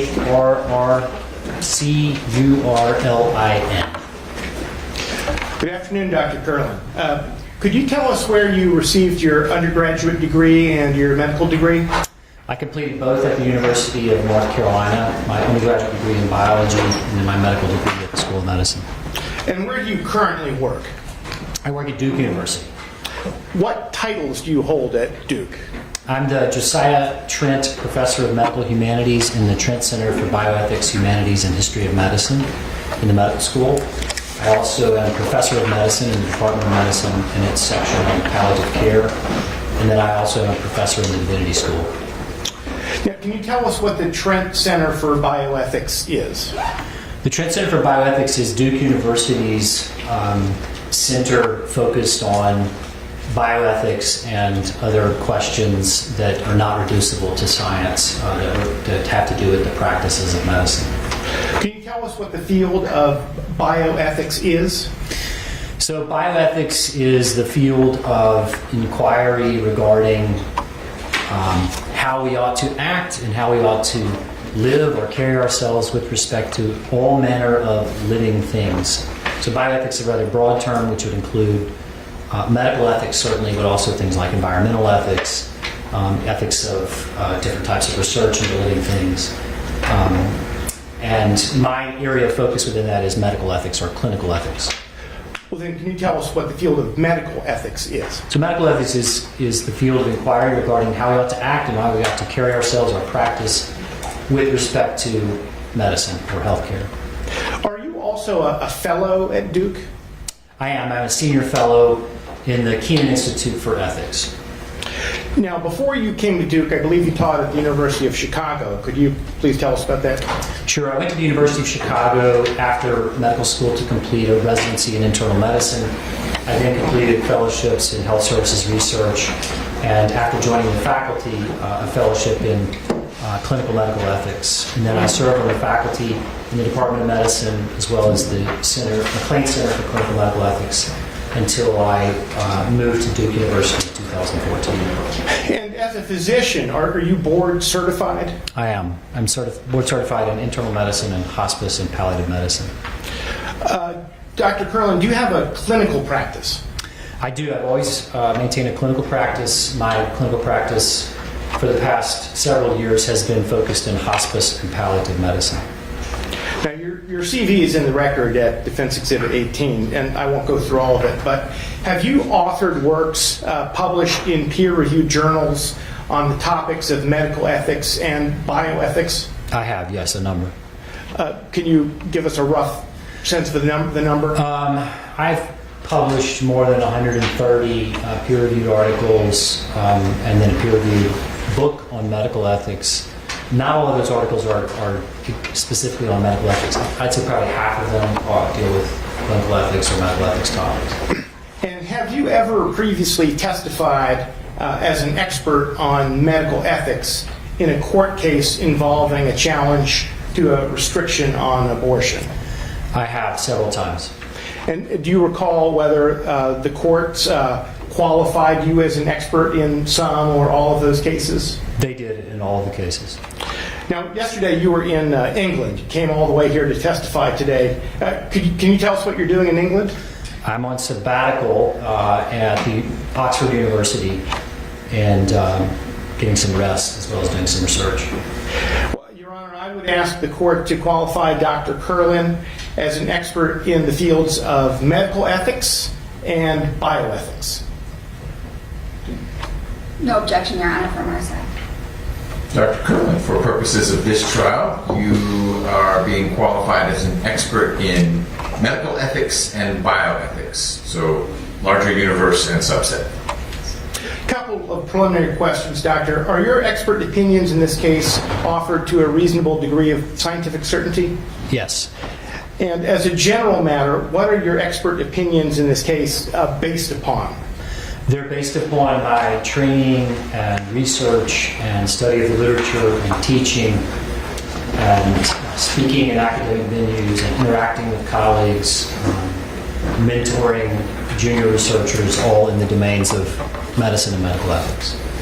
Now, I'm sorry to interrupt. What does it mean to say that an opinion about the ethics of something is backed up by scientific certainty? Well, that's a good question. There's also the concept of medical certainty, reasonable degree of medical certainty. My understanding is that those terms are legal terms of art, meaning that it's more likely than not the case, reasonably understood. But in my case, I think all ethical arguments stand or fall on the merits of the argument, which includes how well they accord with what we know through scientific means of knowing. But it's not limited to that. But Doctor, we've heard testimony today on the question whether a fetus is a distinct living human being. What is your answer to that question? The fetus is unequivocally and indisputably and uncontroversially a discrete human organism, a human being. So if we're dealing with certainty, how do you use the adverb uncontroversially? We wouldn't be here if it was uncontroversial. This, I would say, is an area of complete certainty. Insofar as biologists know anything about living beings, they know that the human fetus is a living being. Okay. Just to elaborate further, although I know that there was the one statement by one of the plaintiff's experts that there's a consensus that the fetus is neither living nor distinct. There was no basis given for that. And I've been doing this a long time. I've never seen a single biologist or embryologist ever, in their official context, doubt or suggest otherwise than that human beings begin, like all other mammals which reproduce sexually, at a zygote stage. That's how they begin. From a biological, scientific perspective, absolutely, not medical or legal. Well, we'll get into the medical or legal status of those beings, but they are. The word being means exist, and humans exist as organisms, and the fetus is an organism. These are areas. These are not controversial topics. I genuinely don't think they were disputed by either side. Now, is there a debate about whether a fetus is a person? And could you please tell us what the concept of personhood means? There is. There's the debate. Okay, so person as opposed to human. I understand better. Yes, and of course the debate arises because there is throughout history there's been a fundamental recognition across cultures that you should not kill the innocent. And so then the question becomes, in the case of abortion, which obviously kills a human being, the human being is obviously innocent if it's a human being. Well, how can we justify that? And the argument has been made by many that, well, granted the fetus is a human being, but it's not yet a human person. Or where the language of personhood is used to indicate that the fetus has not yet gained what ethicists call moral status. Moral status being that which gives us a claim against being treated illy or killed. So yes, that's where the dispute lies. That's where the claim that where the arguments cash out. And where do you come down in this debate? So, in my view, in my expert opinion, which of course, as I've said already, is not one that everyone agrees with, but many do. The language of personhood is being used in a way that ultimately is arbitrary and unjust. It involves, and here's why. You would think that you use the language of personhood as if we all know what a person is, and then we look at a fetus and say, is a fetus a person? We know what a person is. Is a fetus a person? As if we might look at people in this courtroom and say, well, we know we have some human beings here, but are they persons? Because if they're not, we can do to them what we want. That's not the way people generally think. Generally, ethically, we think if we find a human being, we find someone to whom we owe moral regard. So the language of personhood, and ethicists have acknowledged this, including ethicists who support abortion. the language of personhood has been used within the ethics literature to indicate those whom we are choosing to not treat with moral regard, to choose the category that we've decided we can treat them differently than we treat other human beings.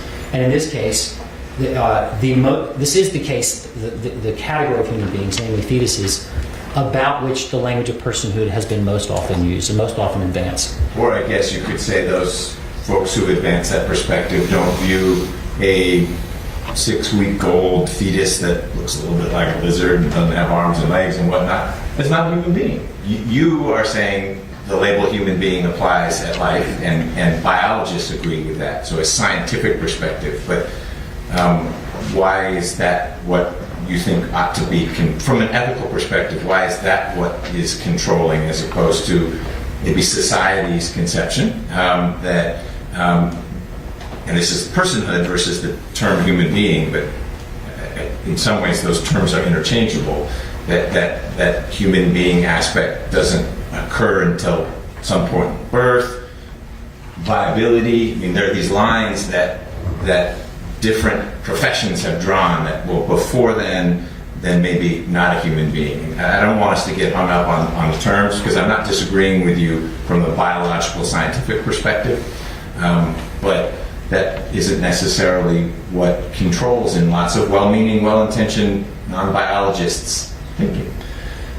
Well, Your Honor, good ethics as good law depends on good facts. And so the question would be, if that's not a human being, what is it?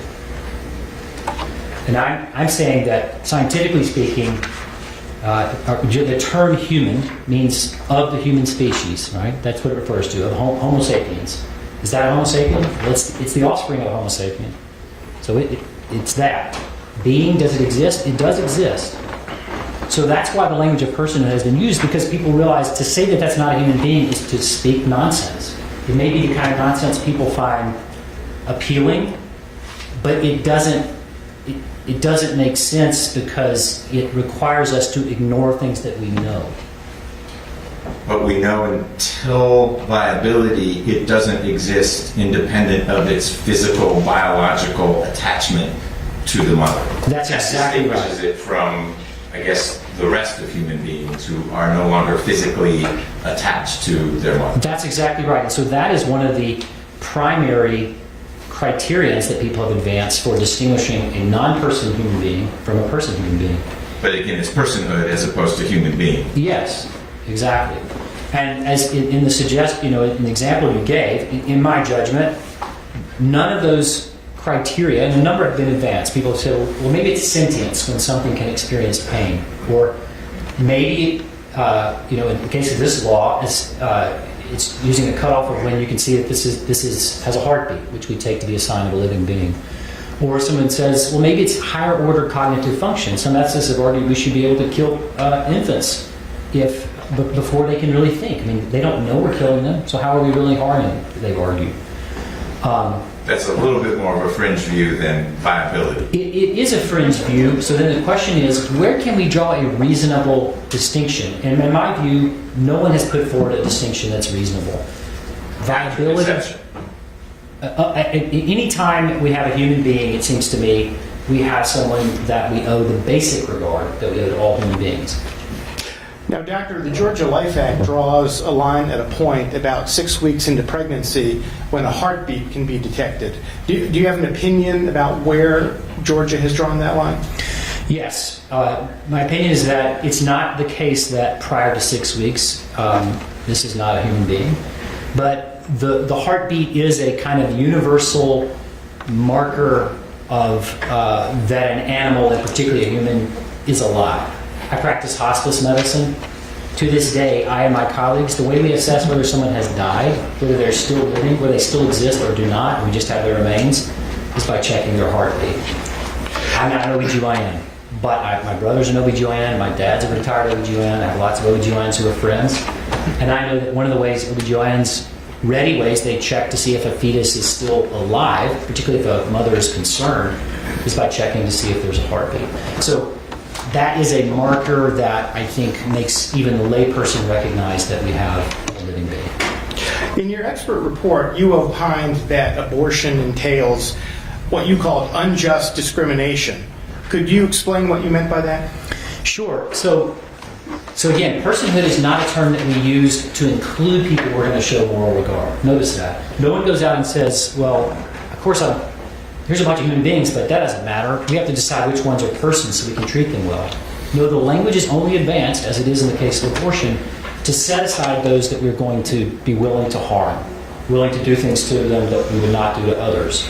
So when that happens, it seems to me that the onus is on those who would set these aside to give a justification for why they don't deserve the respect that we characteristically regard ourselves as owing to all other human beings. And then these answers have been put forward, like viability.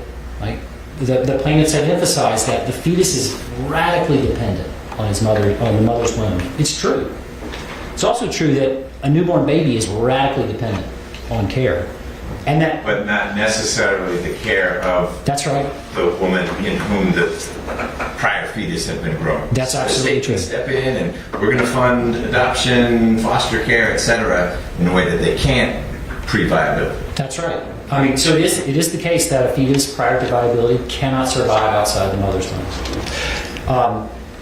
Now, generally in ethics, we don't consider vulnerability or dependence an indication that we should lessen our regard. We actually the opposite, right? And when you find a kid who's lost in the woods, you don't think, well, that kid's lost. I don't need to help them. You think, no, they look like they're in special need. We have special obligations.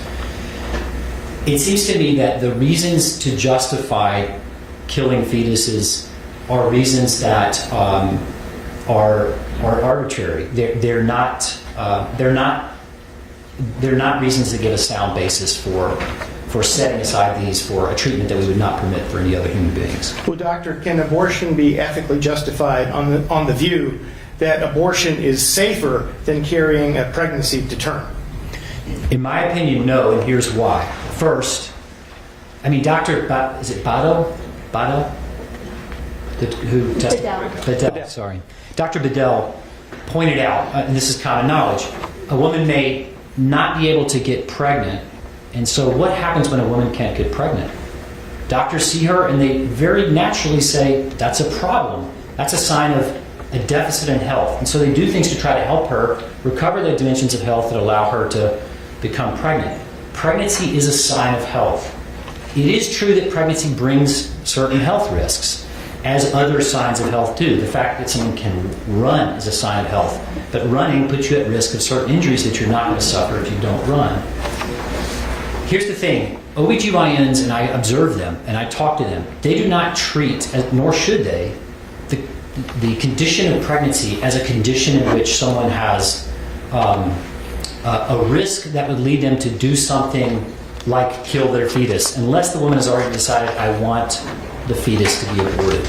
It's not the case that a person shows up pregnant and you say, well, and with a smile and says, I'm excited, I'm pregnant, and the OBGYN say, well, we need to refer you to someone who can provide an abortion because it's dangerous being pregnant.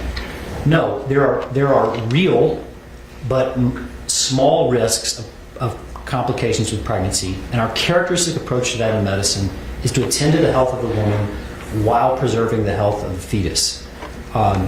There is no proportionality between the risks of pregnancy in the usual case when someone's not having a serious illness and intentionally killing another human being.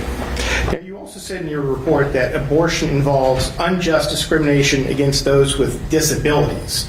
Can you tell us a little bit about that? Yes. I'm not suggesting that women are setting out, or the abortion providers themselves are setting out to discriminate against certain categories of people. But the reality is abortion does discriminate. I mean, we learned from the plaintiffs that it discriminates against black fetuses at more than a 2-to-1 ratio. It discriminates against, the practice of abortion discriminates against those who have disabilities. So in the U.S., the data suggests that more than 2 out of 3, or roughly 2 out of 3, fetuses that are diagnosed with Down syndrome are aborted prior to birth. The disabilities community has been really critical in many figures of abortion because they are arguing that we have a kind of eugenic impulse going on here to escape the difficulty of caring for people with disabilities we're killing them prior to their birth, which creates a world that's less patient with and hospitable toward those who are themselves dependent and will always be dependent in ways that that require care. Doctor, is an example children with Down syndrome? Yes. So as I was saying, about roughly 2 out of 3 from the last study I looked at of Down syndrome babies in the U.S. are estimated to be aborted. In some countries like Iceland, it's virtually all. But that's one of the more common congenital anomalies, and it's one that leads to a lot of abortions. But Down syndrome is not a lethal condition. It's not considered a lethal condition, is it? No, it's not. In fact, in the up until the early 70s,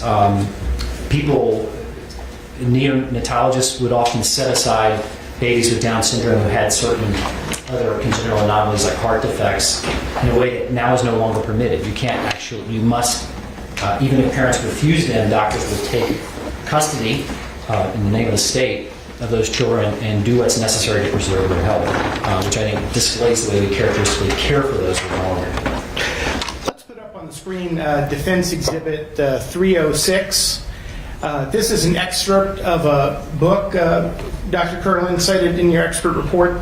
The book is Maurice Levine, Psychiatry and Ethics, 1972. And if we could...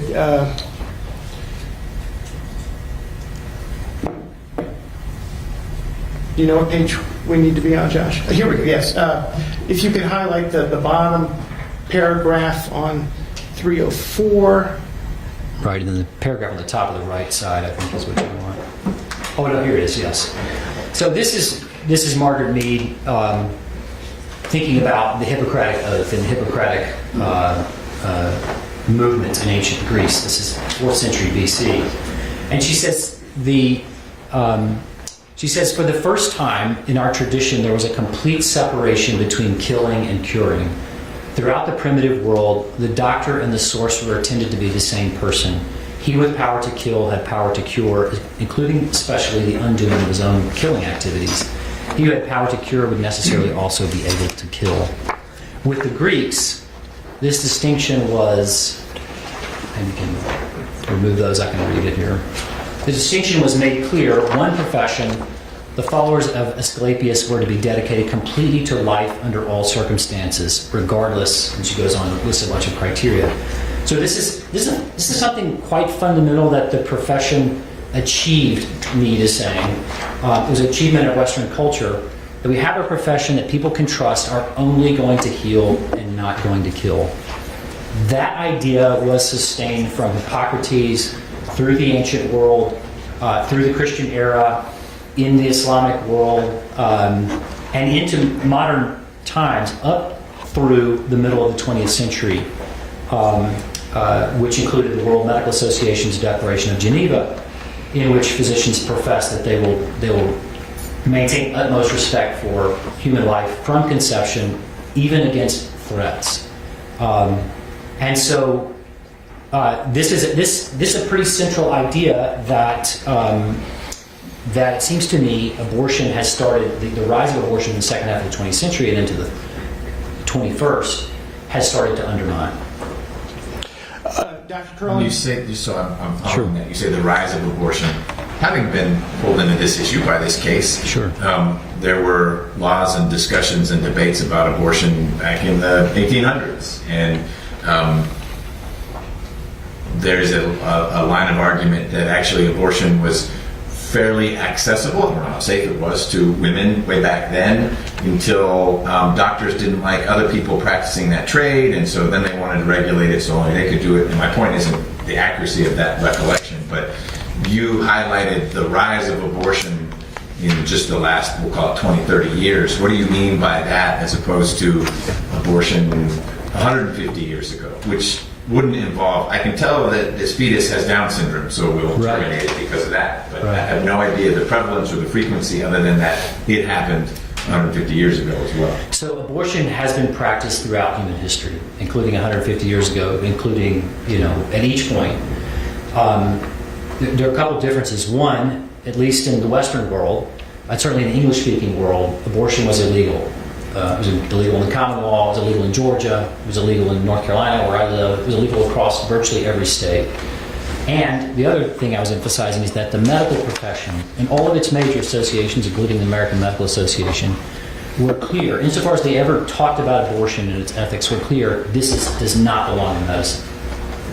There's no major medical association in history until after Roe v. Wade. I'm not sure exactly when ACOG changed its position, but around that era, that changed that position regarding abortion. So that's the shift in the 70s that you're referring to. And then just the numbers are, the numbers, I actually can't quote chapter and verse here, but the numbers of abortions that have been conducted in the last 60 years is staggering relative to historical estimates.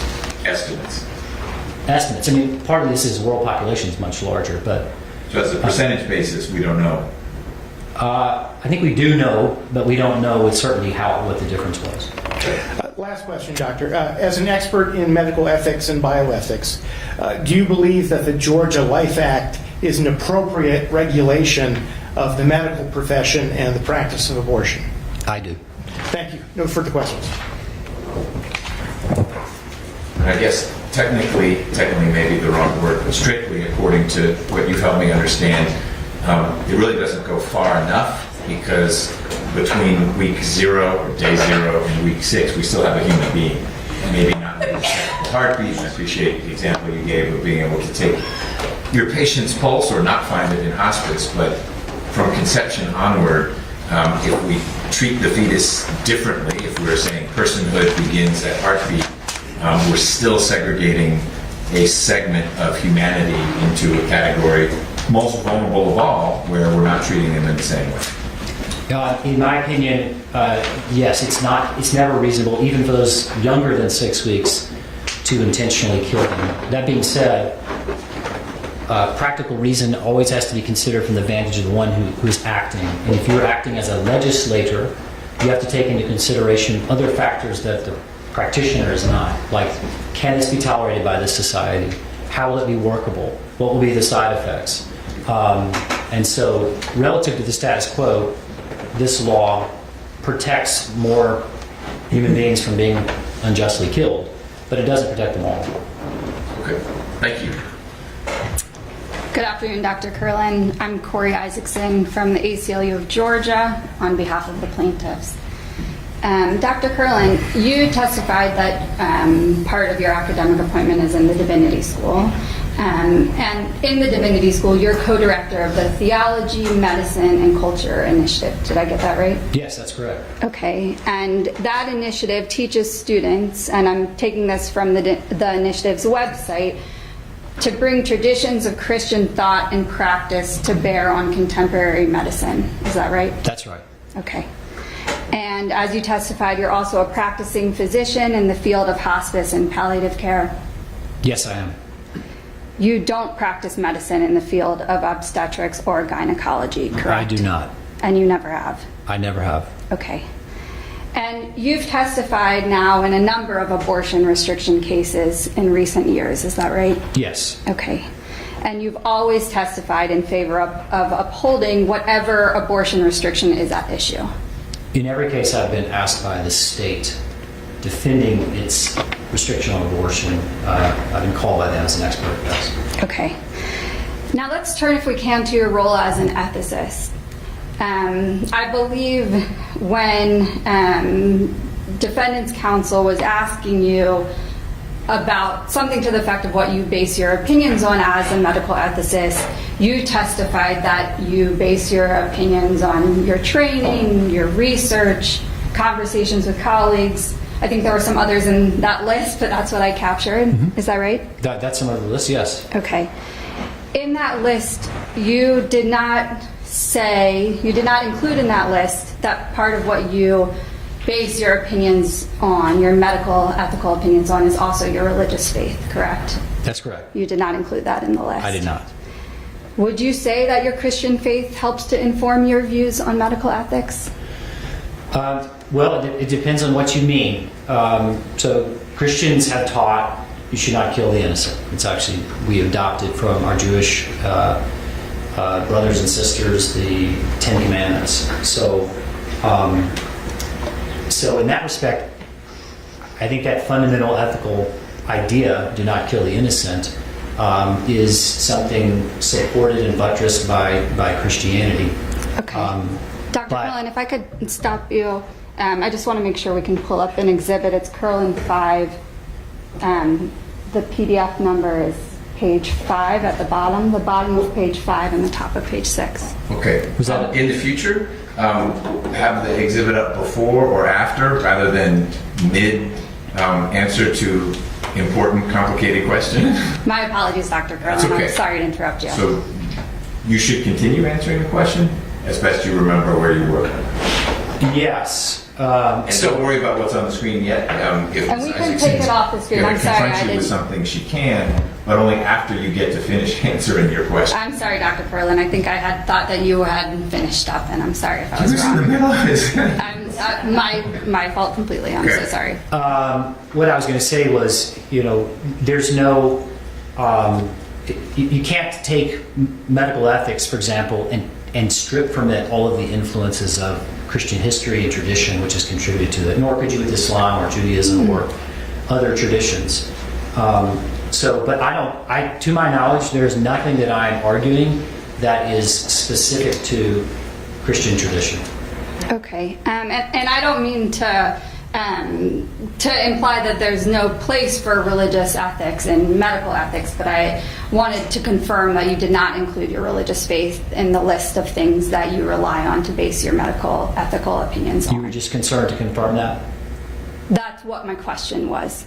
Yes. Okay, and if we can now pull up what I've marked as Curlin 5 for Ms. Anderson, PDF page 5, the bottom of page 5 and the top of page 6.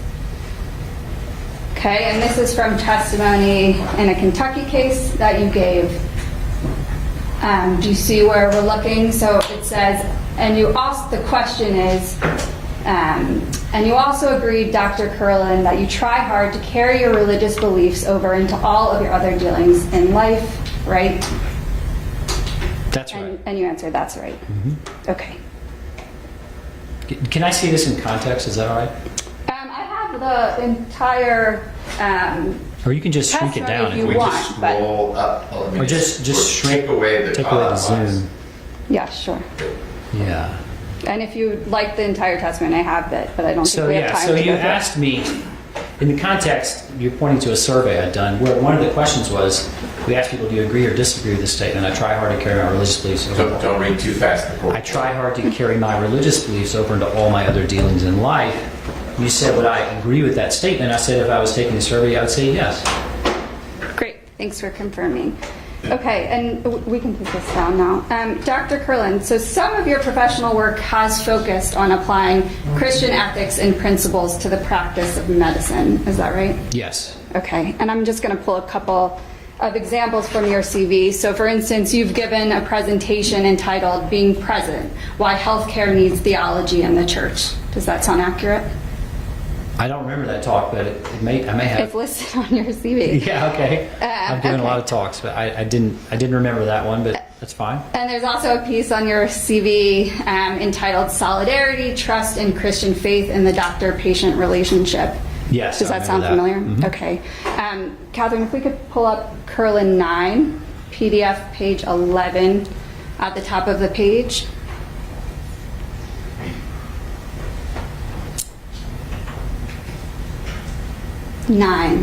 Curlin 9.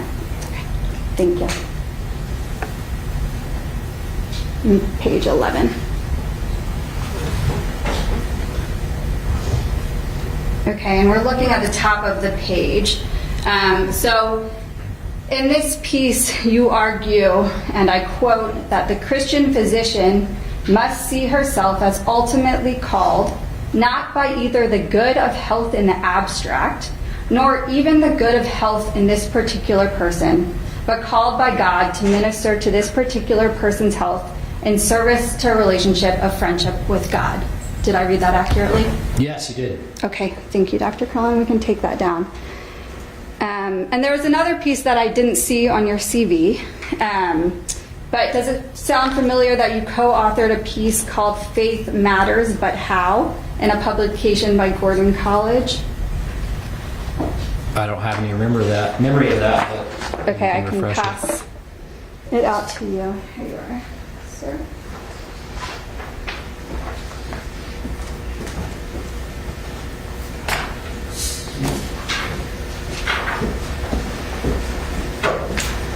Oh, this is not my publication. This is about me. It's about you. If you look on the second page of it, Catherine, if we could pull up. Picture of you. If we You're could right, pull up Curlin 2. So Nate. PDF. Oh, you know what? I guess it is. I don't have any memory of this. Catherine, but, could you it's been pull up- 15 years. Yeah, it's from 2008, I believe. Curlin 2. During your sabbatical, you can review your CV. I do remember Ryan Lawrence, with whom I wrote a number of papers, so he must have taken the lead on this one. Go ahead. Okay, so we're at PDF page 18. Actually, it might be at the 18 in the publication. I might have the PDF page wrong. Sorry about that. It's 18 and 19 in the publication here. Okay, thank you, Dr. Curlin. So let's get to that on the PDF. That was my mistake. Okay, so while we're pulling that up, so in this piece, you and, as acknowledged, a co-author, address some of the challenges of being a religious Christian in the professional space. Does that sound vaguely familiar? I know I've asked you to recollect something from a while ago. Right. I sincerely don't have any memory of this piece, but go ahead. Okay, and let's actually go to the next page if we can. Catherine, thank you.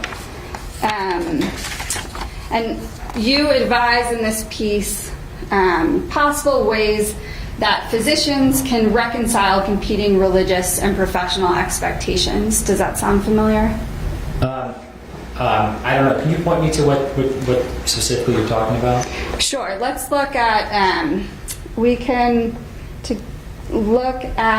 let's start with this. So this second paragraph on the page, another option. So you're giving options for what a religious Christian can do in the professional space when there are competing expectations. And so one option you give, and I quote, is to stay in the profession but ignore those professional guidelines that encroach on religious teachings. Did I read that accurately? Yes. Okay, and if we look down, I think at the next paragraph, where it says a parallel option. So in that paragraph, another option you give is, and again I quote, to stay in the profession but promote Christian teaching discreetly so as not to cause friction with supervisors who would disapprove if they knew. That's not what. Do we have the wrong one? A parallel option where, there we go. Does it look like I read that accurately, Dr. Curlin? You know, it does. I will just say, this is really dumbfounding. I don't remember this piece. I'm not saying I wasn't involved in writing it, but I don't remember it. And I have written extensively about these topics, and this does not sound like it's not the way I would put things. The way I put things is quite clear. I've written a whole book about it. It's not hidden. A number of pieces. To my knowledge, Christianity does not. Christianity is one of the greatest contributors to the profession of medicine. It was the things we take for granted, like being careful when you're sick, not respecting your other characteristics, was an innovation in the Christian community in 4th century Cappadocia that we've inherited to the present time. I don't think that Christianity conflicts with the practice of medicine in any respect.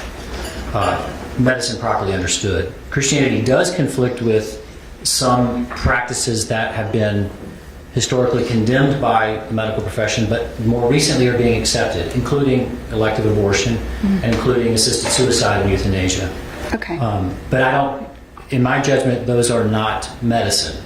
Those are uses of medical capacities and medical intervention, medical technologies to achieve goals that actually contradict medicine's purpose, medicine's healing purpose. Yes, I understand that's your opinion. Thank you, Dr. Curlin. Okay, I think we can take this exhibit down. Oh, actually, speaking of exhibits, I would like to actually enter this into evidence because it is not currently part of either party's exhibit list. I don't know what exhibit number we're up to for plaintiffs. Do you know, Ms. Anderson? We're not in the 600s. I can tell you that. There's not enough time to get there. Sorry. 149. Okay, I would like to enter this into evidence as Plaintiff's Exhibit 149, if I All could. right, the surprise article co-authored by Dr. Carr. Putatively co-authored, maybe so.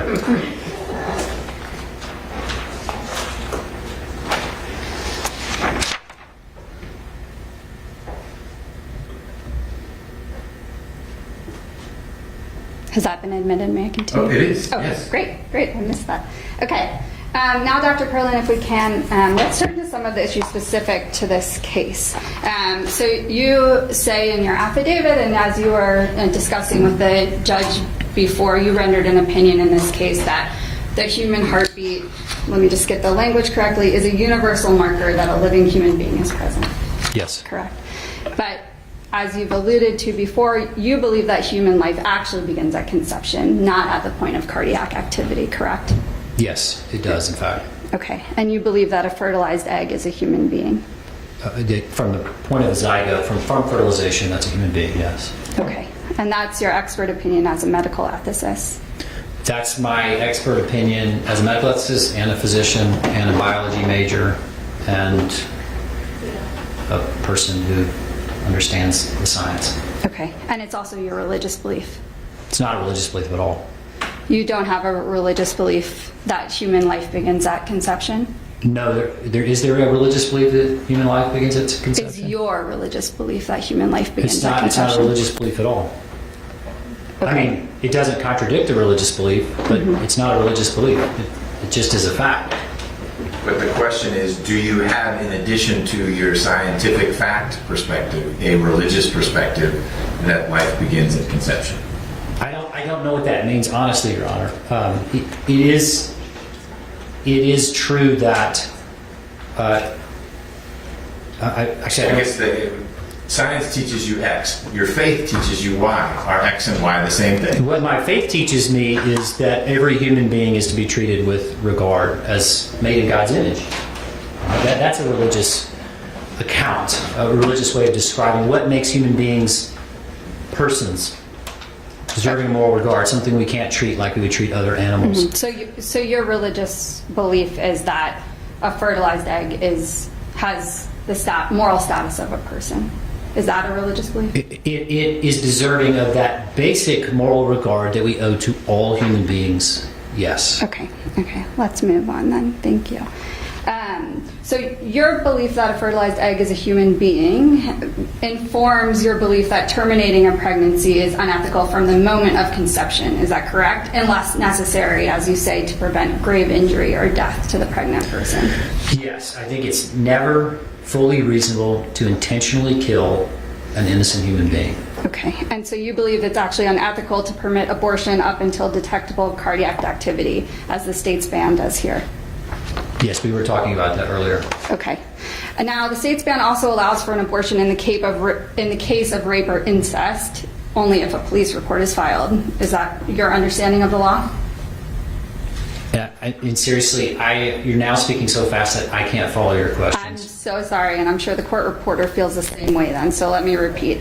So the state's law allows for an abortion in the case of rape or incest if a police report is filed. That is my understanding, Okay. yes. The expert affidavit that you submitted in this case is silent on the topic of rape or incest. Is that right? I think that's right, yes. And you don't believe an exception for rape or incest is ethical. Is that right? It's not that I don't think... No, this goes back to the brief dialogue with the judge.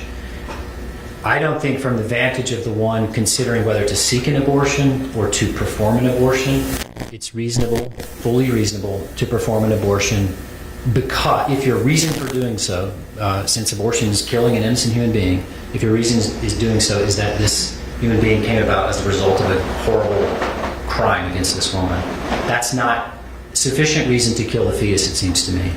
From the vantage of a legislator, I think that kind of a carve-out could be sensible, all things considered, because recognizing that those who have suffered sexual violence are in a terrible situation, and that it's just, that's going to be one area where we're not going to draw the line. So I think those can be both true.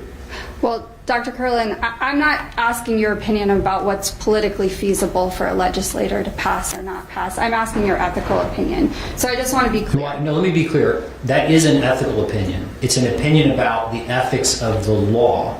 Is the law ethical? I'm saying I don't think it's fully reasonable or ethical to seek an abortion or to perform an abortion in that case. Mm-hmm. But I do think the law is ethically justifiable, recognizing that whether you're going to pass that law and what carve-outs you're going to allow is something you have to consider with taking into account all the considerations that a legislator has to consider that a clinician or a patient does not.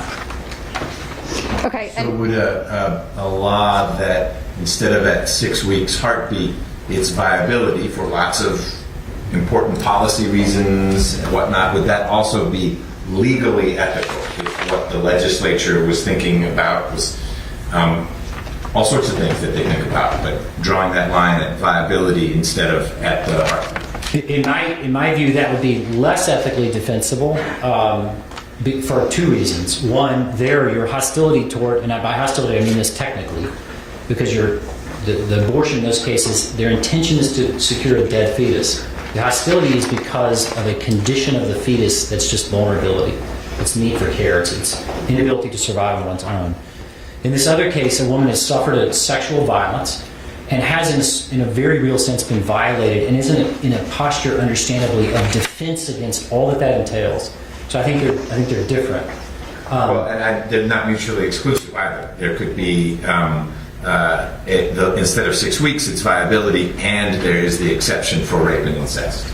I wasn't contrasting the two. I had shifted gears, and that wasn't necessarily fair. I didn't broadcast that. Yeah. But you were talking about a different form of ethically acceptable. It's the first time I heard it from you, that legally, ethically acceptable to have a law like Georgia's is now. Not medically, ethically acceptable, but legally. And so you introduced that phrase, and that got me to thinking, well, what about the way the law was prior to the enactment of HB 481, where there was still a carve-out for medical emergencies, and I assume that was, I don't know, and for rape and incest, but the line wasn't cardiac activity, it was viability. Right. And you're saying it is less ethically defensible because, one, you're increasing the time frame during which an innocent life is taken. More lives are taken. Yeah. More lives are taken. Fewer lives are protected. Okay. Yeah. Okay, just one final question, Dr. Curlin. So just to be clear,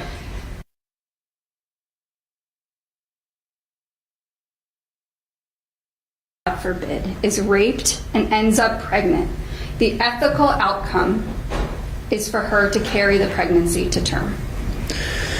In my view, the horror of the tragic and awful and evil assault that results in someone being pregnant through sexual violence is not remedied or resolved by killing the fetus. So the fault does not, in my view, belong to the fetus, and therefore the best response, and by best I mean the most reasonable response, is one of lament, vigorous prosecution of the person who caused the violence, and every manner of support that can be brought around that young woman who has suffered so terribly, which would include supporting her in bringing this innocent, tiny little human being to term, and then helping her care for that baby or give it up for adoption or whatever other choices are possible. Thank you, Dr. Curlin. Sure. Mr. Bartolomucci, any redirect? No, sir.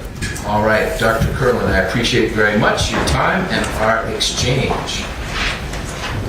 You're flying back to England immediately? 7:20. You're going to make it? I'm going to make it. But I would leave soon. I will. All right. All right, why don't we take a break? Let's try to be back as close to 4 as we can all make it, assuming Ms. Stevenson will support us at 4 o'clock. Is Ms. Neesmith next? Yes. And that's it? I believe the state's colleague. No, we have Dr. Jeffrey Wright. Oh, I didn't mean to cut anyone out. So who is next? Is it Ms. Neesmith or is it Dr. Wright? Ms. Nesmith. Nesmith. Yes. Okay. All right. And then Dr. Wright.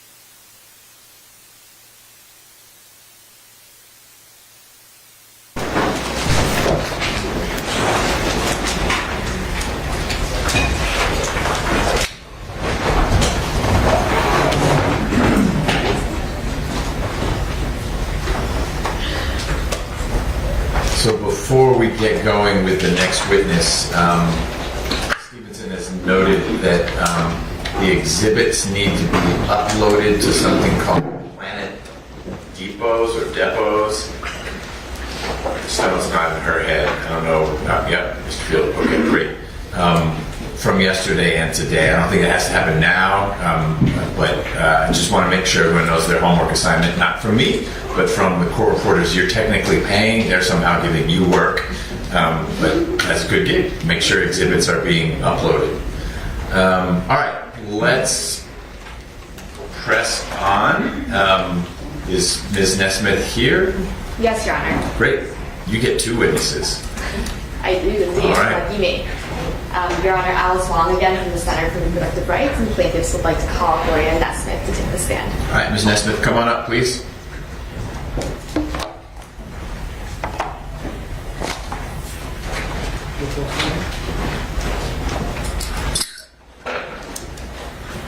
Your Honor, if I may, Mr. Prince is requested to be admitted to the Zoom. I just noticed he was back in the waiting room. I don't know what happened.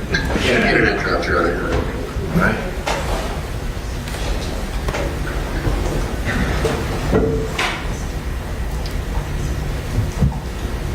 Can you raise my hand? Do you swear affirm that the testimony you will give will be the truth, the whole truth, and nothing but the truth so help you? I will. Put the law in your hand. State and spell your name for the record. My name is Gloria. My last name is Nesmith. Gloria, Gloria, Nesmith, Nesmith. Good afternoon, Ms. Nesmith. Good afternoon. Thank you so much for coming back to join us for a second day. Where do you work? I work at the Atlanta Feminist Women's Health Center. Hold on 1 second. Can we say who is doing the questioning of the direct and cross on this witness, please? Sure. Yes, Ms. Stevenson. This is Alice Wong from the Center for Reproductive Rights for Plaintiffs. And who will be handling it for defendant? Chris Bartolomucci, Your Honor. Great. 3 witnesses. Could you restate that person's name, please? Mr. Bartolomucci, same person who handled the last witness. Thank you. You bet. Ms. Nesmith, you were in the middle of answering the question, where do you work? I work at the Atlanta Feminist Women's Health Center. And what is your role at Feminist? I work as the ultrasound technician. How long have you been the ultrasound technician there? I've been the ultrasound technician there about 25 years. And what are your responsibilities as ultrasound technician? It's my responsibility to date the pregnancy, give that woman the information, to make sure there's no abnormalities that might interfere with her having a safe procedure, and also give information about maybe birth control, as well as just other health information that answer questions. I've been working there a long time, so I get lots of questions. How long have you been working at Feminist? This is my 31st year working at Feminist. What other roles have you had before you were ultrasound technician? I worked there as a health educator. I worked there as a clinic coordinator and a telephone counselor and a clinic supervisor. You've worn many hats at the clinic. I've worn many hats there. And Ms. Nesmith, what inspired you to go to work for Feminist? I needed a pregnancy test in the 90s, and a friend of mine told me that I could go there for a free pregnancy test. And when I went there for the pregnancy test, there was an army of protesters out in front of the building. And that's when it occurred to me that not only did they provide women's health services, they also provided abortion. And it reminded me of my own experience having an abortion when I was younger. And I didn't have to go through that. And it kind of bothered me that I had to go through that just to get just seeking a pregnancy test. So I inquired about how I could volunteer because they had some escorts to help women get into the building safely. And the informational session led to an opportunity to work there, and it's been 31 years. Thank you for sharing that, Ms. Nesmith. If you feel comfortable, will you briefly share the circumstances around your making the decision to have an abortion? Well, I would say that the decision was both traumatic and very private. And I was 18 and about to go off to college. And it was the best decision I could make for my life at that particular time. And why is that? What would having a child at that time have meant for your life? I would probably have gotten stuck in that small town I was in and never been able to just advance my life and my career, just stretch my eyes and arms and go to college and have those opportunities that I've had. It's nothing I regret. I feel like it's one of the best decisions I could have ever made for my life at that particular time. And do you have any children now, Ms. Nesmith? I do. I have a 29-year-old, I have a 24-year-old, and I have a 22-year-old. Do you work anywhere else aside from Feminist? I do. I work at Emory. I work with the School of Nursing as a research coordinator and interviewer as well. So I work with people who are living with HIV, who are struggling with medication adherence. And aside from your jobs at Feminist and at Emory, are you pursuing any other work? Most recently, I have become, I'm going through training to become a birth doula. So that's been another rewarding thing that I've done to just contribute to women's reproductive health. I became really concerned about the maternal death rates in our state, which are really high in Georgia. And I saw that our reproductive rights were going to be under attack. So I figured I'd get ahead of helping women be able to have babies safely and without the high statistics of the death rates in Georgia, particularly how they affect women who are African American and women who live outside the metro Atlanta area. And I'm both of those things. I'm African American and I live outside of the metro area where the rates are naturally higher in Georgia. The rates for maternal complications or maternal mortality? Yes. Thank you, Ms. Nesmith. I'd like to now transition to talking a little bit about the law at issue in this case, Georgia's HB 481, which prohibits abortion at detection of cardiac activity around 6 weeks of pregnancy. If I refer to HB 481 as the ban, will you know what I'm talking about? Yes. Have you administered ultrasounds at Feminist since the ban took effect in July of this year? Yes. And has your job as an ultrasound technician changed since the ban took effect in July? I would say definitely and significantly. I think my job has definitely become more stressful. Typically, I'm dating a pregnancy and giving women that information with the expectation that they will move on to have the procedure they've consented to have. But this tissue reminds me of the fact that I change out my tissue box more than I typically would ever these days. I think that we have more of an instance of women who cry, maybe tears of complete relief, as well as having to tell women that they're going to need to be referred to another state. It's typical that women can be sad sometimes. Having an abortion is a pretty complex issue, and women come to us with a variety of reasons. So tears are normal, but I see a whole lot more lately because of the ban. To your knowledge, Ms. Nesmith, has Feminist made any changes to its schedule since the ban took effect? Yeah, we used to provide services 5 days a week, and we're only providing services now 3 days a week. I can't assume that women are going into other states.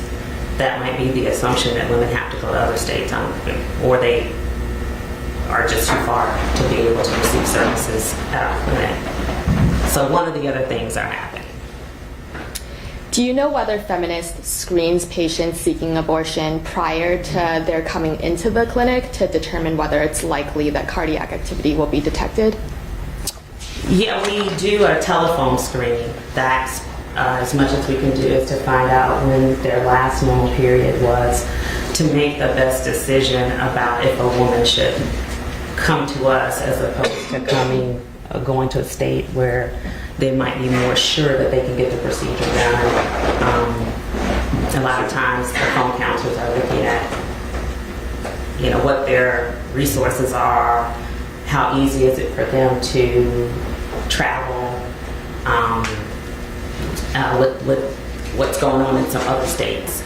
A woman it might be easier for her to fly here, but not all women can fly here and then plan to go somewhere else if they're too far, so they'll just plan to go somewhere else, first. But we try to get as much information as we can when they're on the phone to give them the best possible scenario for being able to acquire their abortions. If it becomes pretty clear to the telephone consultant that the woman is 10 weeks pregnant, very clearly past 6 weeks, is there a set dialogue of, we can offer you lots of advice, but we can't offer you services because it's plain that you're at 10 weeks or 12 weeks? Absolutely. Particularly looking at the complexities around women coming. If they're coming particularly from another state, if childcare is an issue, these are things that could waste their time and financial resources if they came to us first. So we try to give them the best possible scenario that will make it most easiest for them to get abortion services. So to piggyback on Judge McBurney's question, are the patients that you're administering ultrasounds to at the clinic the ones that are screened in over the phone based on that conversation? Yes. And are you personally seeing fewer patients for ultrasounds per week since the ban took effect? Yes. Since the ban took effect, have you personally had to inform patients that you detected cardiac activity so they're too far along to have an abortion in Georgia? Yes. That's probably one of the harder parts of the job. That one of the things that's different. And for lots of circumstances. I had, particularly, I can think of a case in just the last few weeks where I had a woman who, she came in, well, she had an appointment to come in, and she couldn't make that appointment. She had childcare issues and was not able to come, and rescheduled for a week later, based on her last normal period. Rescheduled a week later, and once again ran into having a childcare issue. So she ended up coming in 3 days after that, week later. And it turns out maybe she was about 6 weeks and 4 days or so, and cardiac activity was detected. And she was devastated. I mean, devastated, like inconsolable, devastated. My room is about the third room down the hallway, and after I calmed her down enough to get her to a room where one of the counselors were, that's like 3 rooms down, and I could still hear like audible wailing. She had no other option for childcare. And the thought of her having to figure out how she was going to go to South Carolina, I think was where we would refer her to, was just not something that seemed doable. For a lot of our patients, their childcare is what happens in between putting their kid on the bus in the morning and picking up their kid in the afternoon. And there's no time to go to South Carolina when something like that. If you got to get a medical procedure between that little gap of time. So women's situations vary. I had another patient who wanted time to think about having the abortion and felt like she had the time based on her initial ultrasound. And we are always going to not do an abortion if someone's ambivalent in any reason. And she felt like the ban was rushing her. and to make a decision, and she really needed the time. So she decided to take some additional time, and then of course life happens. And by the time she came back, ready to terminate her pregnancy, doing the ultrasound again, because we repeat the ultrasound on the day of service. What we didn't see the first time, because she was quite early, was that now that there was one pregnancy, now there's two. So that put that woman in a situation where she took the time to think about terminating a pregnancy, and now she's got cardiac activity and twins. So for her, that was pretty devastating. So those things make the job a lot harder than it used to be. I can only imagine, Ms. Nesmith. Thank you for sharing those stories. Approximately how often have you had to turn patients away based on cardiac activity on their ultrasound since the ban took effect? I mean, every clinic day, typically we turn women away. I don't have all the numbers, just because I don't count patients like that, but I don't have all of the numbers, but we do.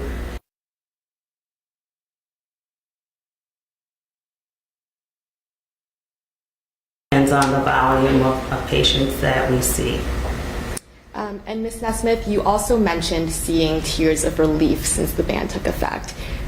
Do any such patients stand out in your memory who cried tears of relief upon finding out that they could get their abortion at Feminist? I had a patient recently that, and this one sticks out in my mind particularly because when I called her to back to the room, she was very disheveled and she was like physically shaking. And at first I thought maybe she had some type of physical disability until I realized she was just that nervous. So I thought it was nervous just about, being there. And so after I explained to her what I was going to do and she could relax, she kind of never stopped shaking. I had to take the things from her hand and put them on the table. And so I performed her ultrasound and she kept saying, "What do you see? What do you see?" And I finally said, "So you can relax. It looks like you're about 5 weeks." I said, "I'm only seeing a very small sac. There's no cardiac activity." And she kind of grabbed my wrist and she just began to sob. And it was at that point I looked at her and I noticed that she did have a scarf on her head and she didn't have eyebrows. And she began to tell me that she was an ovarian cancer patient and not, being pregnant would have been an issue with her continuing her treatment. That was like a major thing for her. And that really sticks out because she needed life-saving treatment and being pregnant would have been just another thing. And another case that sticks out is one I can relate to a little bit because this woman was in her 50s and I'm in my 50s. And she said to me that she felt different, and her husband had been moving their son into college, her last child, and she felt different, and she'd only felt that way before when she was pregnant. And she was like, "I'm 50. My doctor told me I was going through menopause." She had her IUD taken out like 8 months prior and did not think she could get pregnant. And she said, "I only felt this way when I was pregnant." And so she said that her husband thought she was complete nut. And they went to CVS. She got a pregnancy test and she was pregnant. And, she's 50 and took her last kid to college. And she was really relieved that she did not have to go to another state or have to deal with the decision even of having to make a decision that was already more difficult by there being cardiac activity. But there was no cardiac activity and she was completely relieved. And once again, rely on that box of tissue that I have that lives on my counter. So I think I did get both sides of tears since the ban, different types of tears since the ban. Thank you for your testimony, Ms. Nesmith. I have no further questions.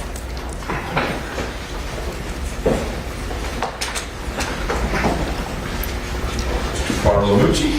Thank you, Your Honor. Ms. Nesmith, my name is Chris Bartolomucci. I'm one of the attorneys representing the state of Georgia in this case. Could we put our exhibit up on the screen, and I'll pass out hard copies.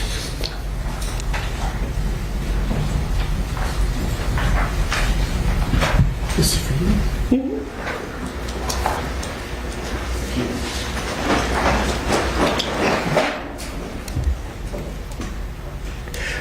Now, Ms. Nesmith, I've just given you, and we have on screen an article. Do you recognize this?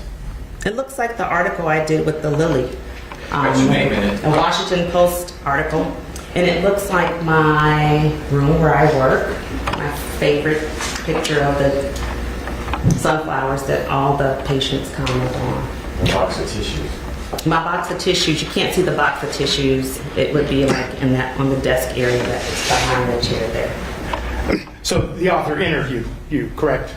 Absolutely, yes. And quoted you in the article? Absolutely. Okay. Your Honor, I would move this exhibit into evidence as defense exhibit number 621. Any objection, Ms. Wong? No objection. 621 is admitted.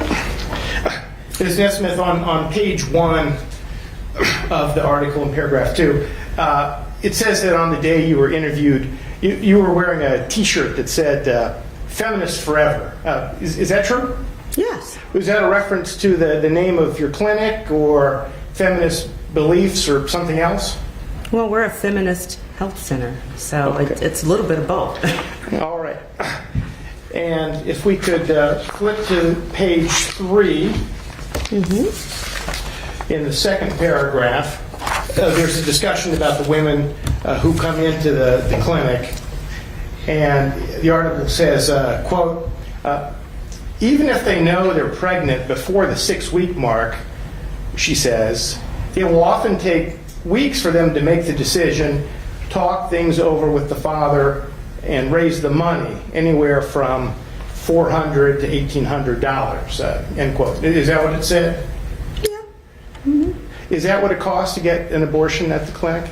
That was an approximate. I don't work in the insurance part. I don't work in the finance part, so I'm not sure the exact cost of the abortion procedure. Does the clinic make women pay for their abortions up front, or may a woman pay after she receives an abortion? I don't do a lot of the finance part of it. I typically send women after they've gotten their ultrasound to finance. I'm not sure I don't work in finance, so I don't know. Okay, I appreciate you don't work there, but do you know whether a woman has to pay up front or can pay later? I think those things are specific to the woman and whatever her personal situation is, whether it's insurance, self-pay. That's not something I would know. Okay, now also on page 3 here, there's a photograph. Is that a photograph of the workspace at the clinic? That's a photograph of an office at the clinic, but that's not my office. It's not your office, but you've seen this? Yes, I've seen. We have beautiful artwork throughout our clinic. Okay, there's one thing I got to ask you. Near the bottom, there's this bumper sticker that's cut off. The top says, "May the fetus you save turn out to be a," and then the bottom half is cut off. Do you know what the rest of it says? I absolutely don't. Like I said, that's not my personal office, and I typically go in the ultrasound. In fact, that office is not even an office that's upstairs in the clinic, so that's not an office that I would frequent. Okay, let's go to page 4, where it says in the first paragraph, before clinic administrators issued a formal rule against it, she would sometimes invite out-of-state patients to stay overnight at her house, or if they were young and traveling alone, offered to stay the night with them in a hotel, end quote. Did you see that? Now, did you, in fact, stay in hotels with young women traveling alone? Yeah, we did that back in the 90s when it was okay to do that, before there were different privacy laws, before HIPAA. Those things are newer in healthcare. They were not an issue in the 90s. And yes, we had volunteers, volunteer organizations. Women travel from other states and are alone And that part of our services, not as healthcare providers, but as volunteers and people who care about women, is to not leave them alone. So at some point the clinic said, you can't do that anymore. Exactly. You know, there's HIPAA, privacy laws, safety. You know, the state has different regulations and things that they implement throughout the years. Healthcare changes. HIPAA wasn't a thing several years ago either. So let's turn to page 5, where we have another photograph.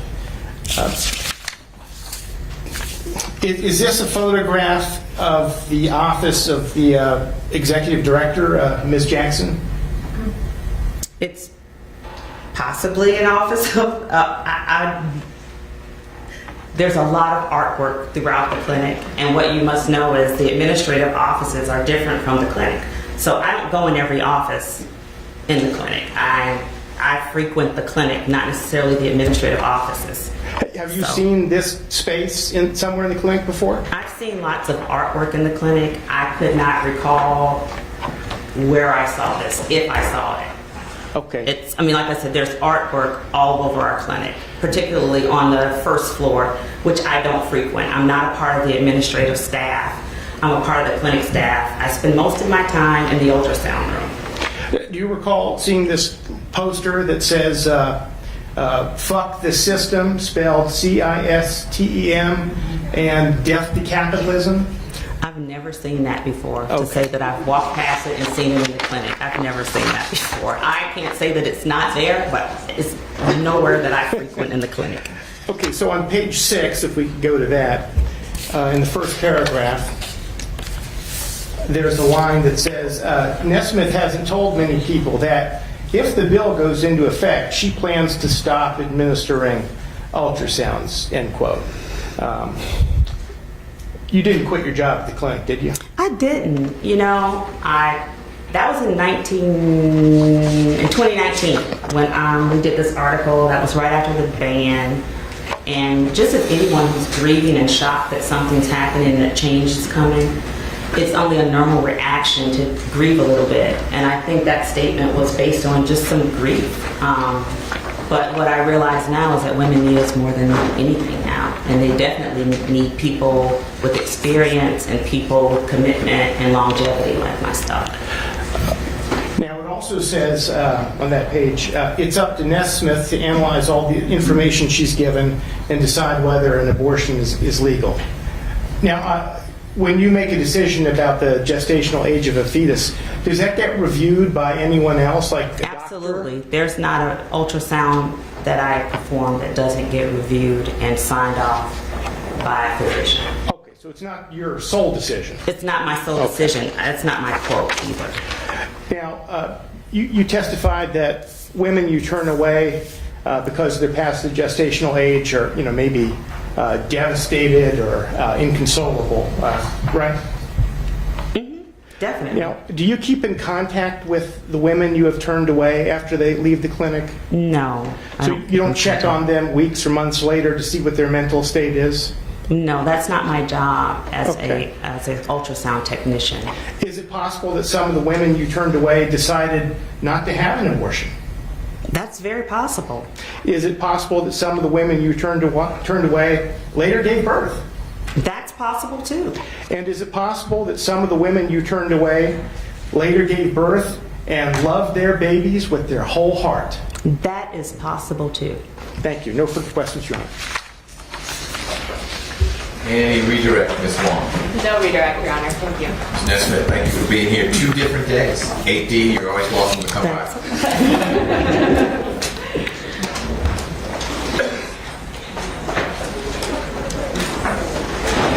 All right, I think that leaves us with Dr. Wright.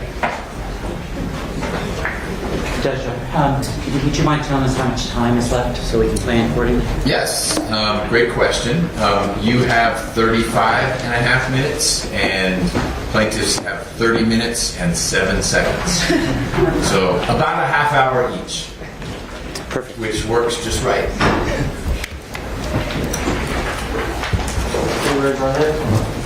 swear or affirm that the testimony you will give will be the truth, the whole truth, and nothing but the truth forever?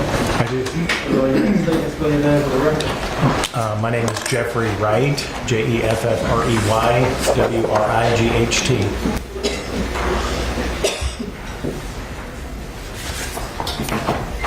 Your Honor, for Dr. Wright's benefit, I just handed him a copy of Dr. Bedell's 2 affidavits in the case, which I believe have already been distributed to the rest. Dr. Wright, my name is Ed Trent. We've obviously met before, but that's for the benefit of the court reporter. Could you please introduce yourself to the court? And so the court reporter knows Ms. Stone will be doing the cross-examination? Yes. We've got Trent and Stone. I'm Dr. Jeffrey Wright. I'm a specialist in maternal fetal medicine. I did pre-medical studies at the University of Houston, medical school at the University of Texas, Health Science Center at San Antonio.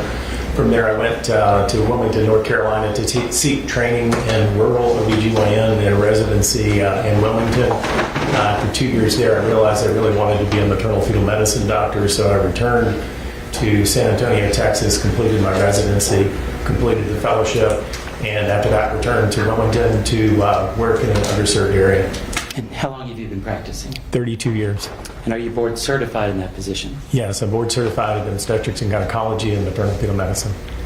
Now, can you describe for us what a maternal fetal medicine specialist does? I know we heard from Dr. Bedell earlier. Is there anything different between the way you practice and the way she does? No, the maternal fetal medicine, other people call it high-risk pregnancy. It covers women with medical illnesses prior to pregnancy. It covers illnesses that are unique to pregnancy, occur only in pregnancy, and then it covers a lot of fetal diagnosis. Now, the court has your CV as Defense Exhibit 23, but on there it has a title, FACOG. Can you tell us what that is? I'm a fellow of the American College of OBGYN. And in your position as OBGYN and maternal fetal medicine doctor, you had training then and experience on the development of human fetal development. Yes. Is that something you learned in medical school and have known intimately? Started in college, then medical school, and of course through the rest of my training.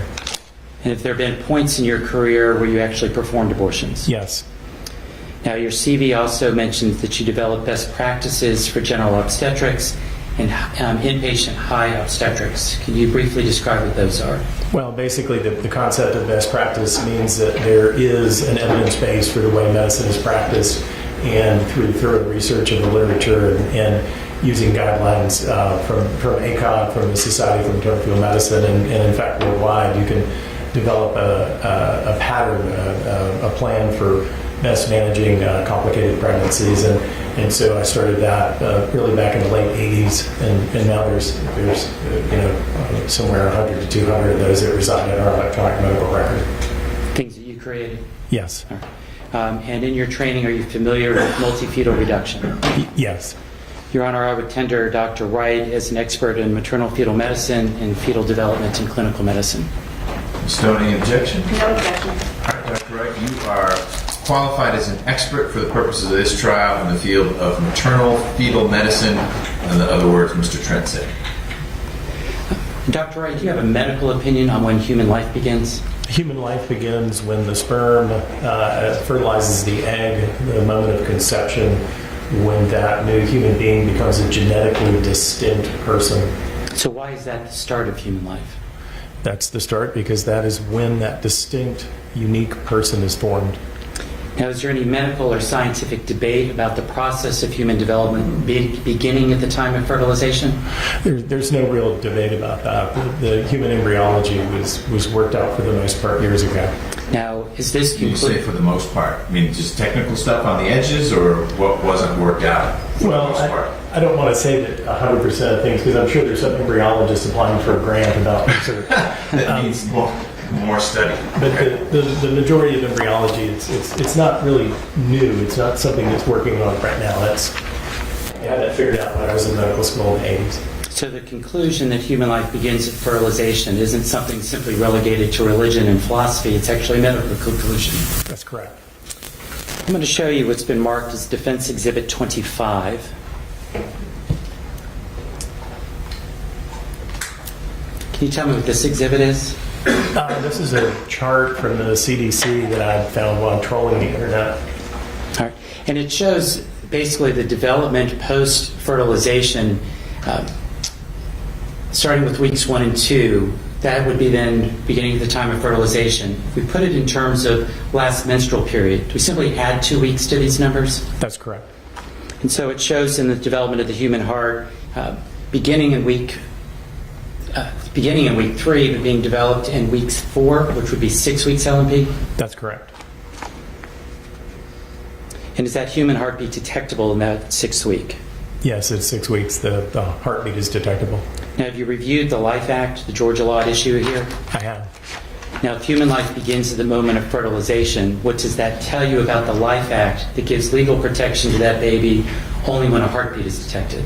Well, I think the Life Act is a compromise between different viewpoints. I'm going to show you Defense Exhibit 26.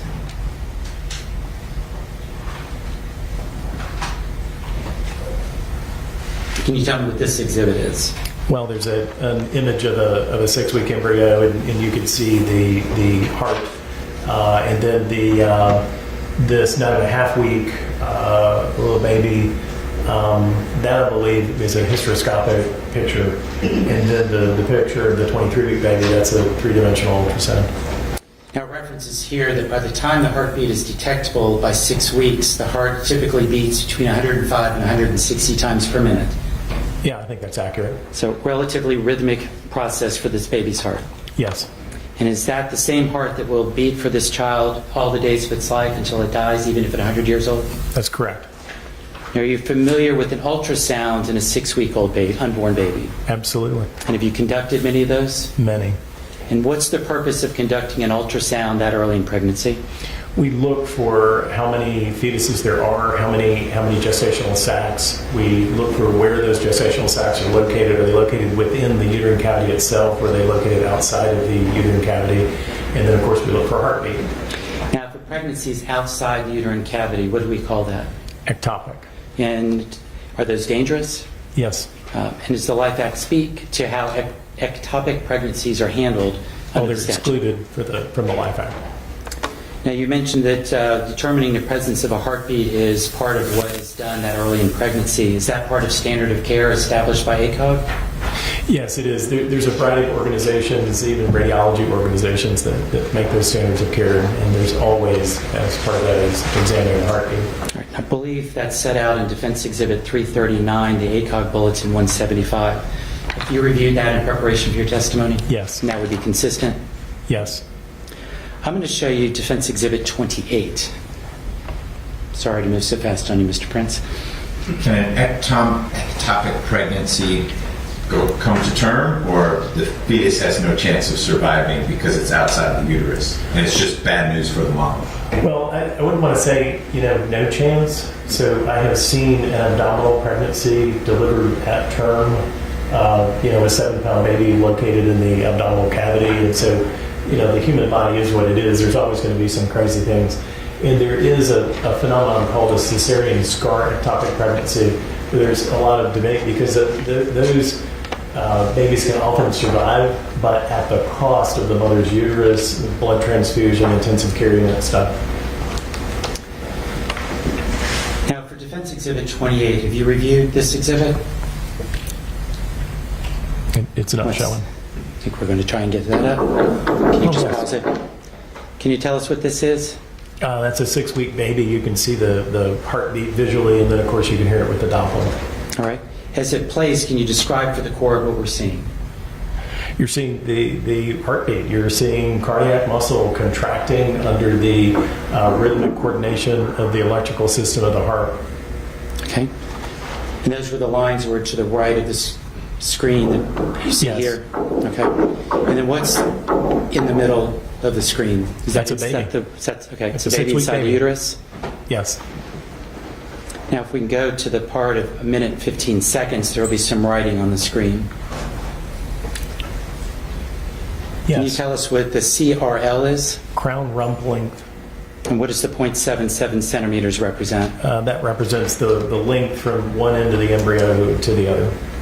And in the ACOG bulletin that we looked at, 175 earlier, that we referenced, Defense Exhibit 339, does it indicate that's about the size you would expect to find the heartbeat? Yes, exactly. And then the gestational age that was listed said 6W, 5D, plus or minus 4D. What does that tell you? 6 weeks and 5 days, and the range of error in the measurement was 4 days. Now, the baby's heartbeat that was, were you able to actually see that on this picture? Yes, you can see it in the two-dimensional image, and you can see it in the spectral Doppler display as well. Is that heartbeat simply electrical impulses through some cells that will one day become a heart, or is it something more definitive? No, there's a heart there. Now, that heart hasn't finished developing, but there's a heart there. Now, when we heard the sound at the beginning of the ultrasound, what was that? That was the heartbeat. All right.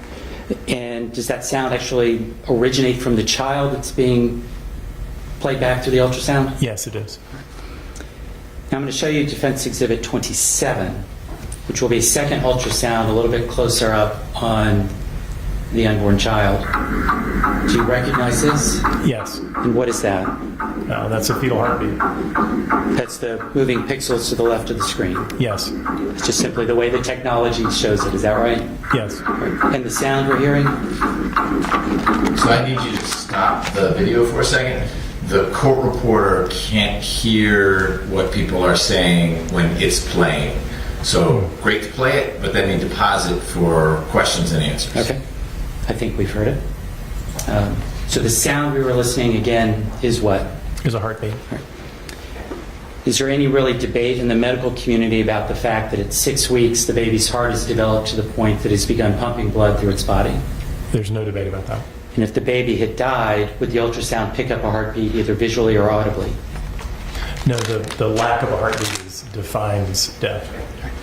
Now, in your research, have you reviewed any studies on why women seek abortion? I have. I've reviewed a number of those over decades. Now, in paragraph 22 and 23 of your affidavit, you cite a finer study, Defense Exhibit 512. And I believe in Chart 3, it indicates the primary reason for women selecting abortion. Can you tell us what those primary reasons were? I think you need to look at the next page. Chart 3. Up here at the top left. It's a little blurry over here. I think he's going to try and enlarge it. There we go. Oh, there we go. Thank you. Now, this was between 2004 and 1987. Let me ask the question a little bit differently. What percentage of women indicated in this study that they selected abortion or chose abortion due to fetal health concerns? That would be 3%. What about for maternal health concerns? 4%. Is it true that by looking at this chart that over 85% of the abortions that were performed were primarily due to reasons that were not health reasons, or what we might call non-medical personal reasons? Yes. Now, looking also at this, indicates for a victim of rape is what amount? Less than 0.5. Now, in your training as a medical doctor, are you trained in state laws that require you to report sexual abuse of minors? Yes. So if a 13-year-old appeared pregnant, do you have an ethical and legal obligation to report that to law enforcement? Yes. In her report, Dr. Bedell talks about selective reduction when a woman is pregnant with higher order multiple children, usually 3 or more. Are you familiar with that process? Yes, I am. And do multiple pregnancies automatically endanger the mother's life? No. From your reading of the Life Act, are multifetal reductions now prohibited in the state of Georgia, as Dr. Bedell testified? Not to my reading. And why is that? Well, a multifetal pregnancy does pose a substantial risk to the reproductive tract organ function. So if you think about it, we just look at triplets, and I don't want you to think I'm promoting selective reduction, but in terms of the law, if you look at the woman's reproductive tract and whether or not her uterus can perform its function of carrying the pregnancy, then the presence of that third fetus represents a substantial risk of impairment to that function. And so following that line of logic, I believe it would be legal in the state of Georgia under the Life Act to perform a selective termination. I'm I'm confused a little bit. I thought one of your answers maybe 6 questions ago was multi-fetus pregnancies are not an issue. And that may have not been what you meant, but that's sort of how the question was phrased. And now you're saying multi-fetus pregnancies. If you're at 3, you're already at a pretty serious risk of harming the reproductive system, which we probably would all agree is a major bodily function. Hence your answer that I think the Life Act would allow the Multi-Fetus Reduction Act to occur. But let's rewind to no, multi-fetus pregnancies don't pose a risk to the mom. And I'm not putting words in your mouth. That's just sort of how I heard it come out. So, and you did hear that. Okay. So you asked a question that does it pose some unreasonable risk to the mother? No, I apologize. I think the question was, does it automatically create a risk to the mother? Yes, and the answer to that question is no. Okay. So then he asked a little different question. Does the presence of the third fetus endangers the mother's uterus's ability to do its job in gestating the other 2, right? And so the purpose of the multifetal pregnancy reduction is to terminate one fetus to give the other 2 fetuses a better chance to stay in utero longer. So it's a risk to that function of the uterus in terms of gestating those fetuses. Now the tricky thing about triplets is you actually have a higher loss in the prevital period, right? So just look at triplets, it's about a 4% pregnancy loss before 24 weeks. If you do the selective reduction, it's more like 8%. So by doing the selective reduction, you have fewer preterm babies, but you have more babies that don't survive. So there's a trade-off there. And in looking, this is why I guess coming down to your reasonable medical judgment and evaluating your patient, you reference in a report or a study from South Korea, Defense Exhibit 518 in your affidavit, about managed care of triplets can sometimes provide better outcomes for the women. Well, provide better outcomes for the babies. So with the expectant management, right, not managed care, expected management, there's a certain percentage of those babies are going to be born preterm. And this study is a newer study, and I looked at that study because the study that's referenced in our major textbook, Creasy's text, is from 2006. And again, it involves a lot of, that study does include a lot of different countries, but you know, Korea is a developed nation with a modern healthcare system, and so we can look at that and we can say, wait a minute, the patient who expectantly manages triplets has a better chance of a take-home baby, right? And of course, a lot of that has to do with the fact that a third of the babies weren't initially sacrificed by the selective reduction. And from your reading of the Life Act, which kind of goes back where Judge McBurney came in, is there anything in the Life Act that limits your Georgia doctor's ability to manage a higher order multifetal pregnancy than they did before the Act? I don't think it changes it in any way. I want to talk briefly about pregnancy complications.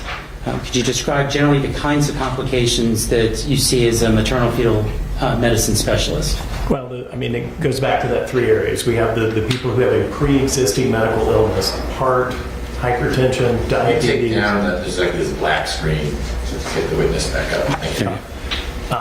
Heart disease, hypertension, diabetes, variety of other stuff. And then you've got another group of people who are going to encounter a problem during the pregnancy, preterm rupture of the membranes. A lot of stuff in pregnancy is breaking your bag of water, bleeding because your placenta has a problem, and then blood pressure stuff, right?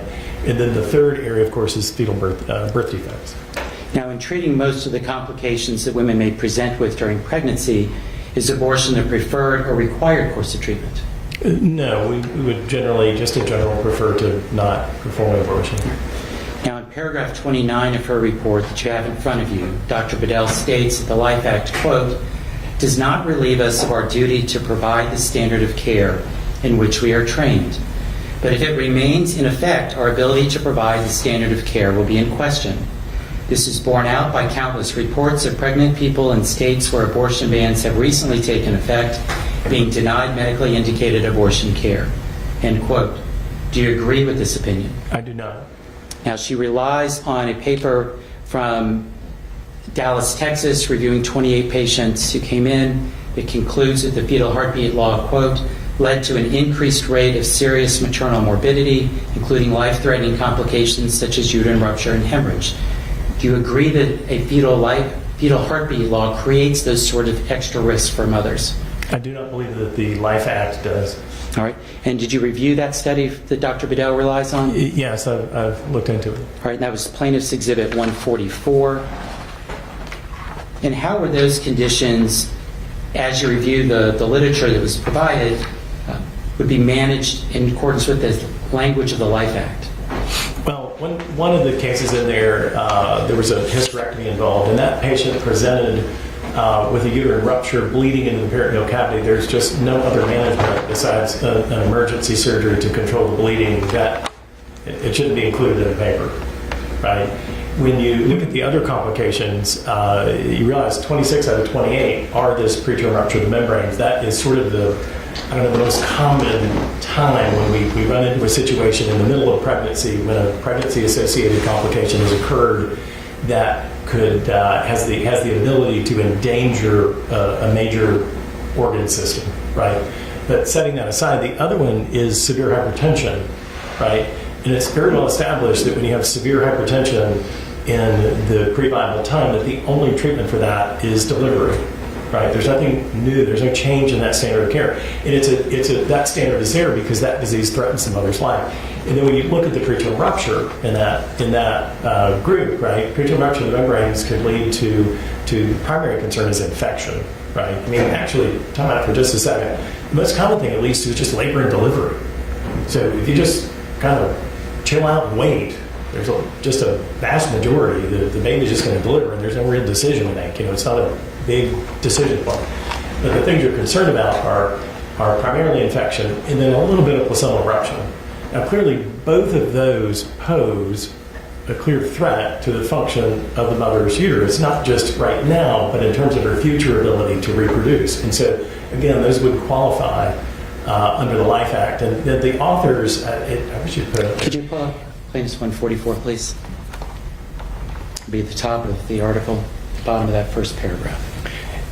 If you look at the bottom of that first paragraph, they say, the current national standard of care, women not in labor presenting with rupture of the membrane before neonatal viability allows expectant management or immediate delivery. So, to be clear, we don't make people do stuff, right? So, but the expectant management is just a nice way of saying we're going to kind of wait and see what happens, right? We're going to give some antibiotics, we're very close observation, we want to keep this patient out of trouble, but we're going to kind of wait and see what happens. Or immediate delivery. Well, why is immediate delivery the part of the national standard? Because of the infection risk and the abruption risk. So clearly, I'm not an expert in the Texas laws, although I've read them, right? I don't understand how this applies to this case at all, because clearly that threat to the mother's reproductive tract justifies a legal termination of pregnancy under the Georgia law. So as you review the case data as referenced in this paper, nothing in the Life Act, in your opinion, would have prohibited abortion had the patient selected that as their course of treatment when they presented. That's correct. Now, to be honest with you, most of us wouldn't call it an abortion. We would call it a labor induction. Now, in paragraph 11 of Dr. Bedell's report, she states that the Life Act, quote, places physicians in an impossible position, forced to choose between risking prosecution for providing timely, medically appropriate abortion care or miscarriage management and subjecting their patients to unnecessary suffering and risk to their health, end quote. Do you agree with her opinion? No. Why is that? Because it doesn't. This law specifically states that it's the judgment of the physician involved regarding whether or not there is a risk to the woman's life or endangerment to an organ system. It's very clear. And another thing, it's never. Tell me the part that's so clear. You say organ system, but that's not what the statute says. And I know you're not a lawyer. I'm not a doctor. But what the law says for the medical emergency exception to apply, there has to be either the risk of death, that's clear to me, or substantial I don't know what's so substantial. Irreversible, I get. Can't fix it.